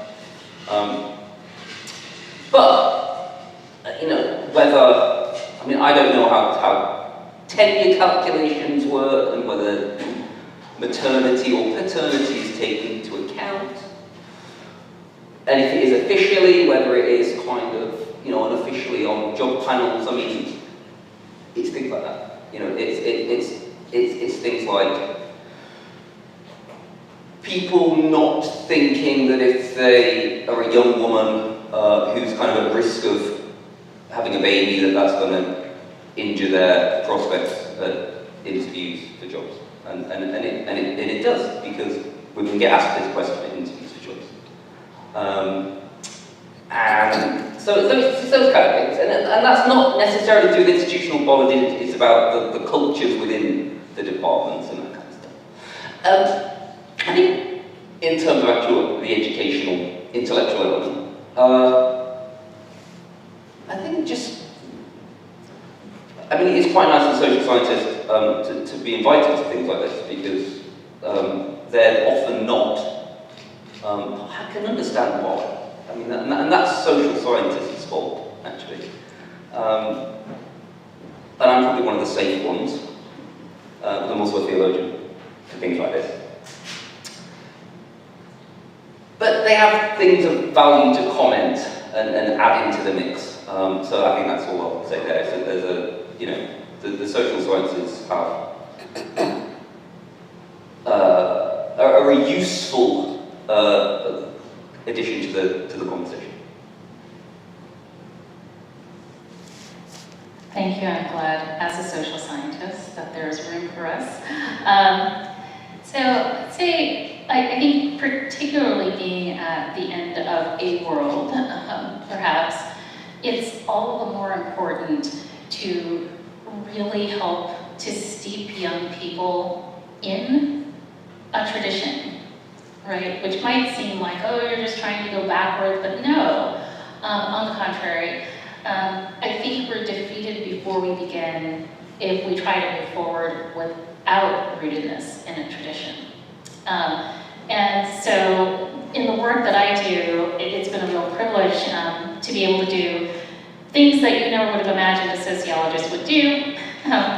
So in being introduced to classical education, that allowed me to found an organization that does K-12 classical education, really aimed at diverse kids who are probably not in classical schools, but curriculum writing that reaches out to them and starting programs for them that allows them to be really grounded in the richness of that tradition. And so that K-12 level, I think, is incredibly important, and I've been getting to know a group of academics who have that, so we think more of a K-16.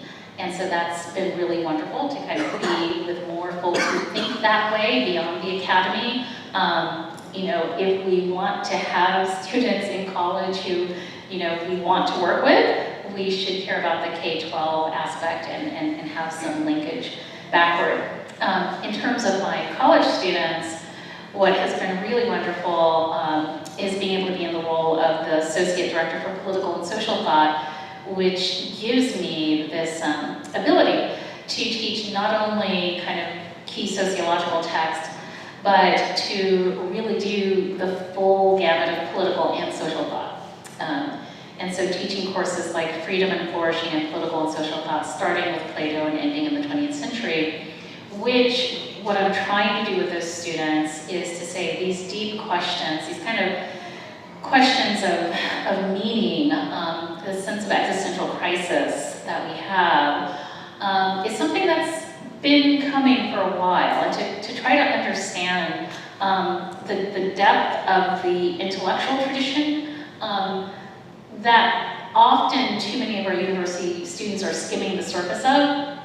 They come in at the end They maybe get a good dose of Foucault and Nietzsche, but they don't really, kind of get the depth before that. And one of the justifications I give to my students who are maybe not expecting to read Plato and Aristotle is I say, well, if you're going to be looking at critical theory, if you're going to be looking at Nietzsche and Foucault, you do realize that they were reading this whole tradition, that they read the tradition and then made these very unique contributions that have been very lasting for, I don't know that it's good that it's been lasting, but anyway, that what I'm wanting for those students is to know that tradition really deeply and to be able to understand why it is we're at this sense of crisis.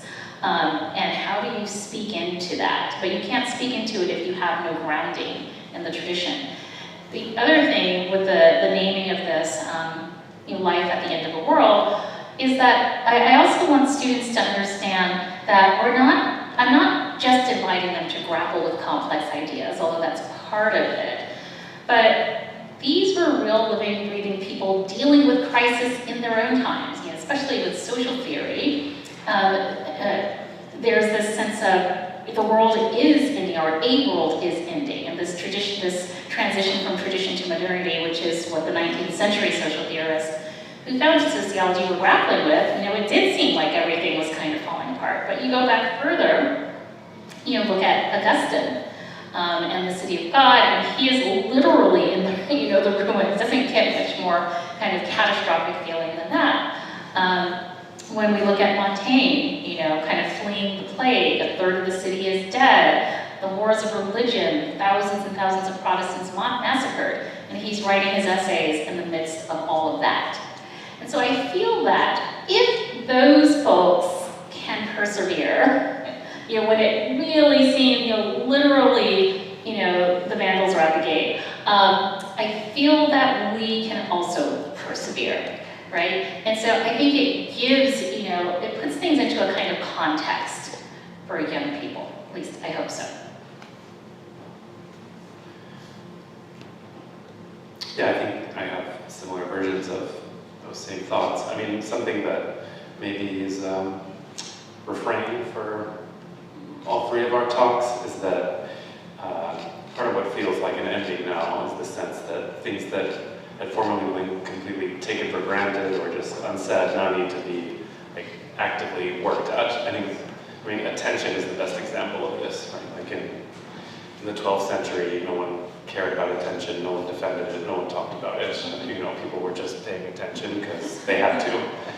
And I think that our educational institutions, as I said earlier, have not yet made the switch from being kind of reliant on how things are going along to actively making sure that these these threads of tradition or literacy are bedded in or rooted.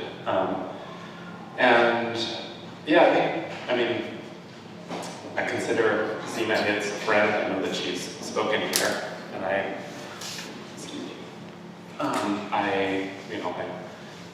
like and am all for these projects of kind of reading together and discussing, Catherine Project. But I think it's not enough at a civilizational level to have optional reading groups. That is to the extent that that we want. Maybe our approach is just, we go down with like-minded people, and but trying to care for people outside of that, immediate circle of readers who already care about reading involves creating circumstances in which students have to read and have to pay attention, and part of what's insidious about this problem is that the unit of it, I think, is not the individual, right? If I, as a student, show up in a classroom and everyone around me is, just phoning it in or writing their essays on ChatGPT, it's very hard for me, to care about the practice of writing as something that will ennoble and sustain me. So the classroom or professors or the culture or some larger unit needs to make it impossible for students to just phone it in this way. And so that's where I see, I see kind of two basic educational options emerging, and one of them looks like, Anabaptist communities, which I think we think of we think of these people as anti-tech, and that's not quite true. I mean, the Amish just have like very thick, rich discussions about what kind of technology or what kinds of tools should be incorporated in their form of life and which kinds of tools will destroy their form of life. So they will have a phone, but it's kept in the farmhouse, or they will have some apps, but not others. And so that's one kind of alternative. And the other one, I think, is the Chinese alternative, which is just to place very severe limits at a national level on what how young people can use the internet, right? I mean, the internet, it keeps track of what age you are. The internet shuts off after certain hours. You're only allowed to play video games for so many hours a week.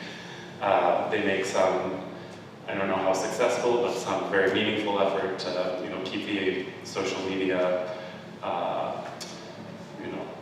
upbuilding or moral. So they censor pornography.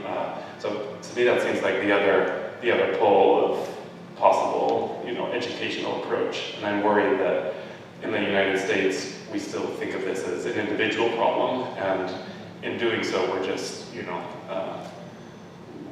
getting the worst of all worlds.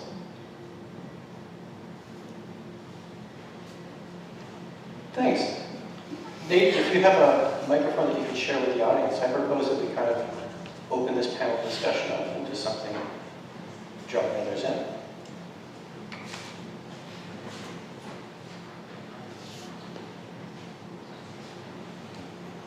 I'd like to ask the panelists, what world is ending? The question again, Russ, is what world is ending? Yes, I mean, how would you characterize the world that is ending? Right, we know it's a world, but which world?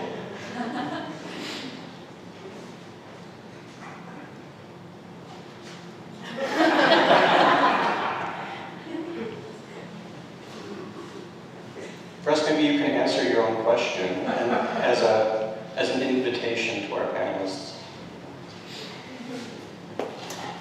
I wrote a kind of journalistic book, and I argued that the post-war era is ending and the 20th century is ending.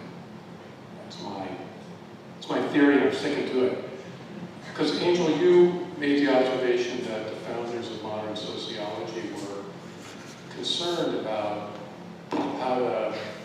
how we could maintain social cohesion and actually avoid economic horror in the transition from a stable, integral, agricultural system world to a modern, industrial, and urban world.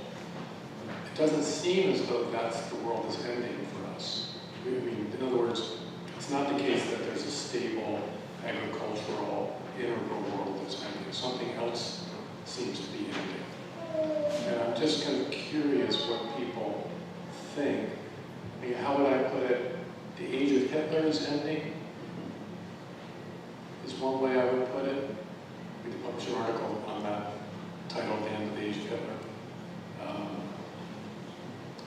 I got a letter from a kid half a dozen years ago that ended with the plea that he could live, he's about 25 years old, that he might live to see the end of the 20th century. And that's what got my mind going with the 20th century's ending, age of Hitler's ending, and so that's my point. Thanks. Yeah, I think that's helpful. So yeah, it's interesting to think in terms of what was going on in the 19th century that say Marx, Weber, and Durkheim were responding to and trying to help us wrap our brains around what kind of world is coming. How do you cultivate civic solidarity on some kind of new basis with the rise of an industrial, more atomized society, cultural mixture, immigration, and so on and so forth. So I think it is a good question, what kind of world is ending now? I think I will build on my colleague James Davison Hunter's work. And so he has a book that just came out last year called Democracy and Solidarity. And his argument is that the hybrid enlightenment on which the United States is founded, and he has in mind, various streams of enlightenment thought in Europe, the American documents, Christian moral foundations, that's what he means by the hybrid enlightenment, that has become more and more exhausted until we are kind of left with the frayed pieces of it. I think there's some aspect of it that whereas with the 19th century, we were looking mainly, the underlying transformation was very clearly economic. There was a kind of economic infrastructural transition that was leading to these other knock-on social and cultural transformations. Of course, there were also the cultural transformations that had already been occurring. It's not like that wasn't occurring. But I think at this point, certainly we do have economic transformations, but I'm not so persuaded that that's the foundation of what is ailing us, the economic changes. I think that the cultural changes are very significant, and that's part of why I do focus on this idea of moral imagination and building on Russell Kirk, the idea of order in the soul and order in the commonwealth. What kind of relationship is there between the two of those? And in a sense, I guess I would see what we have playing out now as being kind of the fulfillment of what many 19th century theorists were predicting for a very long time. I think of Jörg Simmel, a German theorist, had an essay called The Crisis in Modern Culture. And he was saying pretty much, what we're experiencing right now. He ends that essay by saying, well, just to back up a little bit, he says, so much of human history has been this dance between content and form. You have a certain kind of forms, social forms, that try to corral human energies and content. You think of, say, educational system would be the form, and the content would be the kind of education you get. And progressively over time, the contents kind of outlive the usefulness of the form, and we create a new form, and it progressively goes on. His argument there is that what has been happening more and more in the 18th and into the 19th century is that the protest is not against this particular form and we need something new, but it's against form as such, that like having any form. And he uses the example of a movement from impressionist art to expressionist art as one. And he ends that essay by saying something along the lines of, and now we're kind of staring into the abyss and who knows what will come next. And so he is a 19th century theorist and looking forward to this. So I think in a sense, what is ending is we collectively as a civilization have been saying this for a good long time. It's not new, we've previewed it. So in a sense, I would go back before the Second World War, if I were saying what world is ending. I don't know exactly where I would go back to, but I'd go back before the 19th century, probably before the 18th century. But I think a lot of this, of what is ailing us, this kind of malaise has been building for centuries, and we're at a breaking point right now.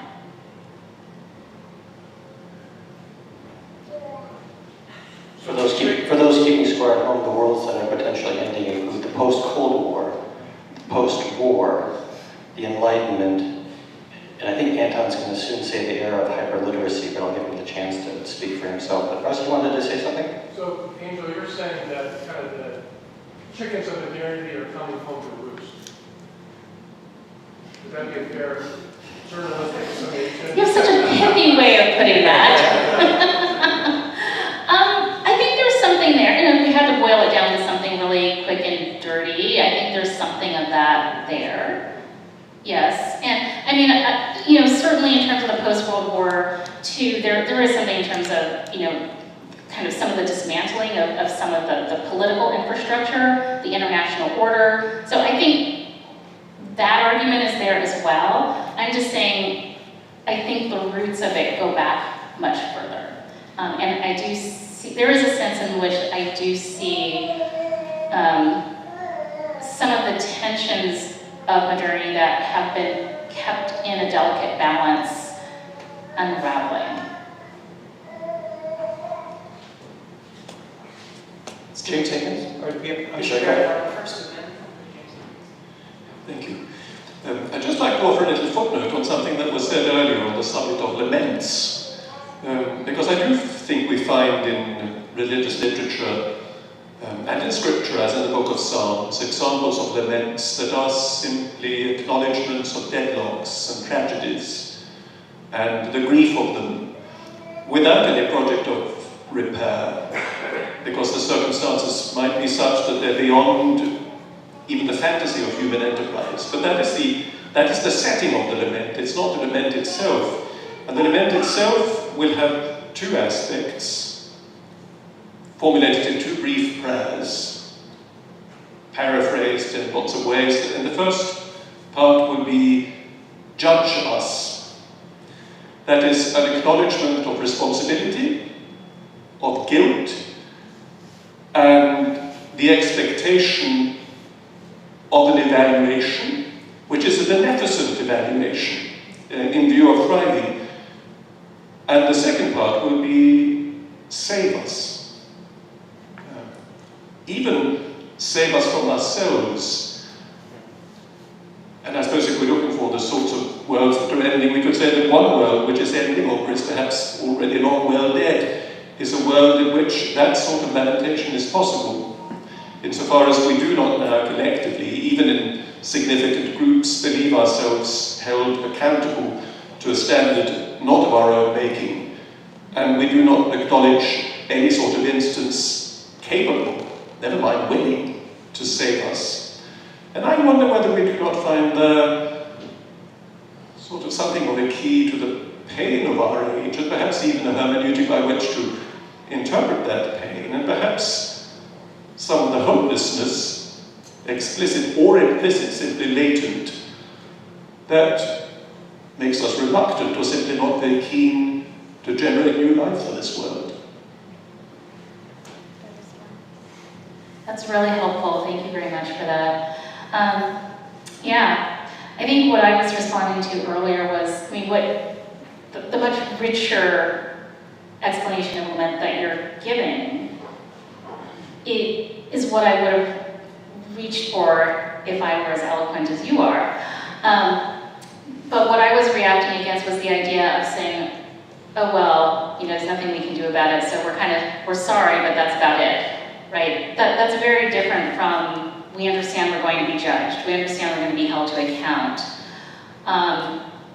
And certainly very different from save us, which each of those moves, to me, suggests that if one's going to open oneself up to all of that, it's not going to be very easy to just go back to doing what you were doing before, right? You know, so if you're saying, I'm open to judgment, I need saving, that's a very profound realization.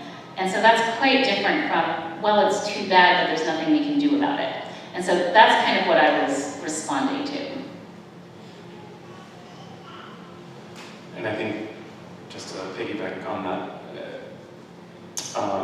part of the strangeness of our time, I think, is this uncertainty about whether or what is ending, and whether we are accountable, and whether we need help, or whether this is just, I mean, there's a sense in which we've normalized rupture upon rupture, and I guess I just want to add that this sense of an ending, or this sense of, the end of the world, is itself technologically mediated in part. I mean, I think you will tell me, but the surveys up until, at least in this country, I think the early 2000s showed that, people when asked said, like, yeah, I expect my life to be as good as those of my parents. And then all of a sudden, you know, there's this kind of drop. And I think obviously there are many, many reasons for that, and I don't mean to be a technological reductionist, but there is some way in which the experience, you know,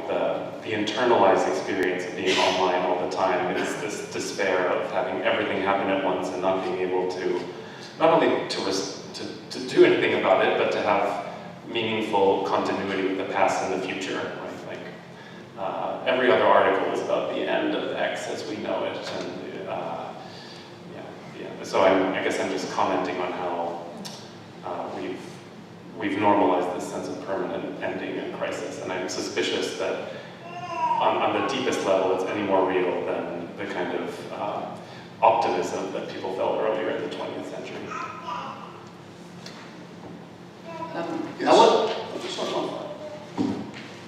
I just wonder if there's a kind of I don't know if hubris is the right word, but in kind of feeling that this is the end, like that this age is so bad or so significant in the grand span of things. And it strikes me that every age probably feels that things are radically different to how they were. And that there's some very great, you know, sort of looming tragedy. You know, whether this is an atom bomb about it, you know, like it's not all about, you know, talk about, it was the 50s were great, the 50s were pretty cool. But, you know, people were genuinely, with good reason, you know, worried about raining down atom bombs. And we probably should still be worried about that. You got used to that. It's weird what you get used to, right? You know, wasn't long before that there's, you know, a couple of very big world wars around. And there was always the threat of, you know, a cholera epidemic or, you know, or something, you know, some cicada play. I'm thinking of, it happened in one of the Little House on the Prairie wars, doesn't it? Like, it's like every so often you get a plague of cicadas coming, locusts, I think, and eating all the crops, right? Or, you know, going back in history, like the French will come. My part of the world, the French will, you know, come. So I just thought, I think I don't think there's been a period when people have been like, hey, this is great. And, you know, if this is the end, we're going to go on high. I think there's always that kind of like,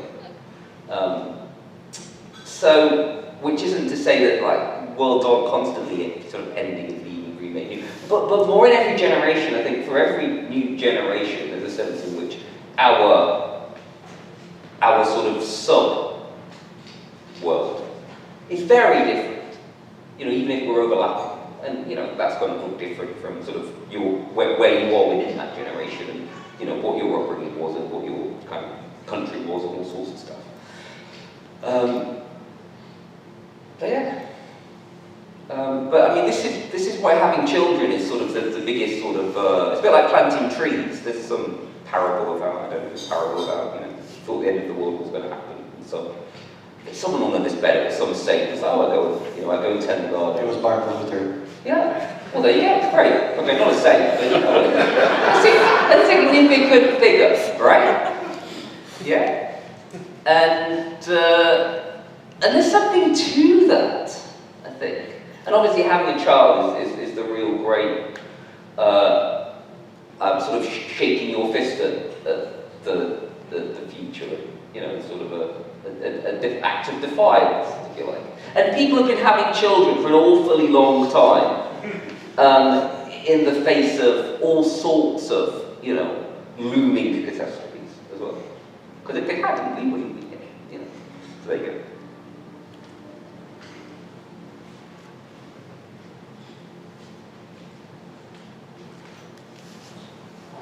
I wanted to get back to Rusty's question about what world is ending. And I think it's not a world, it's a story. We've been telling ourselves stories about the United States of America and Western civilization and the black experience in America and Europe. And these stories all don't work anymore. The ending that we imagine for them are not, the endings we imagine for them are not happening. So ever closer union is not happening in Europe. And Western civilization is no longer triumphing. I'm writing a Western tradition book right now, and for that purpose I went back and looked at all of the Western civ books that were written between the 50s and the 80s. It was a genre. And they're incredibly triumphalist. The West, the story of the West is the greatest story ever told, and we expect the rest of the world to follow in our train. They're all going to do the same things that we did. They're going to recapitulate the Western story. They will have freedom, they will have prosperity, they will have individualism, and it didn't turn out that way. And that story can no longer be told. I'm not saying that it should be. In fact, the story that my friend Alan Gilson and I are telling in our new book is quite different. And the American story looks very different now. I confess that is there a priest here? I confess that I watched Tucker Carlson. And you're not allowed to do that anymore. I find these interviews fascinating. And I obviously disagree with him in many things, but he repeats over and over again that he's had this change in sensibility towards America. That he once thought America was a great and good nation. Cold War, we were on the right side of the Cold War, and now he thinks that America is a nation led by corrupt elites who want to get us into wars and destroy us for their personal gain.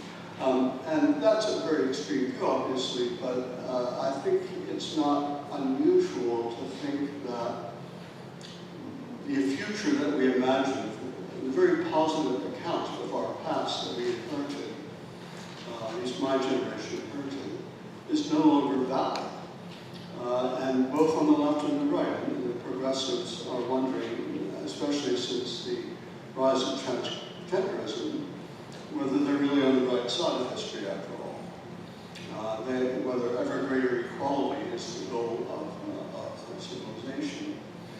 And I think on the right, obviously, there's a question. So that's what I think is really the end of, is the end of our narratives of ourselves, and the hope to find another story we can tell about ourselves to reverse these very negative moral polarities. So I'm very sympathetic to the idea of story and what might be happening to the story that we tell ourselves.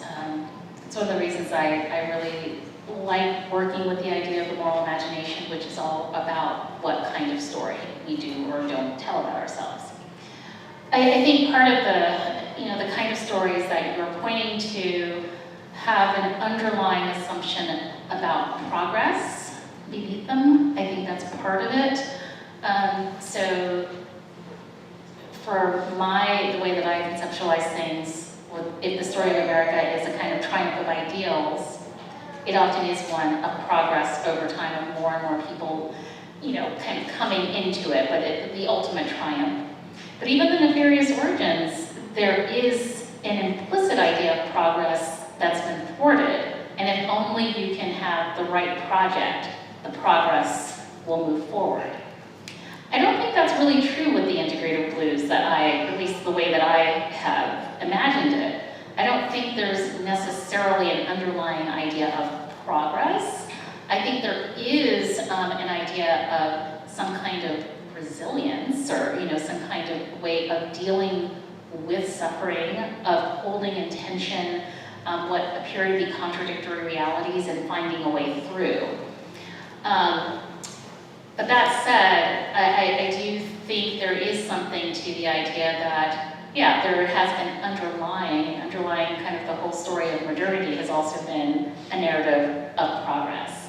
And of course, human societies have not always told that kind of story. So anyway, those are some of my initial thoughts. I only want to add that I mean, the end of a story is the end of a world. It's not as if we get to keep our world and have a different story. But maybe another way of spinning this is to say that the stories situate us in time in a certain way, right? And so a progressive story is one that has a beginning and it works its way towards some climax. And these are often secularized versions of Abrahamic scripture. And I think there's some chance that that relationship to time that connects us to the past and the future is what's ending, such that we register this uncertainty about whether things are going somewhere, and is that a good place or a bad place, and should we be building infrastructure that will last more than 10 years, and can we agree on what is important collectively? I just think, our capacity to act into the future is very uncertain, and that disconcerts our sense of what meaningful time looks like at all. It also connects to the natalism point. So I just wanted to say something in response to what you were saying, your skepticism about, hasn't almost every other historical period kind of felt this way, and I think that's a reasonable reflection. I guess my question would be, is I would agree with you, but I do wonder if, to build off of your talk, Anton, the technological changes are any kind of significant difference to that, just in the sense of, the question of what is real even seems to be unclear. The more we go toward, the use of AI, deep fakes, I just wonder, is that qualitatively different than other historical periods in terms of questioning the end of whatever we want to call it? So I don't know, I wonder about that. Is that qualitatively different, or is that just kind of in the mode of other, it's a different way of feeling like this is an unprecedented time, but it's not significantly different.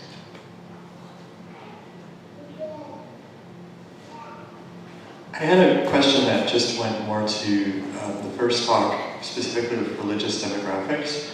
Do you think maybe instead of saying that the West is ending, it's that the West is moving, and that potentially, at least religiously, Latin America is kind of the new center of gravity?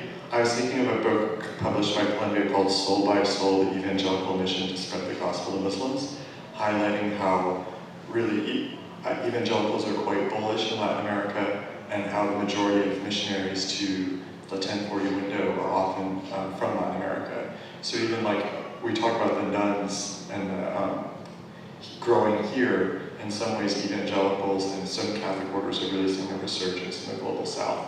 So would you say maybe, is Latin America kind of a different context, or maybe I'm probably misreading the situation? No, I mean, there's certainly big shifts going on in the sort of religious centers. I mean, in the Catholic world, obviously it's Latin America, but Africa and bits of Asia, is the real, the engine of the future in terms of demographics, obviously, but demographics, priests, all sorts of stuff, and just vitality and devotion and all those ideas and all sorts of stuff.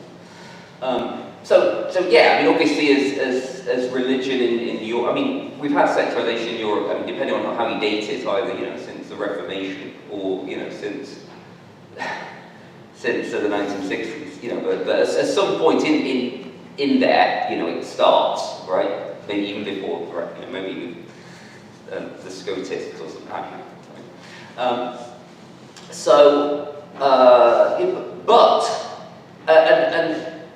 for all sorts of reasons, there's a sense in which we took the gospel elsewhere, and they're actually coming back, bringing it back.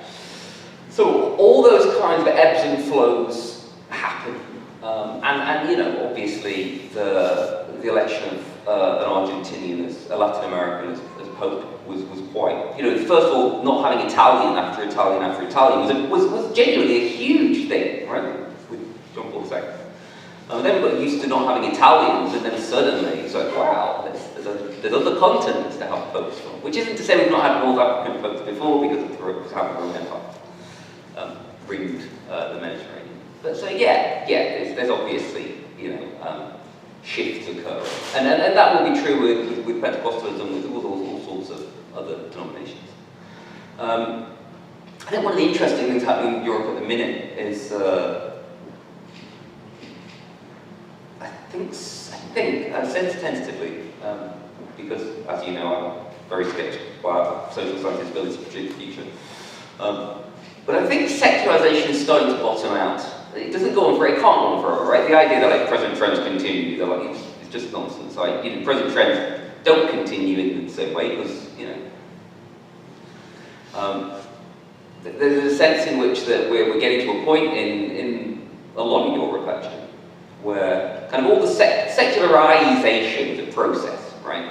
And there's a point at which everything that sort of can secularize probably has by now. And I think for the youngest, people younger than me, they're living in a peak secularization, I might call it. Now, when you get to that stage, there's still religious people left. There's not many of them, and they're few.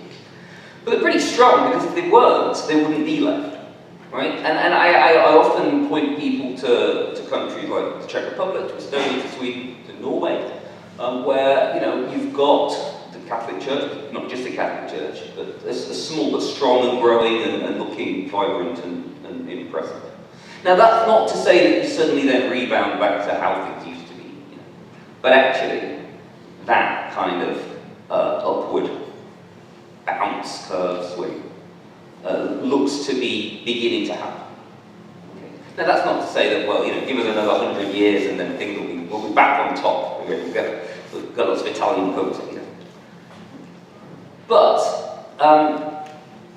equally, yes, Latin America, Africa, parts of Asia are this kind of great growth for Christianity, and have, like the numbers of, again, I think Catholics will know the numbers better, the rise in Catholics in Africa and all sorts of other places has been huge over the past 100 years.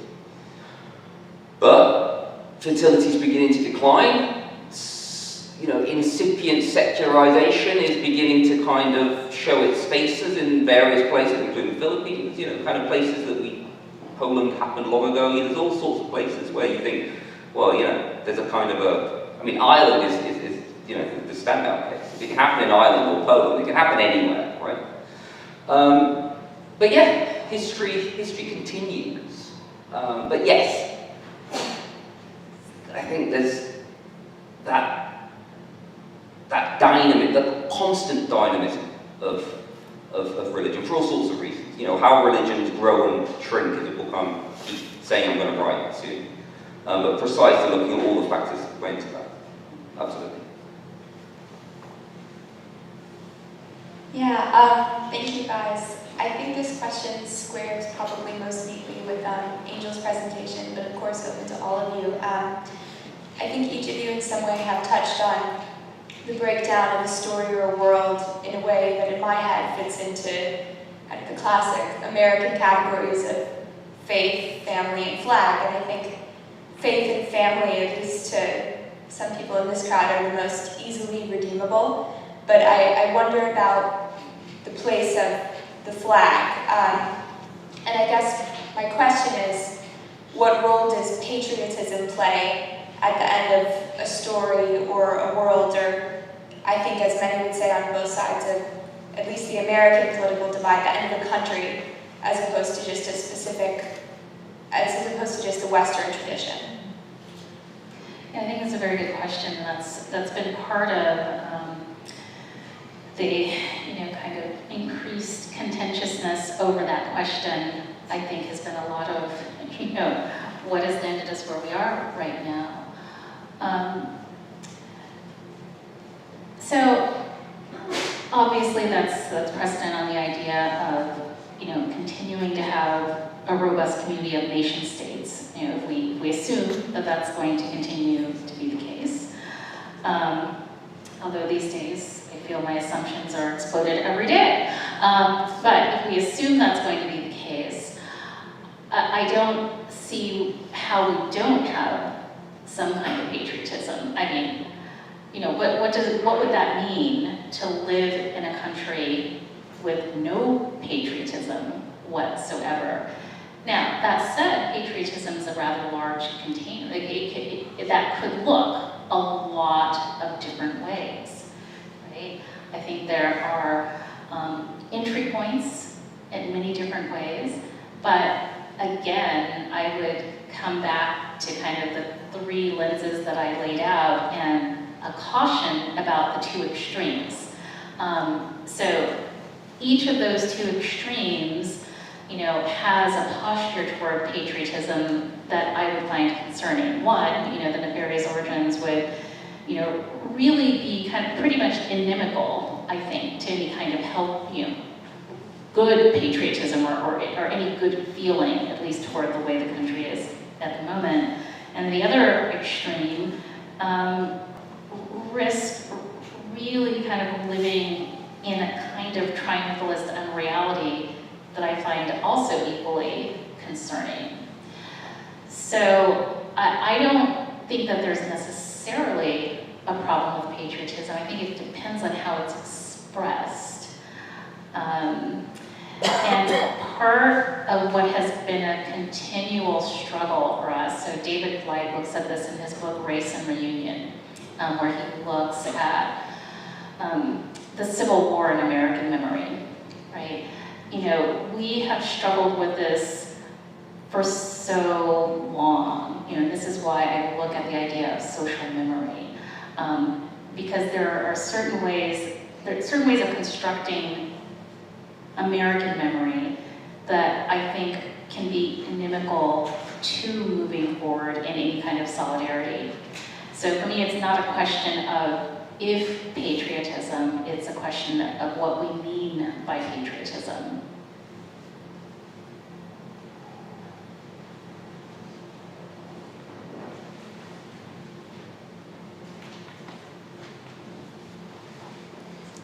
Hi. I have a question that is primarily directed at Anton, but I'm very interested in seeing what others might have to say about it. The thing that I have been sort of increasingly concerned with, as of course I've left Deep Springs and been cast out into the world, has been, you know, very much the logistics of moral vocabulary and what it is to argue with somebody about what it is that they ought to do. And I think this has been happening, you know, as you know, you've picked out on in the virtual sphere, but I think it's been happening also within sort of the day-to-day, you know, what it is to challenge somebody on either what they believe or more intrusively on what they do. And sort of the pet example that I've been mulling over recently is that in a recent couple weeks ago, gen ed lecture on the philosophy of technology, the celebrity-ish professor was very calmly, very patiently, with of course no expectation that we had done the reading, explaining to us, you know, what Marcuse meant in the new forms of control and how it was that, you know, distraction was one of the new forms of control. And the entire time during this lecture, I, you know, was sitting a couple rows back, somebody was scrolling TikTok. And there was sort of a deep irony there, obvious to, you know, me and I'm sure to the people around me. And I think, you know, one of the things, and of course, you know, I didn't do anything. I listened to the lecture and I took notes. And I, you know, perhaps he was the one most blatantly sort of ignoring the form of the lecture. Of course, everyone else was on their email as well. And I guess I'm like concerned with what it is that I ought to have done, or if I, you know, chose the right path of silence, and if there is a way to talk morally without moralizing. Golly. I mean, I think you're pointing out like the exact nature of the problem, which is that it's always someone else's instead of ours, and I don't mean yours, but the TikTokers, right? It's like, well, yes, of course, Marcuse was right, of course. This thing that I'm doing here doesn't bear on that. Like I bracket this experience and it's exempt from larger meaning. So I mean, I think that to me seems like what's kind of most sinister about it, that it's like every little timeout is in quotation marks. But I mean, yeah, I don't blame you for not saying anything to the TikToker, but there will come a time when you will be responsible for like rooms of people, and then, I mean, it's even there, it won't be completely up to you, right? You can, get up there and say like, don't go online. I think professors I've talked to have some success with that. You will have to work your whole class around that, right? What's really powerful, as you know, is when like the shame is horizontal as well as vertical. So I think, start with some kind of, if I went up to every person on the subway and told them to stop, scrolling through their feed, I would be arrested. So I don't really think that at this point the burden is on you, but if you're sitting at dinner with Luke and he's on his feed while you're trying to talk to him, then you can say something. I don't know, I'm just blathering, but it is interesting kind of like how the burden of responsibility and proof like shifted very quickly from like the offender to the offended in some sense. I want to thank our panelists one more time for such a rich day of conversation. Thank you very much.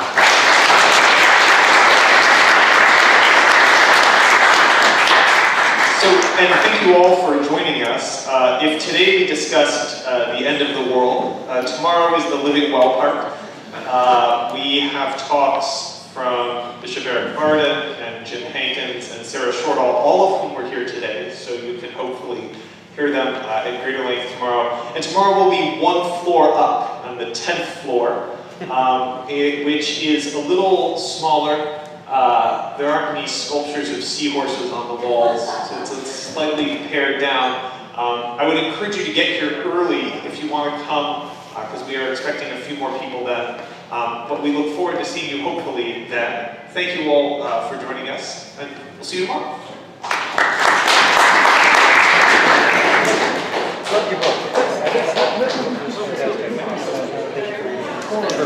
Actually, like the last chapter. Yes, I didn't actually. The minority. I think. Okay, I'll be in the picture even though I didn't do anything. Yes,